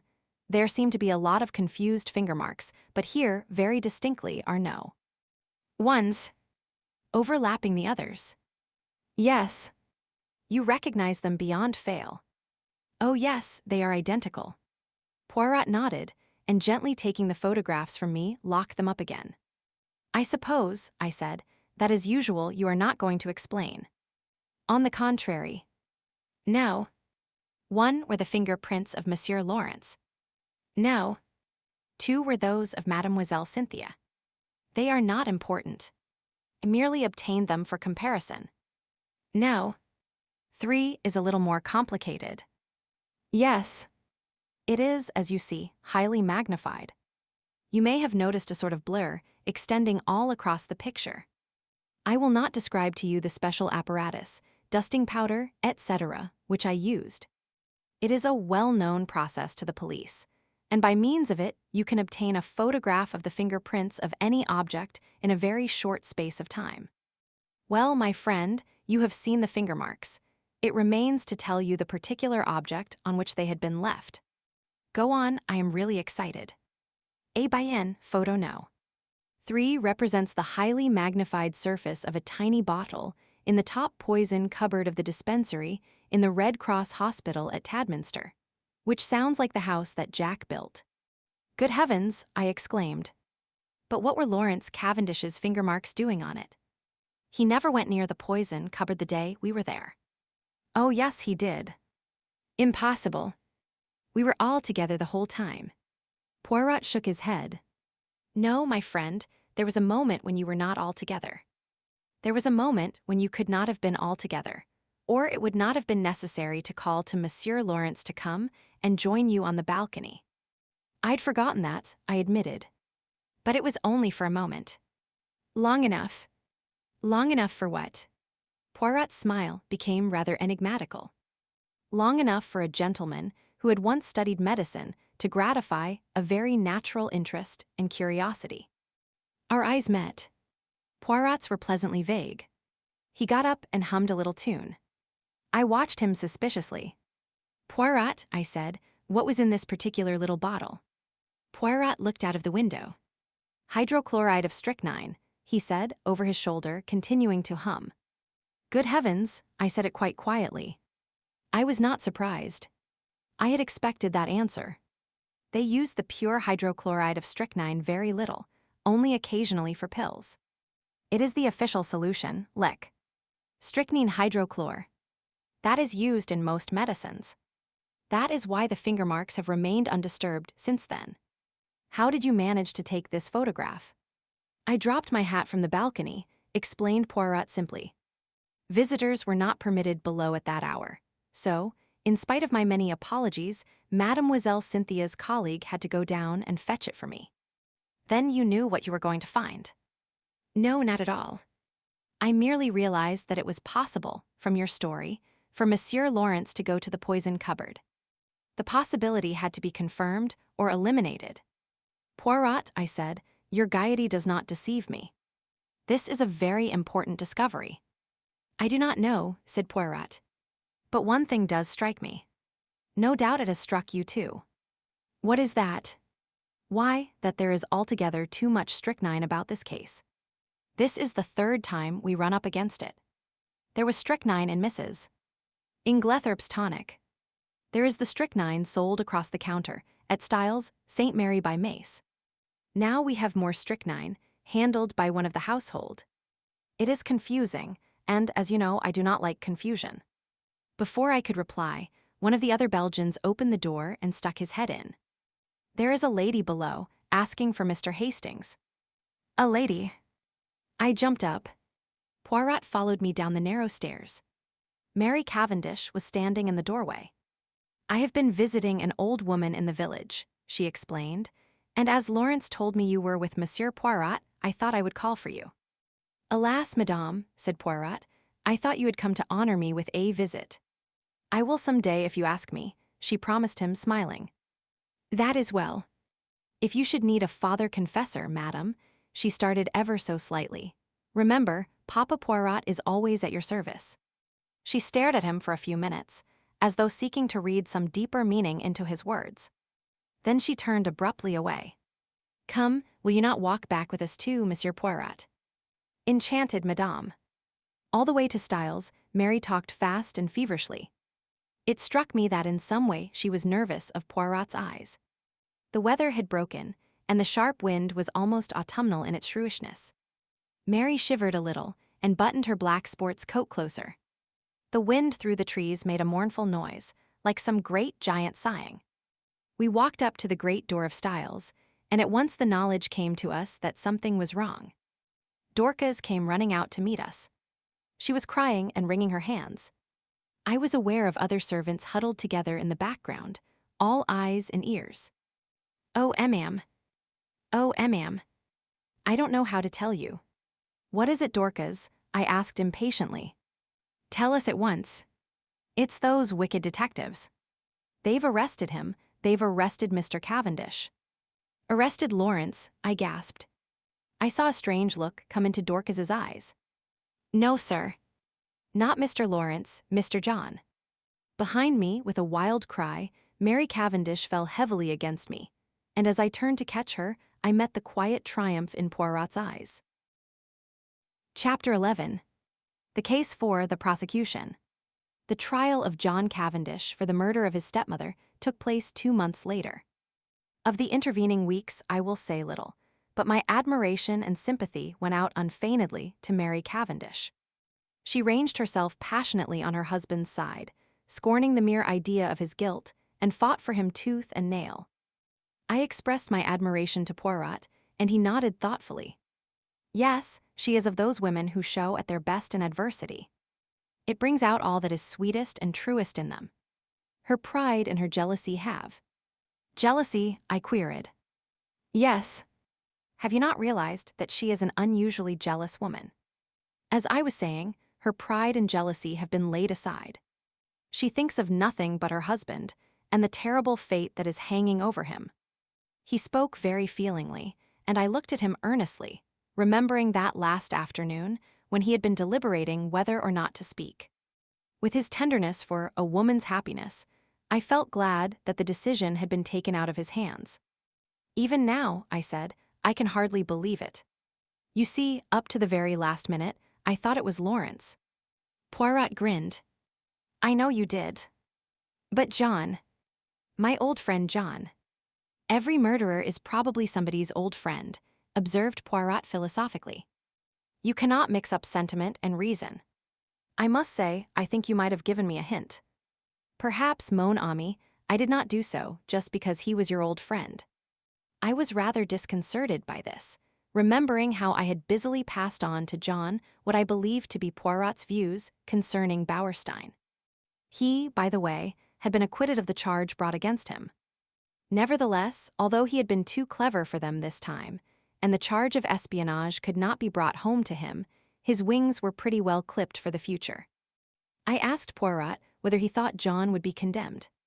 To my intense surprise, he replied that, on the contrary, he was extremely likely to be acquitted.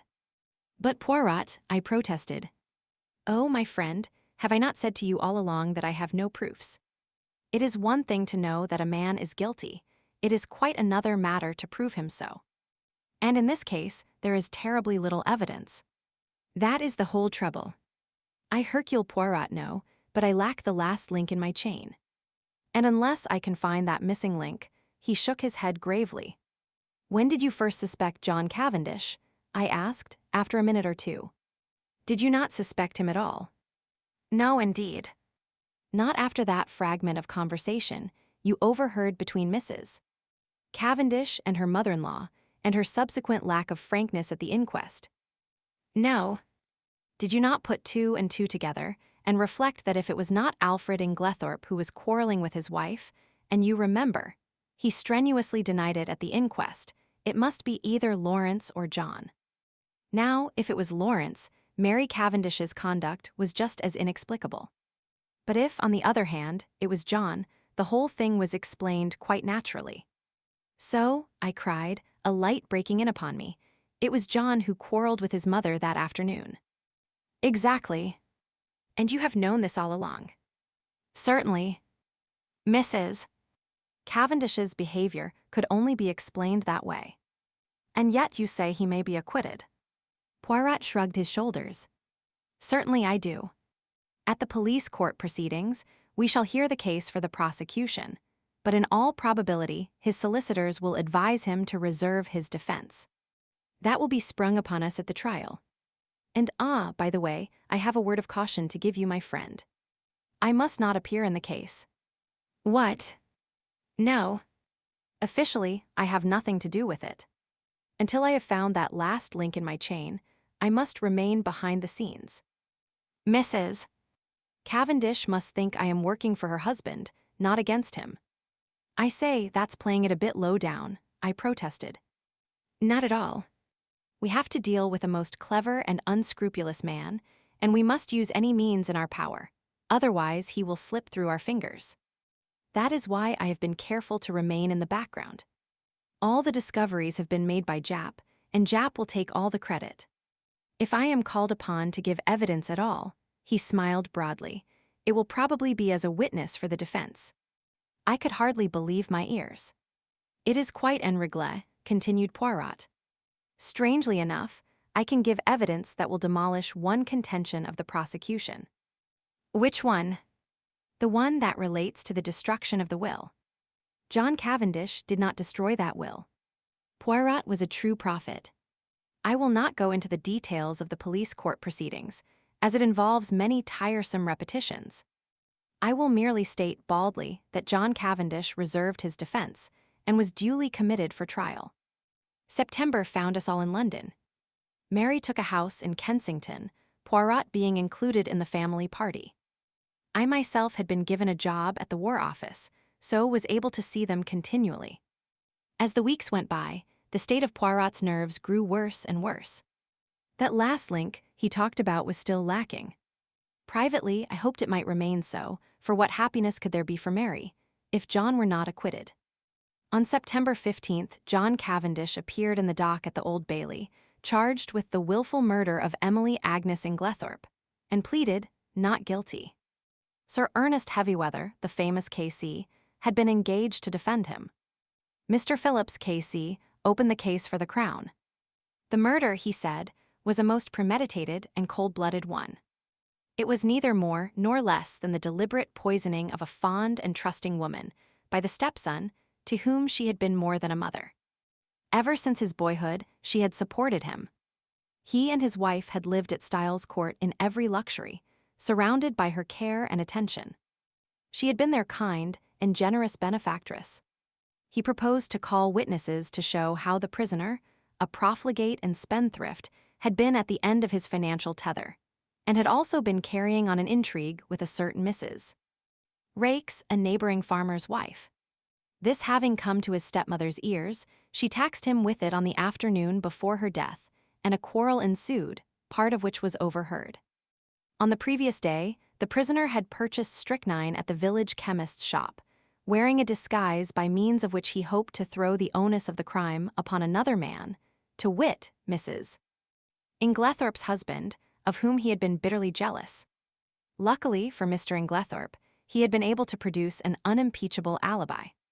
On the afternoon of July 17th, continued counsel, immediately after the quarrel with her son, Mrs. Inglethorp made a new will.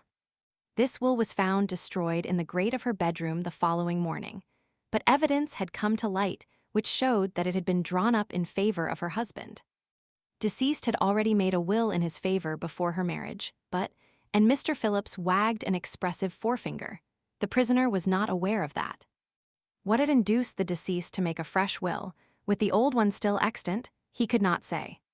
She was an old lady, and might possibly have forgotten the former one. Or, this seemed to him more likely, she may have had an idea that it was revoked by her marriage, as there had been some conversation on the subject. Ladies were not always very well versed in legal knowledge.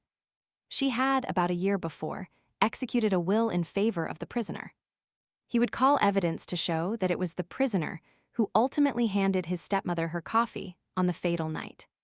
Later in the evening, he had sought admission to her room, on which occasion, no doubt, he found an opportunity of destroying the will which, as far as he knew, would render the one in his favor valid. The prisoner had been arrested in consequence of the discovery, in his room, by Detective Inspector Jap, a most brilliant officer, of the identical phial of strychnine which had been sold at the village chemist S to the supposed Mr. Inglethorp on the day before the murder. It would be for the jury to decide whether or not these damning facts constituted an overwhelming proof of the prisoner's guilt. And subtly implying that a jury which did not so decide was quite unthinkable, Mr. Phillips sat down and wiped his forehead. The first witnesses for the prosecution were mostly those who had been called at the inquest, the medical evidence being again taken first. Sir Ernest Heavyweather, who was famous all over England for the unscrupulous manner in which he bullied witnesses, only asked 2 questions. "I take it, Dr. Bauerstein, that strychnine as a drug acts quickly?" "Yes." and that you are unable to account for the delay in this case. Yes. Thank you. Mr. Mace identified the file handed him by counsel as that sold by him to Mr. Inglethorp. Pressed, he admitted that he only knew Mr. Inglethorp by sight. He had never spoken to him. The witness was not cross-examined. Alfred Inglethorp was called and denied having purchased the poison. He also denied having quarreled with his wife. Various witnesses testified to the accuracy of these statements. The gardener's evidence as to the witnessing of the will was taken, and then Dorcas was called. Dorcas, faithful to her young gentleman, denied strenuously that it could have been John's voice she heard, and resolutely declared, in the teeth of everything, that it was Mr. Inglethorp who had been in the boudoir with her mistress. A rather wistful smile passed across the face of the prisoner in the dock. He knew only too well how useless her gallant defiance was, since it was not the object of the defense to deny this point. Mrs. Cavendish, of course, could not be called upon to give evidence against her husband. After various questions on other matters, Mr. Phillips asked, "In the month of June last, do you remember a parcel arriving for Mr. Lawrence Cavendish from Parkson, S?" Dorcas shook her head. "I don't remember, sir. It may have done, but Mr. Lawrence was away from home part of June. In the event of a parcel arriving for him whilst he was away, what would be done with it? It would either be put in his room or sent on after him." "By you?" "No, sir, I should leave it on the hall table. It would be Miss Howard who would attend to anything like that." Evelyn Howard was called, and, after being examined on other points, was questioned as to the parcel. "Don't remember. Lots of parcels come. Can't remember one special one. You do not know if it was sent after Mr. Lawrence Cavendish to Wales, or whether it was put in his room. Don't think it was sent after him. Should have remembered it if it was. Supposing a parcel arrived addressed to Mr. Lawrence Cavendish, and afterwards it disappeared, should you remark its absence?" "No, don't think so. I should think someone had taken charge of it. I believe, Miss Howard, that it was you who found this sheet of brown paper." He held up the same dusty piece which Poirot and I had examined in the morning room at Styles. "Yes, I did." "How did you come to look for it?" "The Belgian detective who was employed on the case asked me to search for it." "Where did you eventually discover it?" "On the top of a wardrobe." "On top of the prisoner's wardrobe?" I believe so." "Did you not find it yourself?" "Yes." "Then you must know where you found it." "Yes, it was on the prisoner's wardrobe." "That is better." An assistant from Parkson's, theatrical costumers, testified that on June 29th, they had supplied a black beard to Mr. L. Cavendish as requested. It was ordered by letter, and a postal order was enclosed. No, they had not kept the letter. All transactions were entered in their books. They had sent the beard as directed to L. Cavendish, Styles Court. Sir Ernest Heavyweather rose ponderously. "Where was the letter written from?" "From Styles Court." "The same address to which you sent the parcel?" "Yes." "And the letter came from there?" "Yes." Like a beast of prey, Heavyweather fell upon him. "How do you know?" I don't understand. How do you know that letter came from Styles? Did you notice the postmark?" "No, but..." "Ah, you did not notice the postmark. And yet you affirm so confidently that it came from Styles. It might, in fact, have been any postmark." "Why ease?" "In fact, the letter, though written on stamped notepaper, might have been posted from anywhere. From Wales, for instance." The witness admitted that such might be the case, and Sir Ernest signified that he was satisfied. Elizabeth Wells, second housemaid at Styles, stated that after she had gone to bed, she remembered that she had bolted the front door, instead of leaving it on the latch as Mr. Inglethorp had requested. She had accordingly gone downstairs again to rectify her error. Hearing a slight noise in the west wing, she had peeped along the passage, and had seen Mr. John Cavendish knocking at Mrs. Inglethorp's door. Sir Ernest Heavyweather made short work of her, and under his unmerciful bullying she contradicted herself hopelessly, and Sir Ernest sat down again with a satisfied smile on his face. With the evidence of Annie, as to the candle grease on the floor, and as to seeing the prisoner take the coffee into the boudoir, the proceedings were adjourned until the following day. As we went home, Mary Cavendish spoke bitterly against the prosecuting counsel. "That hateful man. What a net he has drawn around my poor John. How he twisted every little fact until he made it seem what it was." "Well," I said consolingly, "it will be the other way about tomorrow." "Yes," she said meditatively, then suddenly dropped her voice. "Mr. Hastings, you do not think, surely it could not have been Lawrence. Oh no, that could not be." But I myself was puzzled, and as soon as I was alone with Poirot, asked him what he thought Sir Ernest was driving at. "Ah," said Poirot appreciatively. "He is a clever man, that Sir Ernest. Do you think he believes Lawrence guilty?" "I do not think he believes or cares anything. No, what he is trying for is to create such confusion in the minds of the jury that they are divided in their opinion as to which brother did it. He is endeavoring to make out that there is quite as much evidence against Lawrence as against John, and I am not at all sure that he will not succeed." Detective Inspector Japp was the first witness called when the trial was reopened, and gave his evidence succinctly and briefly. After relating the earlier events, he proceeded. "Acting on information received, Superintendent Summerhay and myself searched the prisoner's room during his temporary absence from the house.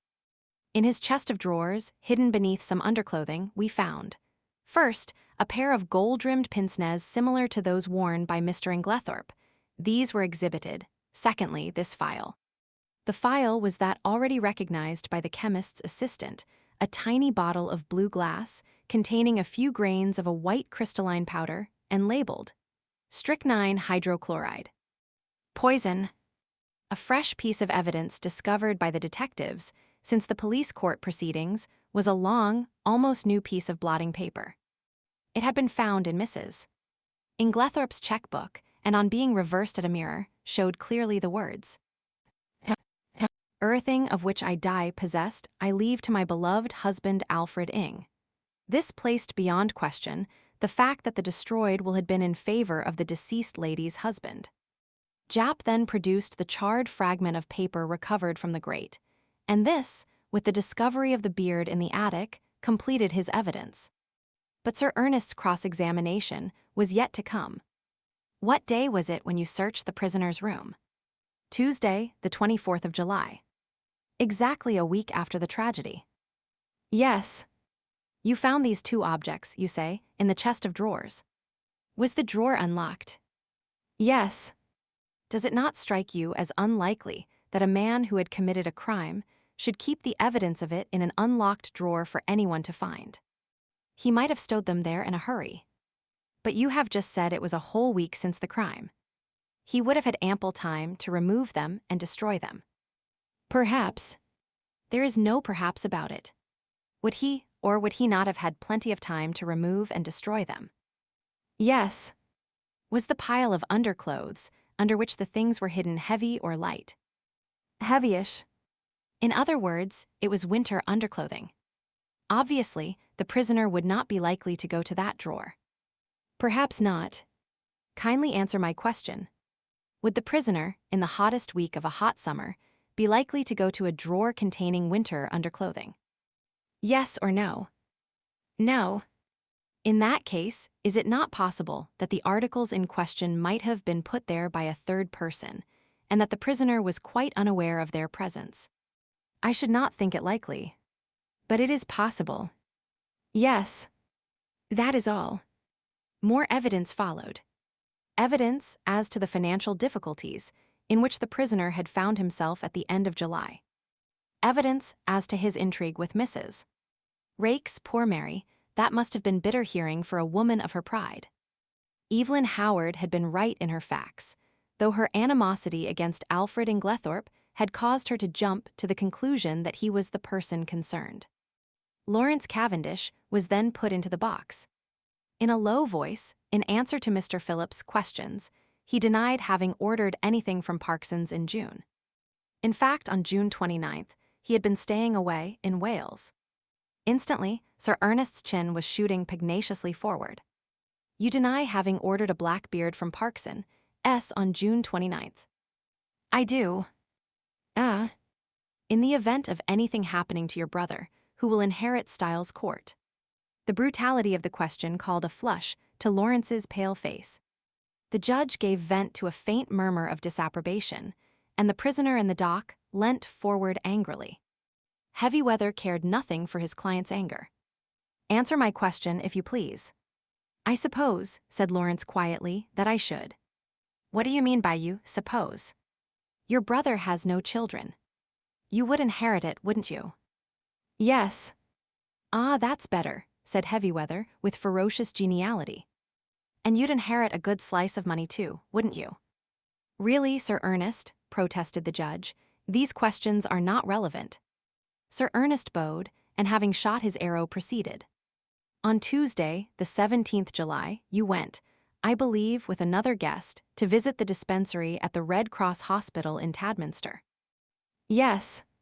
Did you, while you happened to be alone for a few seconds, unlock the poison cupboard and examine some of the bottles? I may have done so. I put it to you that you did do so. Yes. Sir Ernest fairly shot the next question at him. Did you examine one bottle in particular? No, I do not think so. Be careful, Mr. Cavendish. I am referring to a little bottle of hydrochloride of strychnine. Lawrence was turning a sickly greenish color. No, I am sure I didn't. Then, how do you account for the fact that you left the unmistakable impress of your fingerprints on it? The bullying manner was highly efficacious, with a nervous disposition. I suppose I must have taken up the bottle. I suppose so too. Did you abstract any of the contents of the bottle? Certainly not. Then why did you take it up? I once studied to be a doctor. Such things naturally interest me. So poisons naturally interest you, do they? Still, you waited to be alone before gratifying that interest of yours. That was pure chance. If the others had been there, I should have done just the same. Still, as it happens, the others were not there. No, but... In fact, during the whole afternoon, you were only alone for a couple of minutes, and it happened, I say, it happened, to be during those 2 minutes that you displayed your natural interest in hydrochloride of strychnine. Lawrence stammered pitiably. I. With a satisfied and expressive countenance, Sir Ernest observed. I have nothing more to ask you, Mr. Cavendish.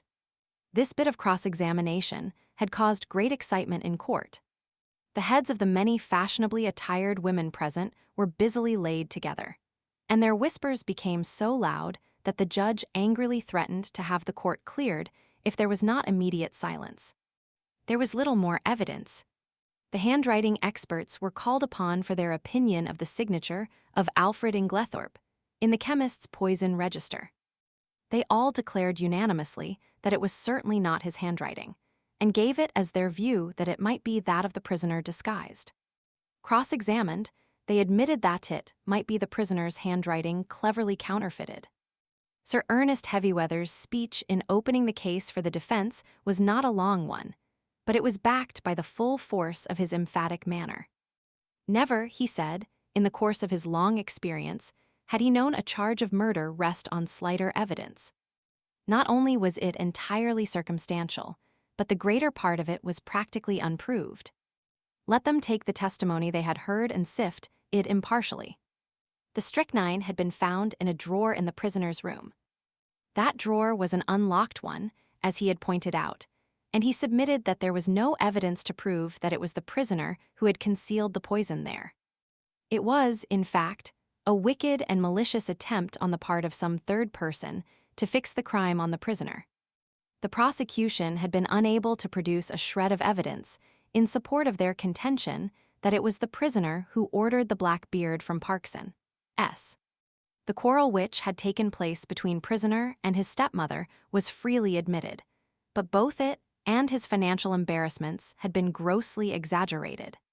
His learned friend, Sir Ernest, nodded carelessly at Mr. Phillips, had stated that if the prisoner were an innocent man, he would have come forward at the inquest to explain that it was he, and not Mr. Inglethorp, who had been the participator in the quarrel.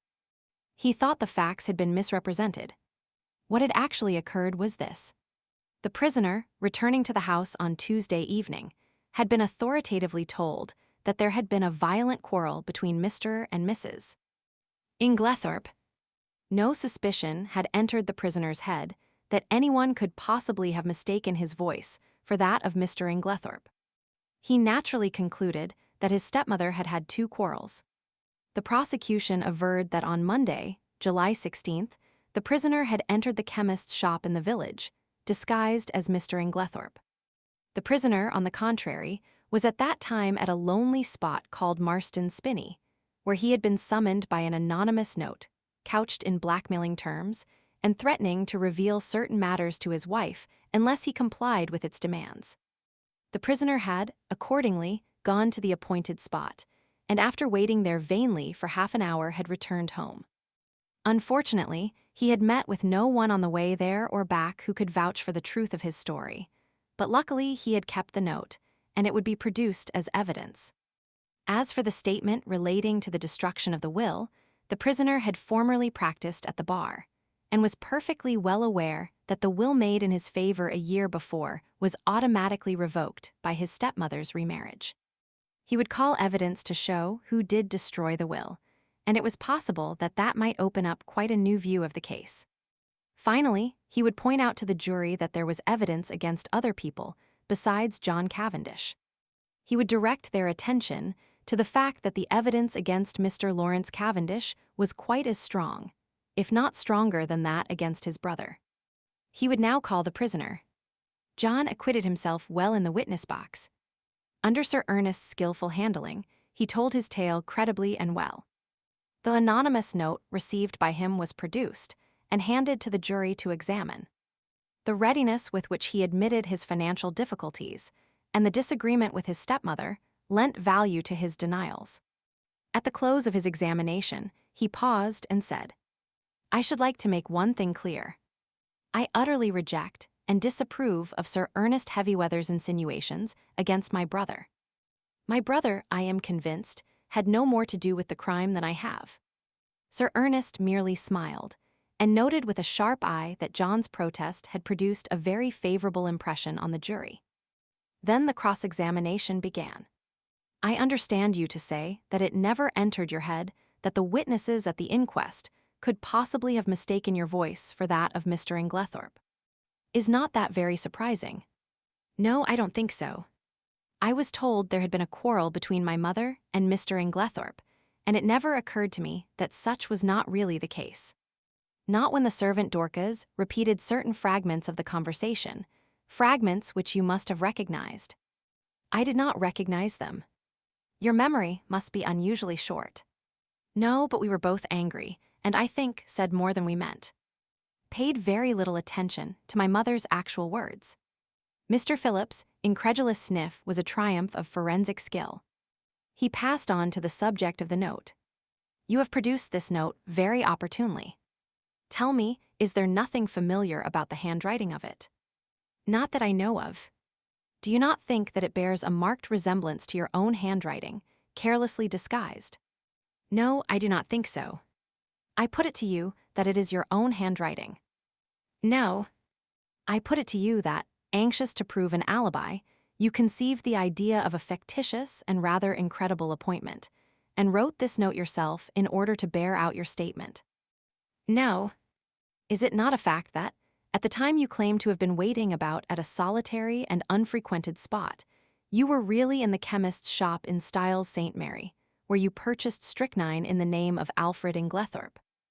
"No, that is a lie." "I put it to you that, wearing a suit of Mr. Inglethorp's clothes, with a black beard trimmed to resemble his, you were there, and signed the register in his name." "That is absolutely untrue." "Then I will leave the remarkable similarity of handwriting between the note, the register, and your own, to the consideration of the jury," said Mr. Phillips, and sat down with the air of a man who has done his duty, but who was nevertheless horrified by such deliberate perjury. After this, as it was growing late, the case was adjourned till Monday. Poirot, I noticed, was looking profoundly discouraged. He had that little frown between the eyes that I knew so well. "What is it, Poirot?" I inquired. "Ah, mon ami, things are going badly, badly." In spite of myself, my heart gave a leap of relief.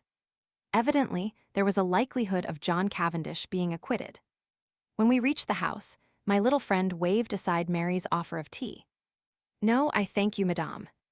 I will mount to my room." I followed him. Still frowning, he went across to the desk and took out a small pack of patience cards. Then he drew up a chair to the table, and, to my utter amazement, began solemnly to build card houses. My jaw dropped involuntarily, and he said at once, "No, mon ami, I am not in my second childhood. I steady my nerves, that is all. This employment requires precision of the fingers. With precision of the fingers goes precision of the brain. And never have I needed that more than now." "What is the trouble?" I asked. With a great thump on the table, Poirot demolished his carefully built-up edifice. "It is this, mon ami, that I can build card houses 7 stories high, but I cannot, thump, find, thump, that last link of which spoke to you." I could not quite tell what to say, so I held my peace, and he began slowly building up the cards again, speaking in jerks as he did so. "It is done so. By placing one card on another, with mathematical precision. I watched the card house rising under his hands, story by story. He never hesitated or faltered. It was really almost like a conjuring trick. "What a steady hand you've got," I remarked. "I believe I've only seen your hand shake once."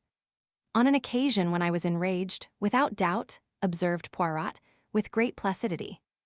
"Yes, indeed. You were in a towering rage. Do you remember? It was when you discovered that the lock of the dispatch case in Mrs. Inglethorp's bedroom had been forced. You stood by the mantelpiece, twiddling the things on it in your usual fashion, and your hand shook like a leaf. I must say—" But I stopped suddenly. For Poirot, uttering a hoarse and inarticulate cry, again annihilated his masterpiece of cards, and putting his hands over his eyes swayed backwards and forwards, apparently suffering the keenest agony. "Good heavens, Poirot," I cried. "What is the matter? Are you taken ill?" "No, no," he gasped. It is that I have an idea." "Oh," I exclaimed, much relieved. "One of your little ideas." "Ah, ma foi, no," replied Poirot frankly. "This time it is an idea gigantic. Stupendous. And you, my friend, have given it to me." Suddenly clasping me in his arms, he kissed me warmly on both cheeks, and before I had recovered from my surprise, ran headlong from the room. Mary Cavendish entered at that moment. "What is the matter with Monsieur Poirot?" He rushed past me crying out, "A garage! For the love of heaven, direct me to a garage, madame," and before I could answer, he had dashed out into the street. I hurried to the window. True enough, there he was, tearing down the street, hatless and gesticulating as he went. I turned to Mary with a gesture of despair. "He'll be stopped by a policeman in another minute. There he goes, round the corner." Our eyes met, and we stared helplessly at one another. What can be the matter? I shook my head. I don't know. He was building card houses, when suddenly he said he had an idea and rushed off as you saw. "Well," said Mary, "I expect he will be back before dinner." But night fell, and Poirot had not returned. Chapter 12. The last link. Poirot's abrupt departure had intrigued us all greatly. Sunday morning wore away, and still he did not reappear. But about 3 o'clock a ferocious and prolonged hooting outside drove us to the window, to see Poirot alighting from a car, accompanied by Jap and Summerhay. The little man was transformed. He radiated an absurd complacency. He bowed with exaggerated respect to Mary Cavendish. "Madame, I have your permission to hold a little reunion in the salon. It is necessary for everyone to attend." Mary smiled sadly. "You know, Monsieur Poirot, that you have carte blanche in every way." "You are too amiable, madame." Still beaming, Poirot marshaled us all into the drawing-room, bringing forward chairs as he did so. "Miss Howard here. Mademoiselle Cynthia. Monsieur Lawrence. The good Dorcas. And Annie. Bien, we must delay our proceedings a few minutes until Mr. Inglethorp arrives. I have sent him a note." Miss Howard rose immediately from her seat. "If that man comes into the house, I leave it." No, no, Poirot went up to her and pleaded in a low voice. Finally, Miss Howard consented to return to her chair. A few minutes later, Alfred and Inglethorp entered the room. The company once assembled, Poirot rose from his seat with the air of a popular lecturer and bowed politely to his audience. Messieurs, mesdames, as you all know, I was called in by Monsieur John Cavendish to investigate this case. I at once examined the bedroom of the deceased, which, by the advice of the doctors, had been kept locked, and was consequently exactly as it had been when the tragedy occurred. I found, first, a fragment of green material, second, a stain on the carpet near the window, still damp, thirdly, an empty box of bromide powders. To take the fragment of green material first, I found it caught in the bolt of the communicating door between that room and the adjoining one occupied by Mademoiselle Cynthia. I handed the fragment over to the police, who did not consider it of much importance. Nor did they recognize it for what it was, a piece torn from a green land armlet. There was a little stir of excitement. Now there was only one person at Styles who worked on the land, Mrs. Cavendish. Therefore, it must have been Mrs. Cavendish who entered the deceased's room through the door, communicating with Mademoiselle Cynthia's room. But that door was bolted on the inside, I cried. When I examined the room, yes. But in the first place, we have only her word for it, since it was she who tried that particular door and reported it fastened. In the ensuing confusion, she would have had ample opportunity to shoot the bolt across. I took an early opportunity of verifying my conjectures.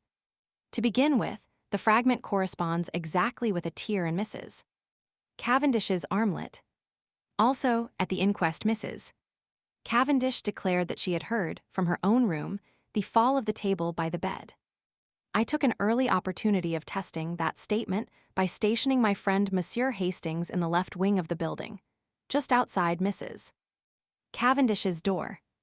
I myself, in company with the police, went to the deceased's room, and whilst there I apparently accidentally knocked over the table in question, but found that, as I had expected, Monsieur Hastings had heard no sound at all. This confirmed my belief that Mrs. Cavendish was not speaking the truth when she declared that she had been dressing in her room at the time of the tragedy. In fact, I was convinced that, far from having been in her own room, Mrs. Cavendish was actually in the deceased's room when the alarm was given.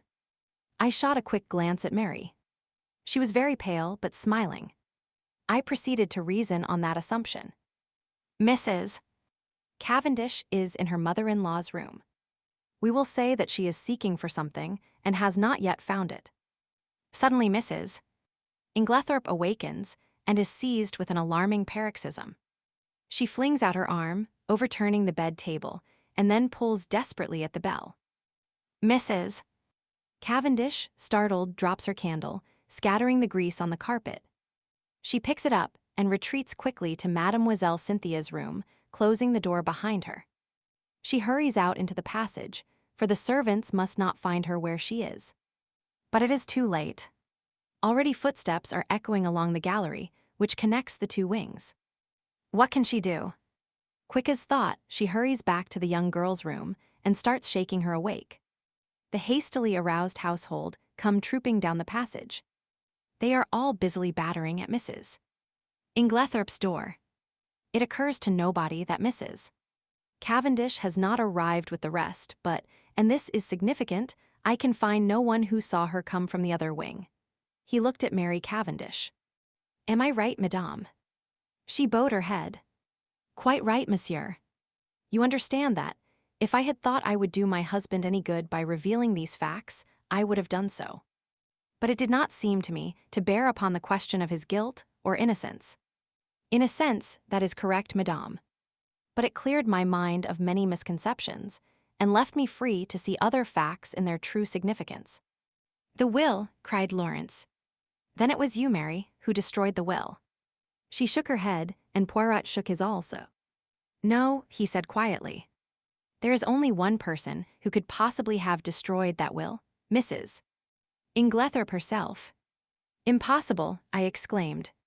She had only made it out that very afternoon. Nevertheless, mon ami, it was Mrs. Inglethorp.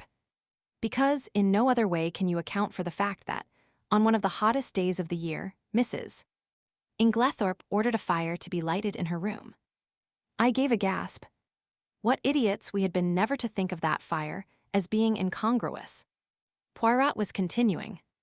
The temperature on that day, messieurs, was 80 degrees in the shade. Yet Mrs. Inglethorp ordered a fire. Why? Because she wished to destroy something and could think of no other way. You will remember that, in consequence of the war economics practiced at Styles, no waste paper was thrown away. There was therefore no means of destroying a thick document such as a will.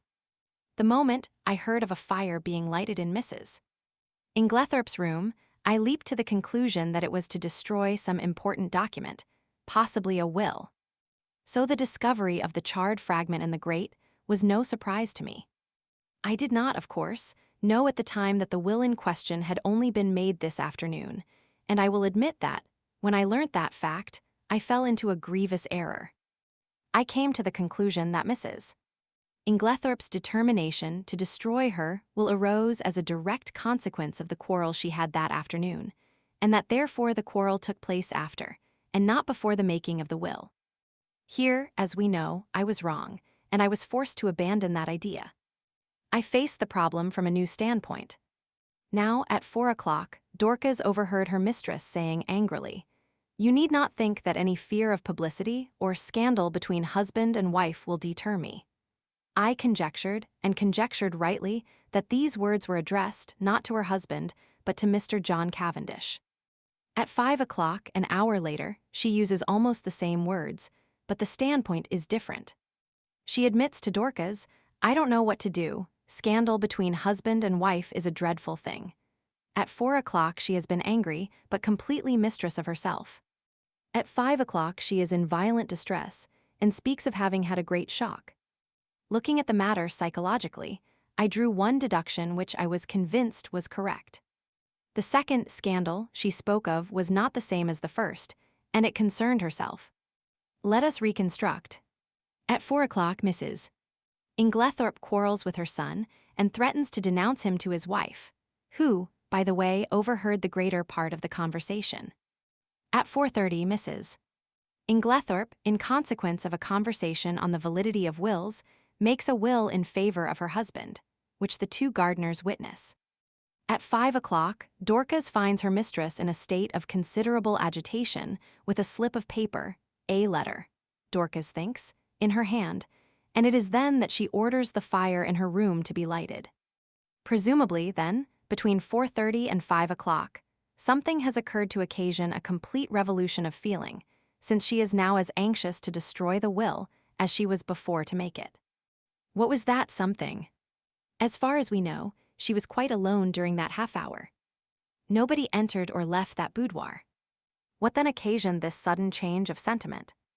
One can only guess, but I believe my guess to be correct. Mrs. Inglethorp had no stamps in her desk. We know this because later she asked Dorcas to bring her some. Now in the opposite corner of the room stood her husband's desk, locked. She was anxious to find some stamps, and according to my theory, she tried her own keys in the desk. That one of them fitted, I know.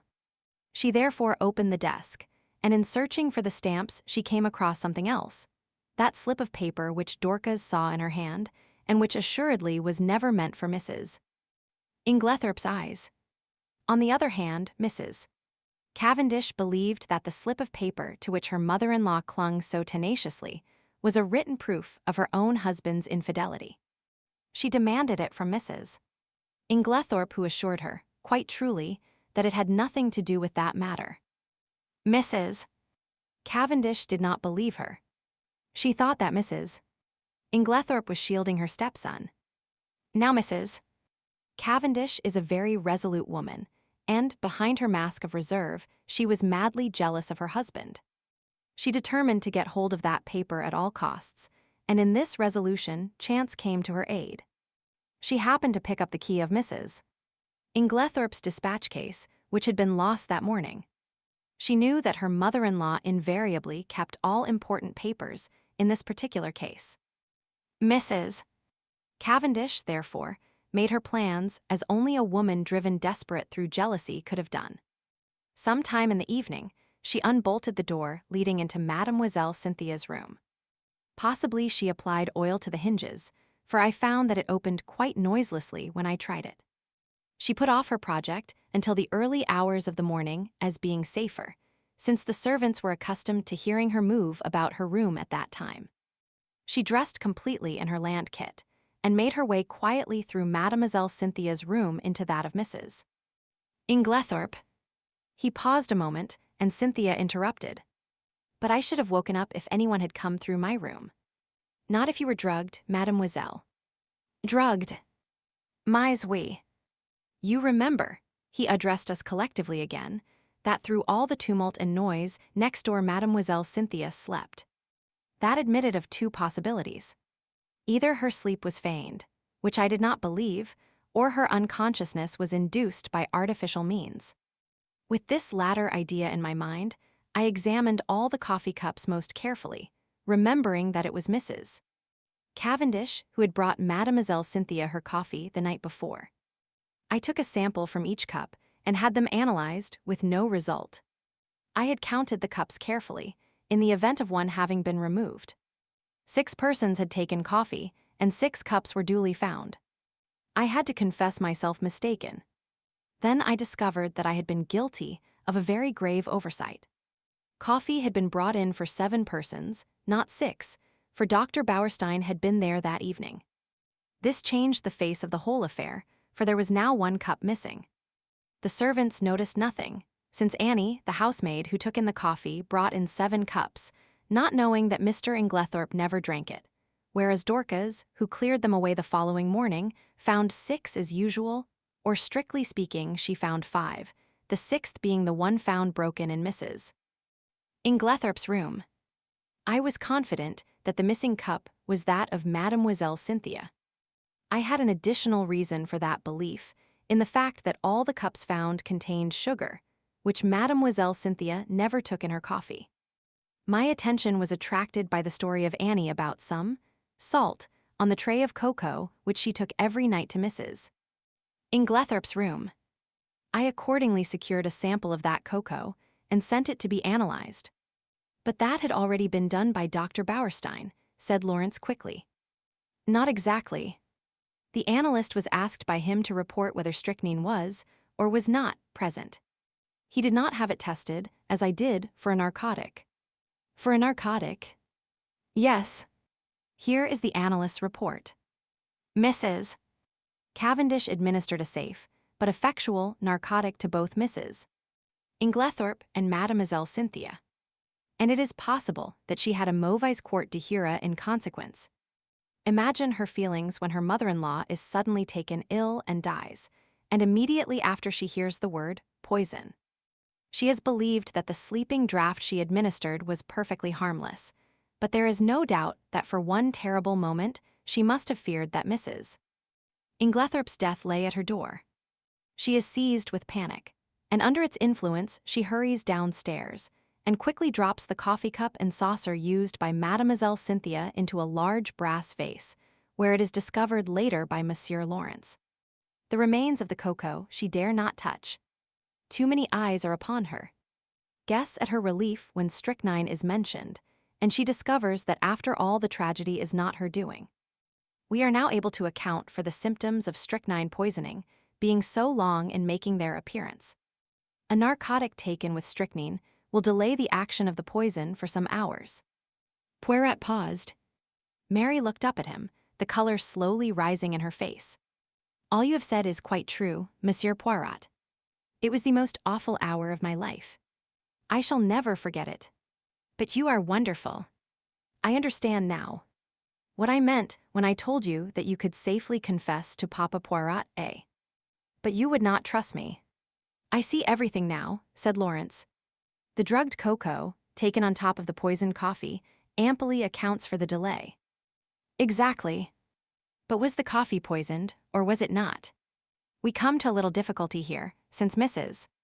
Inglethorp never drank it. What? The cry of surprise was universal. No. You will remember my speaking of a stain on the carpet in Mrs. Inglethorp's room. There were some peculiar points about that stain.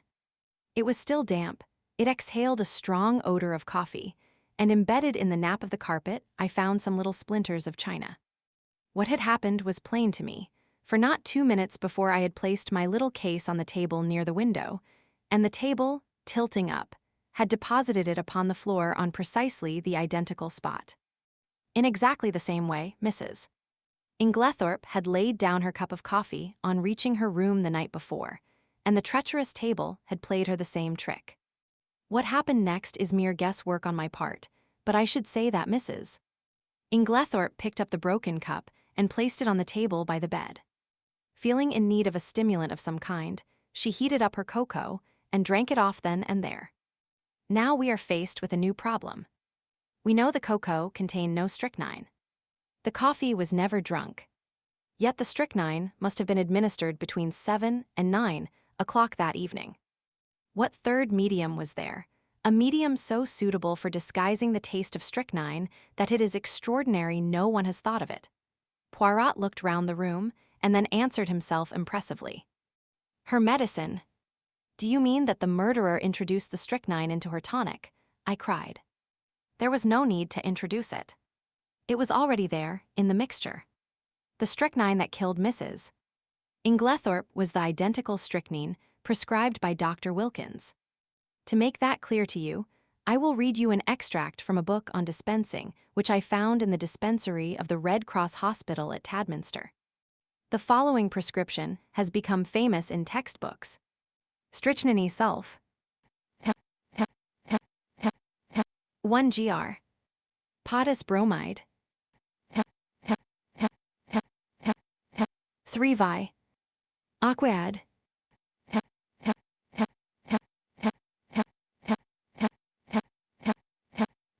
3 vi. Fiat mistura. This solution deposits in a few hours the greater part of the strychnine salt as an insoluble bromide in transparent crystals. A lady in England lost her life by taking a similar mixture. The precipitated strychnine collected at the bottom, and in taking the last dose, she swallowed nearly all of it. Now there was, of course, no bromide in Dr. Wilkins' prescription, but you will remember that I mentioned an empty box of bromide powders. 1 or 2 of those powders introduced into the full bottle of medicine would effectually precipitate the strychnine, as the book describes, and cause it to be taken in the last dose. You will learn later that the person who usually poured out Mrs. Inglethorp's medicine was always extremely careful not to shake the bottle, but to leave the sediment at the bottom of it undisturbed. Throughout the case, there have been evidences that the tragedy was intended to take place on Monday evening. On that day, Mrs. Inglethorp's bell wire was neatly cut, and on Monday evening Mademoiselle Cynthia was spending the night with friends, so that Mrs. Inglethorp would have been quite alone in the right wing, completely shut off from help of any kind, and would have died, in all probability, before medical aid could have been summoned. But in her hurry to be in time for the village entertainment, Mrs. Inglethorp forgot to take her medicine, and the next day she lunched away from home, so that the last, and fatal, dose was actually taken 24 hours later than had been anticipated by the murderer. And it is owing to that delay that the final proof, the last link of the chain, is now in my hands. Amid breathless excitement, he held out 3 thin strips of paper. A letter in the murderer's own handwriting, mes amis. Had it been a little clearer in its terms, it is possible that Mrs. Inglethorp, warned in time, would have escaped. As it was, she realized her danger, but not the manner of it. In the deathly silence, Poirot pieced together the slips of paper and, clearing his throat, read. Dearest Evelyn, you will be anxious at hearing nothing. It is all right, only it will be tonight instead of last night. You understand. There's a good time coming once the old woman is dead and out of the way. No one can possibly bring home the crime to me. That idea of yours about the bromides was a stroke of genius. But we must be very circumspect. A false step. Here, my friends, the letter breaks off. Doubtless the writer was interrupted, but there can be no question as to his identity. We all know this handwriting, and a howl that was almost a scream broke the silence. You devil! How did you get it? A chair was overturned. Poirot skipped nimbly aside. A quick movement on his part, and his assailant fell with a crash. Messieurs, mesdames, said Poirot with a flourish, let me introduce you to the murderer, Mr. Alfred Inglethorp. Chapter 13. Poirot explains. Poirot, you old villain, I said, I've half a mind to strangle you. What do you mean by deceiving me as you have done? We were sitting in the library. Several hectic days lay behind us. In the room below, John and Mary were together once more, while Alfred Inglethorp and Miss Howard were in custody. Now at last, I had Poirot to myself, and could relieve my still burning curiosity. Poirot did not answer me for a moment, but at last he said, I did not deceive you, mon ami. At most, I permitted you to deceive yourself. Yes, but why? Well, it is difficult to explain. You see, my friend, you have a nature so honest, and a countenance so transparent that, en fin, to conceal your feelings is impossible. If I had told you my ideas, the very first time you saw Mr. Alfred Inglethorp that astute gentleman would have, in your so expressive idiom, smelt a rat. And then, bonjour to our chances of catching him. I think that I have more diplomacy than you give me credit for. My friend, besought Poirot, I implore you, do not enrage yourself. Your help has been of the most invaluable. It is but the extremely beautiful nature that you have, which made me pause. Well, I grumbled, a little mollified. I still think you might have given me a hint. But I did, my friend. Several hints. You would not take them. Think now, did I ever say to you that I believed John Cavendish guilty? Did I not, on the contrary, tell you that he would almost certainly be acquitted? Yes, but... And did I not immediately afterwards speak of the difficulty of bringing the murderer to justice? Was it not plain to you that I was speaking of two entirely different persons? No, I said, it was not plain to me. Then again, continued Poirot, at the beginning, did I not repeat to you several times that I didn't want Mr. Inglethorp arrested now? That should have conveyed something to you. Do you mean to say you suspected him as long ago as that? Yes. To begin with, whoever else might benefit by Mrs. Inglethorp's death, her husband would benefit the most. There was no getting away from that. When I went up to Styles with you that first day, I had no idea as to how the crime had been committed, but from what I knew of Mr. Inglethorp, I fancied that it would be very hard to find anything to connect him with it. When I arrived at the chateau, I realized at once that it was Mrs. Inglethorp who had burnt the will. And there, by the way, you cannot complain, my friend, for I tried my best to force on you the significance of that bedroom fire in midsummer. Yes, yes, I said impatiently. Go on. Well, my friend, as I say, my views as to Mr. Inglethorp's guilt were very much shaken.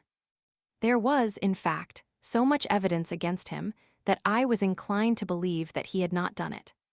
When did you change your mind? When I found that the more efforts I made to clear him, the more efforts he made to get himself arrested. Then, when I discovered that Inglethorp had nothing to do with Mrs.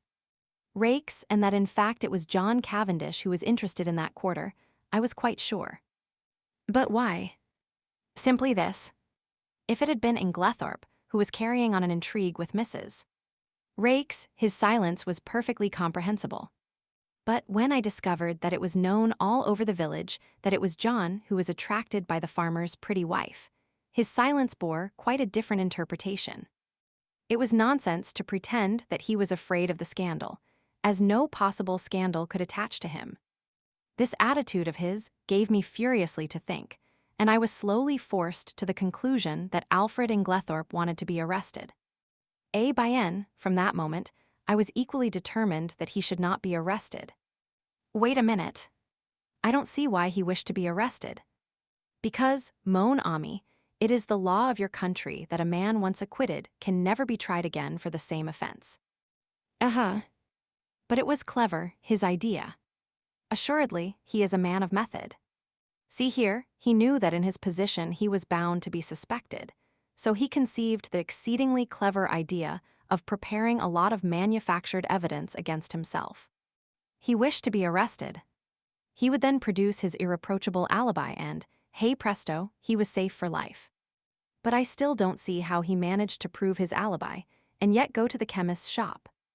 Poirot stared at me in surprise. Is it possible? My poor friend. You have not yet realized that it was Miss Howard who went to the chemist's shop.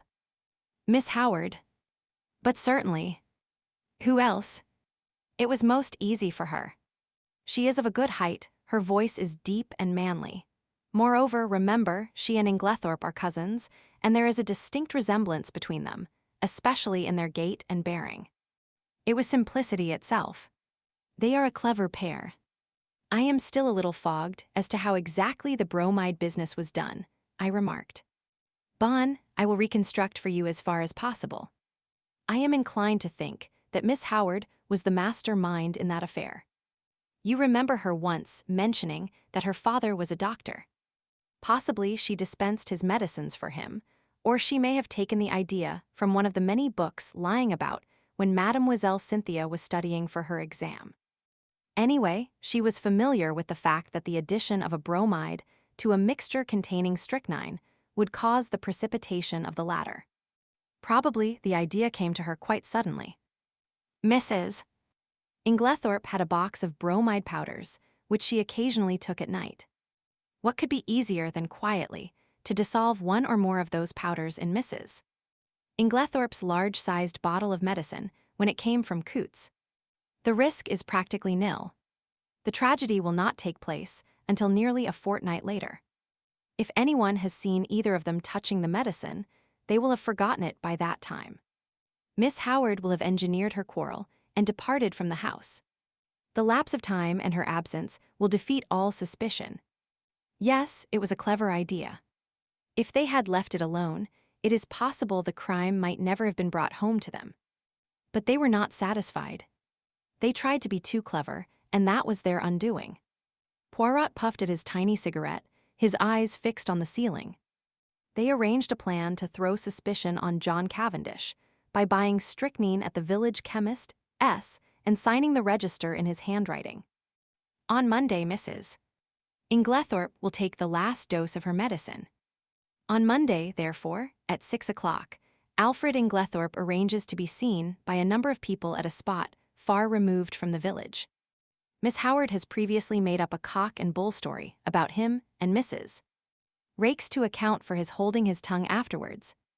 At 6 o'clock, Miss Howard, disguised as Alfred Inglethorp, enters the chemist's shop with her story about a dog, obtains the strychnine, and writes the name of Alfred Inglethorp in John's handwriting, which she had previously studied carefully. But, as it will never do if John, too, can prove an alibi, she writes him an anonymous note, still copying his handwriting, which takes him to a remote spot where it is exceedingly unlikely that anyone will see him. So far, all goes well. Miss Howard goes back to Midlingham. Alfred Inglethorp returns to Styles. There is nothing that can compromise him in any way, since it is Miss Howard who has the strychnine, which, after all, is only wanted as a blind to throw suspicion on John Cavendish. But now a hitch occurs. Mrs.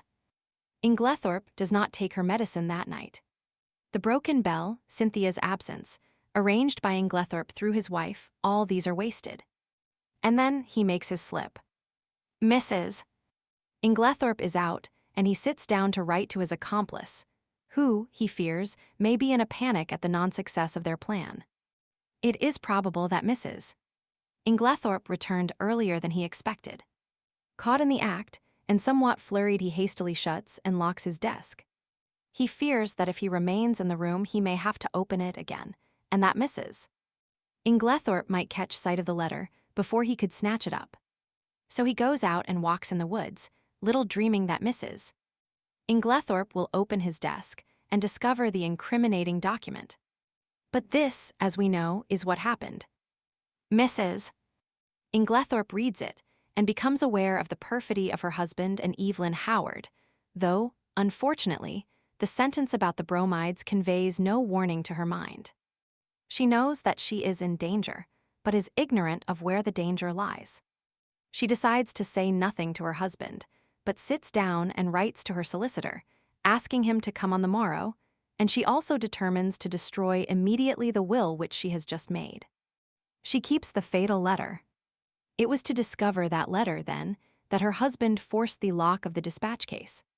Yes, and from the enormous risk he ran, we can see how fully he realized its importance. That letter accepted, there was absolutely nothing to connect him with the crime. There's only one thing I can't make out. Why didn't he destroy it at once when he got hold of it? Because he did not dare take the biggest risk of all, that of keeping it on his own person. I don't understand. Look at it from his point of view. I have discovered that there were only 5 short minutes in which he could have taken it, the 5 minutes immediately before our own arrival on the scene, for before that time, Annie was brushing the stairs, and would have seen anyone who passed going to the right wing. Figure to yourself the scene. He enters the room, unlocking the door by means of one of the other door keys. They were all much alike. He hurries to the dispatch case. It is locked, and the keys are nowhere to be seen. That is a terrible blow to him, for it means that his presence in the room cannot be concealed as he had hoped. But he sees clearly that everything must be risked for the sake of that damning piece of evidence. Quickly, he forces the lock with a penknife and turns over the papers until he finds what he is looking for. But now a fresh dilemma arises. He dare not keep that piece of paper on him. He may be seen leaving the room, he may be searched. If the paper is found on him, it is certain doom. Probably, at this minute too, he hears the sounds below of Mr. Wells and John leaving the boudoir. He must act quickly. Where can he hide this terrible slip of paper? The contents of the waste paper basket are kept, and in any case, are sure to be examined. There are no means of destroying it, and he dare not keep it. He looks round and he sees, what do you think, mon ami? I shook my head. In a moment, he has torn the letter into long, thin strips, and rolling them up into spills, he thrusts them hurriedly in amongst the other spills in the vase on the mantelpiece. I uttered an exclamation. No one would think of looking there, Poirot continued. And he will be able, at his leisure, to come back and destroy this solitary piece of evidence against him. Then, all the time, it was in the spill vase in Mrs. Inglethorp's bedroom under our very noses, I cried. Poirot nodded. Yes, my friend. That is where I discovered my last link, and I owe that very fortunate discovery to you. To me? Yes. Do you remember telling me that my hand shook as I was straightening the ornaments on the mantelpiece? Yes, but I don't see. No, but I saw.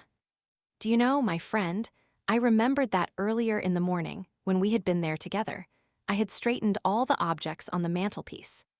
And if they were already straightened, there would be no need to straighten them again, unless, in the meantime, someone else had touched them. Dear me, I murmured, so that is the explanation of your extraordinary behavior. You rushed down to Styles and found it still there. Yes, and it was a race for time. But I still can't understand why Inglethorp was such a fool as to leave it there, when he had plenty of opportunity to destroy it. Ah, but he had no opportunity.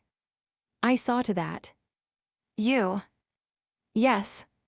Do you remember reproving me for taking the household into my confidence on the subject? Yes.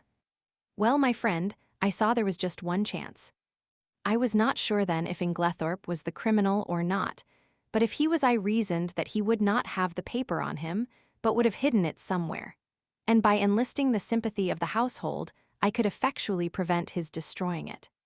He was already under suspicion, and by making the matter public, I secured the services of about 10 amateur detectives who would be watching him unceasingly, and being himself aware of their watchfulness, he would not dare seek further to destroy the document.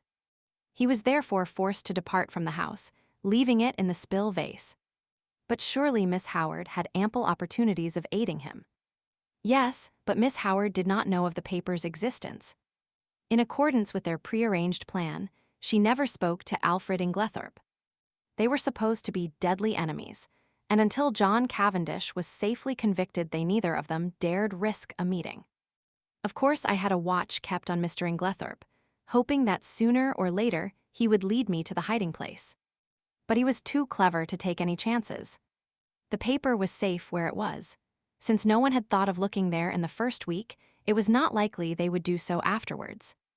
But for your lucky remark, we might never have been able to bring him to justice. I understand that now, but when did you first begin to suspect Miss Howard? When I discovered that she had told a lie at the inquest about the letter she had received from Mrs. Inglethorp. Why, what was there to lie about? You saw that letter. Do you recall its general appearance? Yes, more or less. You will recollect, then, that Mrs. Inglethorp wrote a very distinctive hand and left large clear spaces between her words.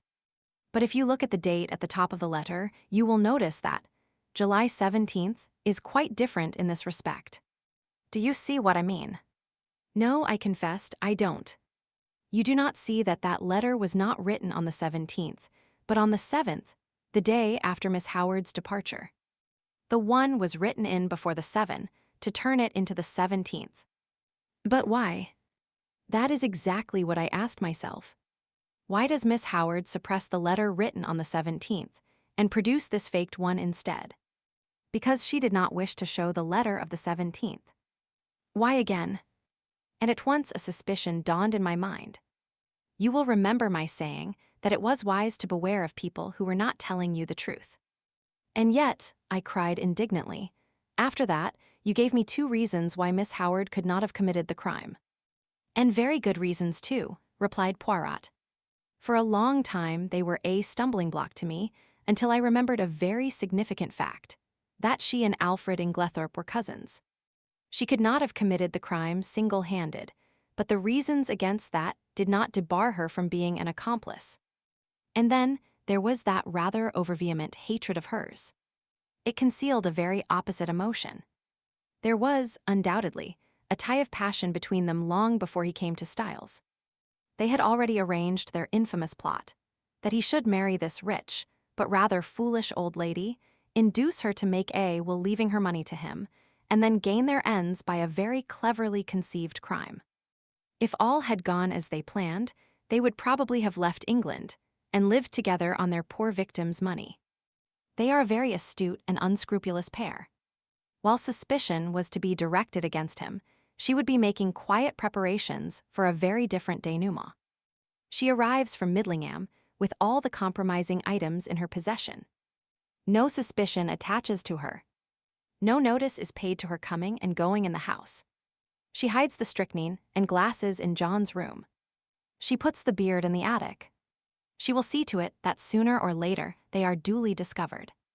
I don't quite see why they tried to fix the blame on John, I remarked. It would have been much easier for them to bring the crime home to Lawrence. Yes, but that was mere chance. All the evidence against him arose out of pure accident. It must, in fact, have been distinctly annoying to the pair of schemers. His manner was unfortunate, I observed thoughtfully. Yes. You realize, of course, what was at the back of that. No. You did not understand that he believed Mademoiselle Cynthia guilty of the crime. No, I exclaimed, astonished. Impossible. Not at all. I myself nearly had the same idea. It was in my mind when I asked Mr. Wells that first question about the will. Then there were the bromide powders which she had made up, and her clever male impersonations, as Dorcas recounted them to us. There was really more evidence against her than anyone else. You are joking, Poirot. No. Shall I tell you what made Monsieur Lawrence turn so pale when he first entered his mother's room on the fatal night? It was because, whilst his mother lay there, obviously poisoned, he saw, over your shoulder, that the door into Mademoiselle Cynthia's room was unbolted. But he declared that he saw it bolted, I cried. Exactly, said Poirot dryly. And that was just what confirmed my suspicion that it was not. He was shielding Mademoiselle Cynthia. But why should he shield her? Because he is in love with her. I laughed. There, Poirot, you are quite wrong. I happen to know for a fact that, far from being in love with her, he positively dislikes her. Who told you that, mon ami? Cynthia herself. La pauvre petite, and she was concerned. She said that she did not mind at all. Then she certainly did mind very much, remarked Poirot. They are like that, les femmes. What you say about Lawrence is a great surprise to me, I said. But why? It was most obvious. Did not Monsieur Lawrence make the sour face every time Mademoiselle Cynthia spoke and laughed with his brother? He had taken it into his long head that Mademoiselle Cynthia was in love with Monsieur John. When he entered his mother's room and saw her obviously poisoned, he jumped to the conclusion that Mademoiselle Cynthia knew something about the matter. He was nearly driven desperate.